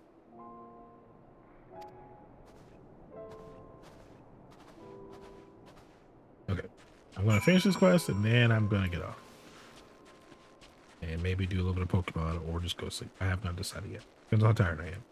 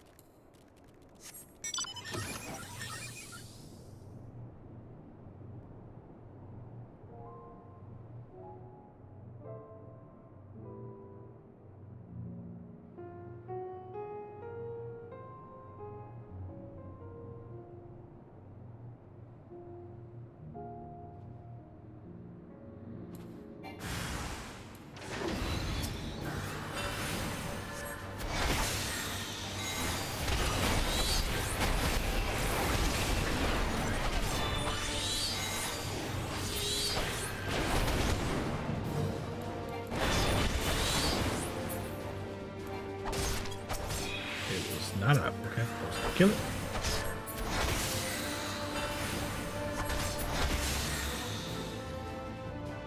We're here now, right? The secret base. You can open up a fucking wall, and then you're just gonna be all like, "Oh, I have a glamour hiding in the wall." Glamour. Right? It's gonna be like a glamour or something. You're gonna hit the wall, it's gonna disappear, or you just immediately walk away. Yep, that's what you do. Yep. Never mind. Fuck. It wasn't the spot, damn it. It was supposed to be right there. I was really excited. Okay. Why are you guys over here? The crest is over there.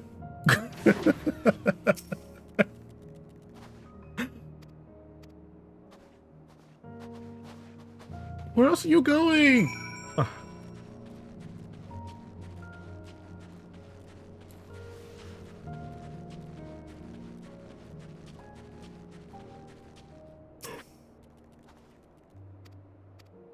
Oh no.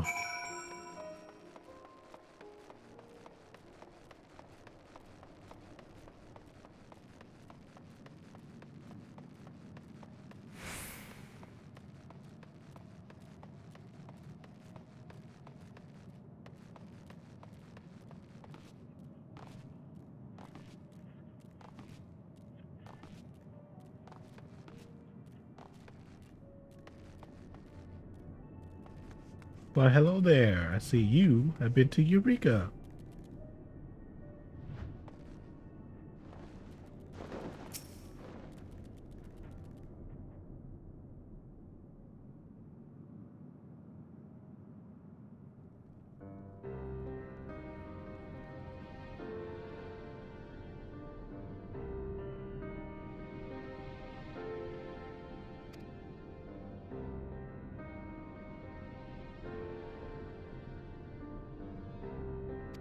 So I had to go underground for this damn thing.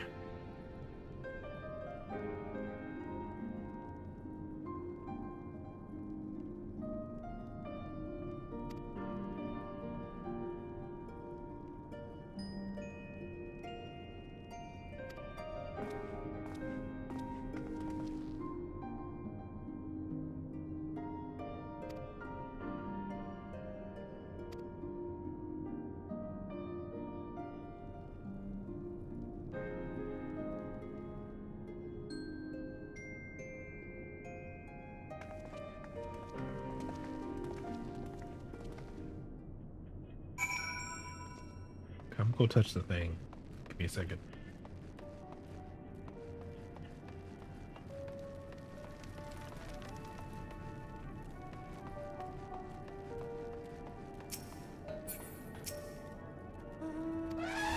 Whoa, hold on. Okay. Scared me.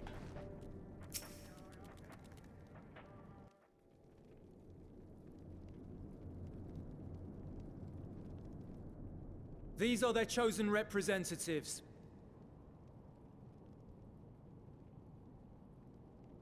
Very well. Let us hear what they have to say.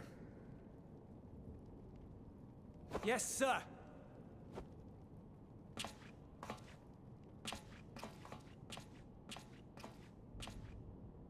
I present to you our commander, They have a cool name. Lord Quintus Vankina, Legatus of the First Legion. He looks pretty cool though. The first? I had no idea you had survived.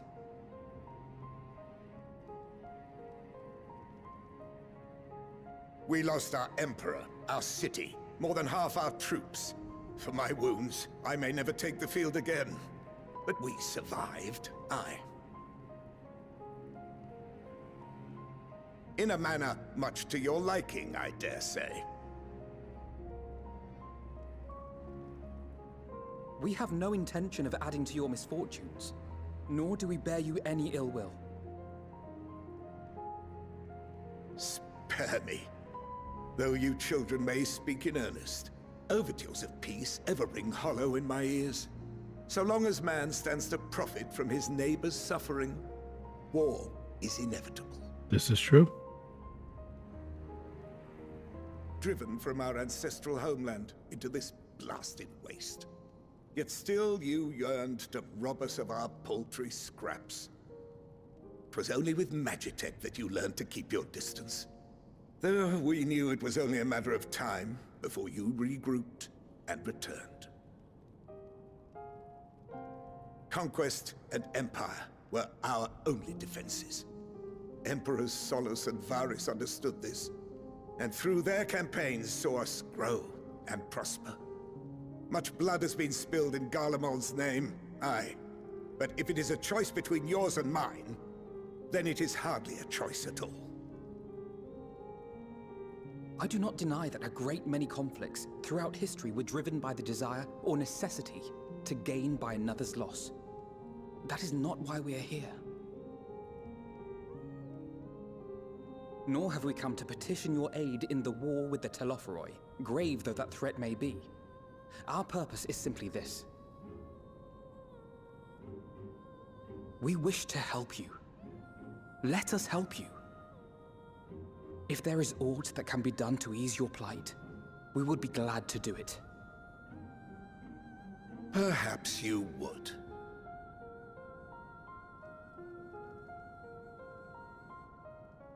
But regardless of the ideals you espouse, your leaders would not send an army into Garlemald if they did not stand to benefit.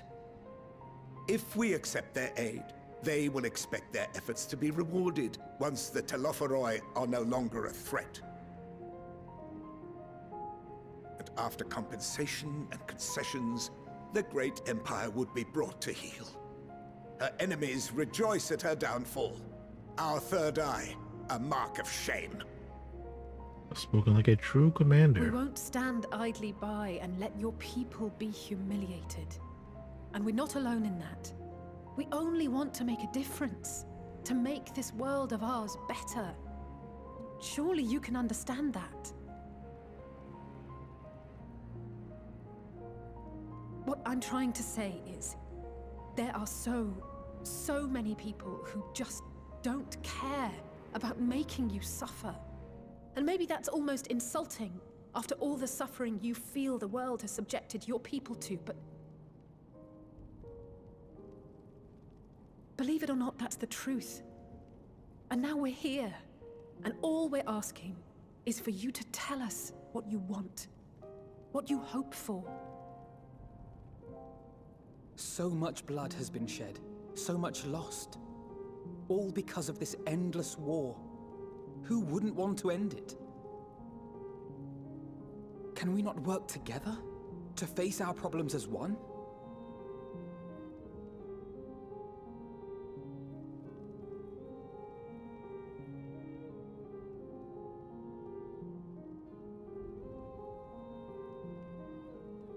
Answer me this, young peacemakers.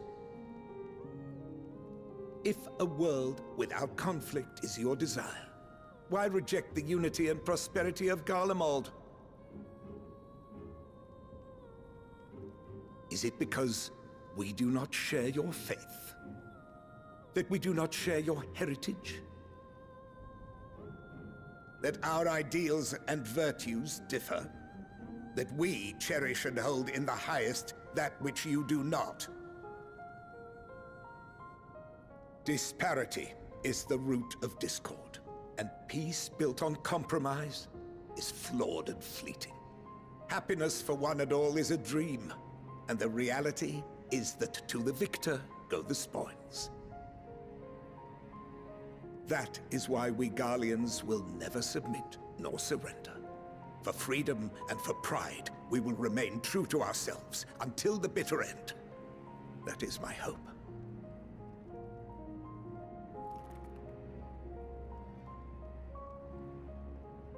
It seems there is nothing more to say on the matter.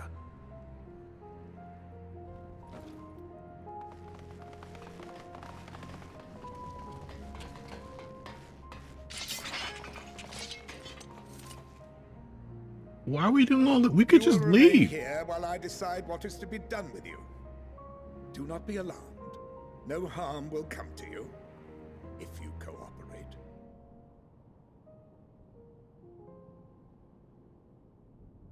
Put your fucking hands down. We are fighters We here. will not resist.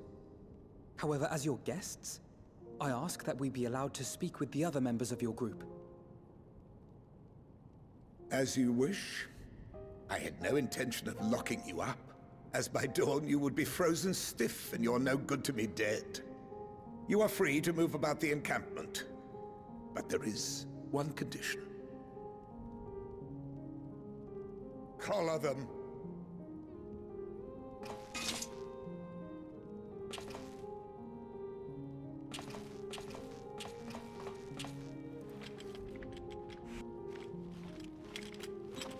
To stop our magic or something?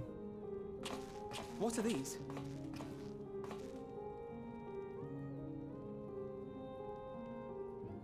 Incentive. You'll be watched at all times. Stray too far or act suspiciously, and we will administer a rather painful shock. Well, it doesn't stop our magic. Also, this is very stupid for us to Keep away from that one. Oh. That's strange. The champion of Eorzea is not so easily cowed. The champion of Eorzea!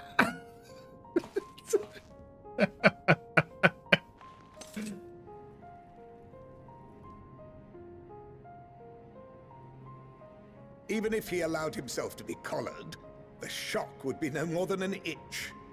No.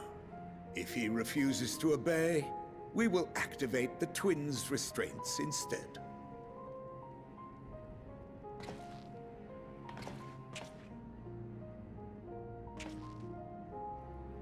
You needn't worry about us.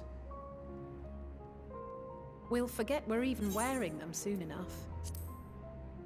This sounds like the perfect opportunity to kill the twins. I mean, I wouldn't do that, but like, dark timeline, kill the twins. Imagine. How dare I'm joking. This is a joke. But imagine, dark timeline, all right? This is the darkest timeline, okay? We killed the twins.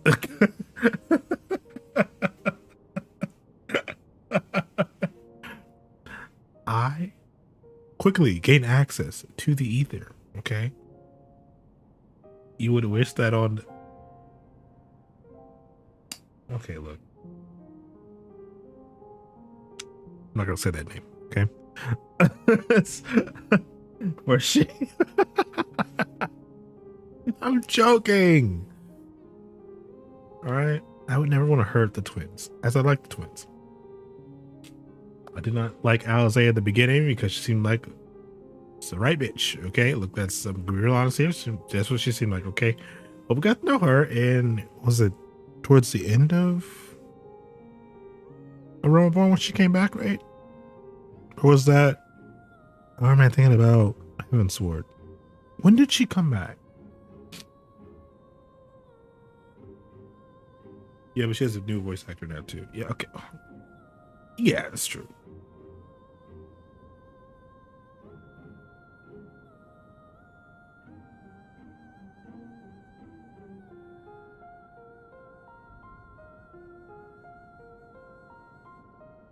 Okay.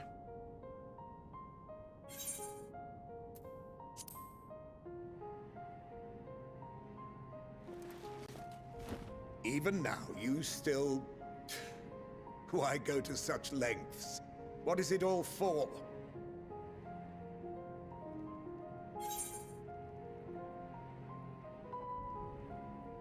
Because even the most bitter adversary may one day see reason. On the coldest, blackest of nights, meager though it may be, we must share the warmth of our fire. That sounds kind of sexual. Is that weird? I don't think that's what I want to say.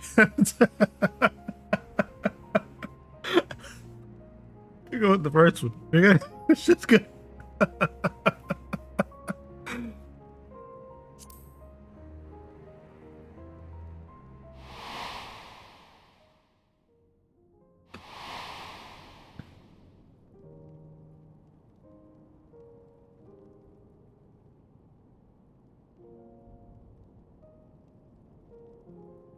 You are a curious one. A far cry from the merciless barbarian others paint you to be. A barbarian? I'm the champion of Eorzea. You will be their warden. Take them away. Yes, sir. Wow, hating on the old ass man. Well, he's pretty terrible.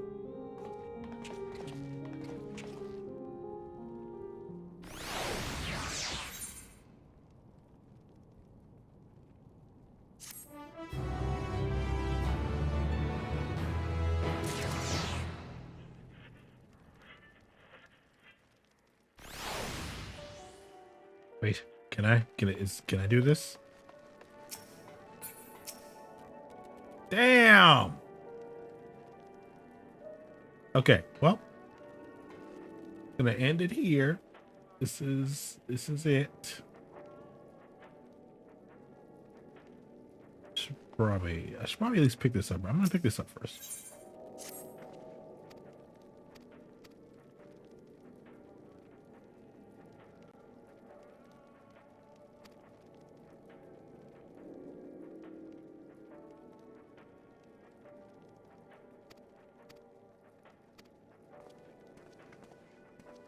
You sure you don't want to see what's next? Yeah, I'm sure. I'm sure. I'm very tired.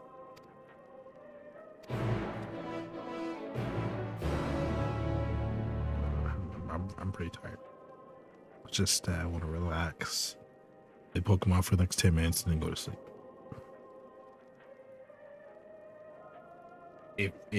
If I'm even up for 10 minutes, I don't think I'm gonna be up that long. Anyway, I'm gonna get out of here. Let me see if there's even anyone I can even raid. I doubt it.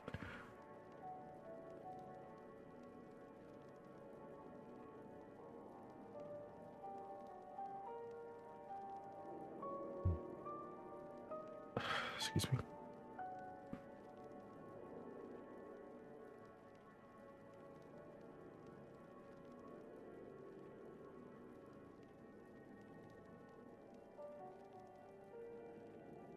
Yep, there is no one. Okay, well, I'm just gonna end.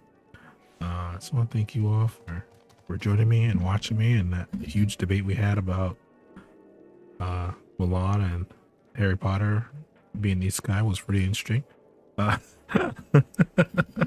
You missed that whole argument earlier. No way, it was great. It's probably like a little over an hour into the stream. I don't know when it was, but anyway. Oh Lord. Okay, look, it is an isekai. Okay, story. No, just go back and watch the stream. There's a story. It's like an hour, maybe an hour 30 minutes into the stream. Like if you kind of skim through it, you'll see like I'm just not moving for a while, and that's like when it is. But because I was just talking the whole time. But anyway, it was around time when we meet up in the one room and everyone's like talking and like it's like that whole scene where Super Smash Bros. Like everyone is here and like everyone's kind of meeting up and we're all like, oh shit, I remember those guys, and like they show up and they're all kind of talking and stuff like that, and I kind of stopped and I just kind of started talking to everyone in chat for like 30 minutes. It's literally in there somewhere. Anyway, I gotta go. So thank y'all for watching again, and I'll see you guys later. I don't know how long it's gonna take me to put into a video, but it's coming eventually, I guess. But also, I will probably not be able to stream for a week and a half because I have family coming in like 3 to 4 days. So I'm basically gonna be on that cleaning ride, and then I basically won't have internet to stream. Well, I'll have internet, but I won't be able to stream because they'll be using the internet to watch things and stuff like that. So.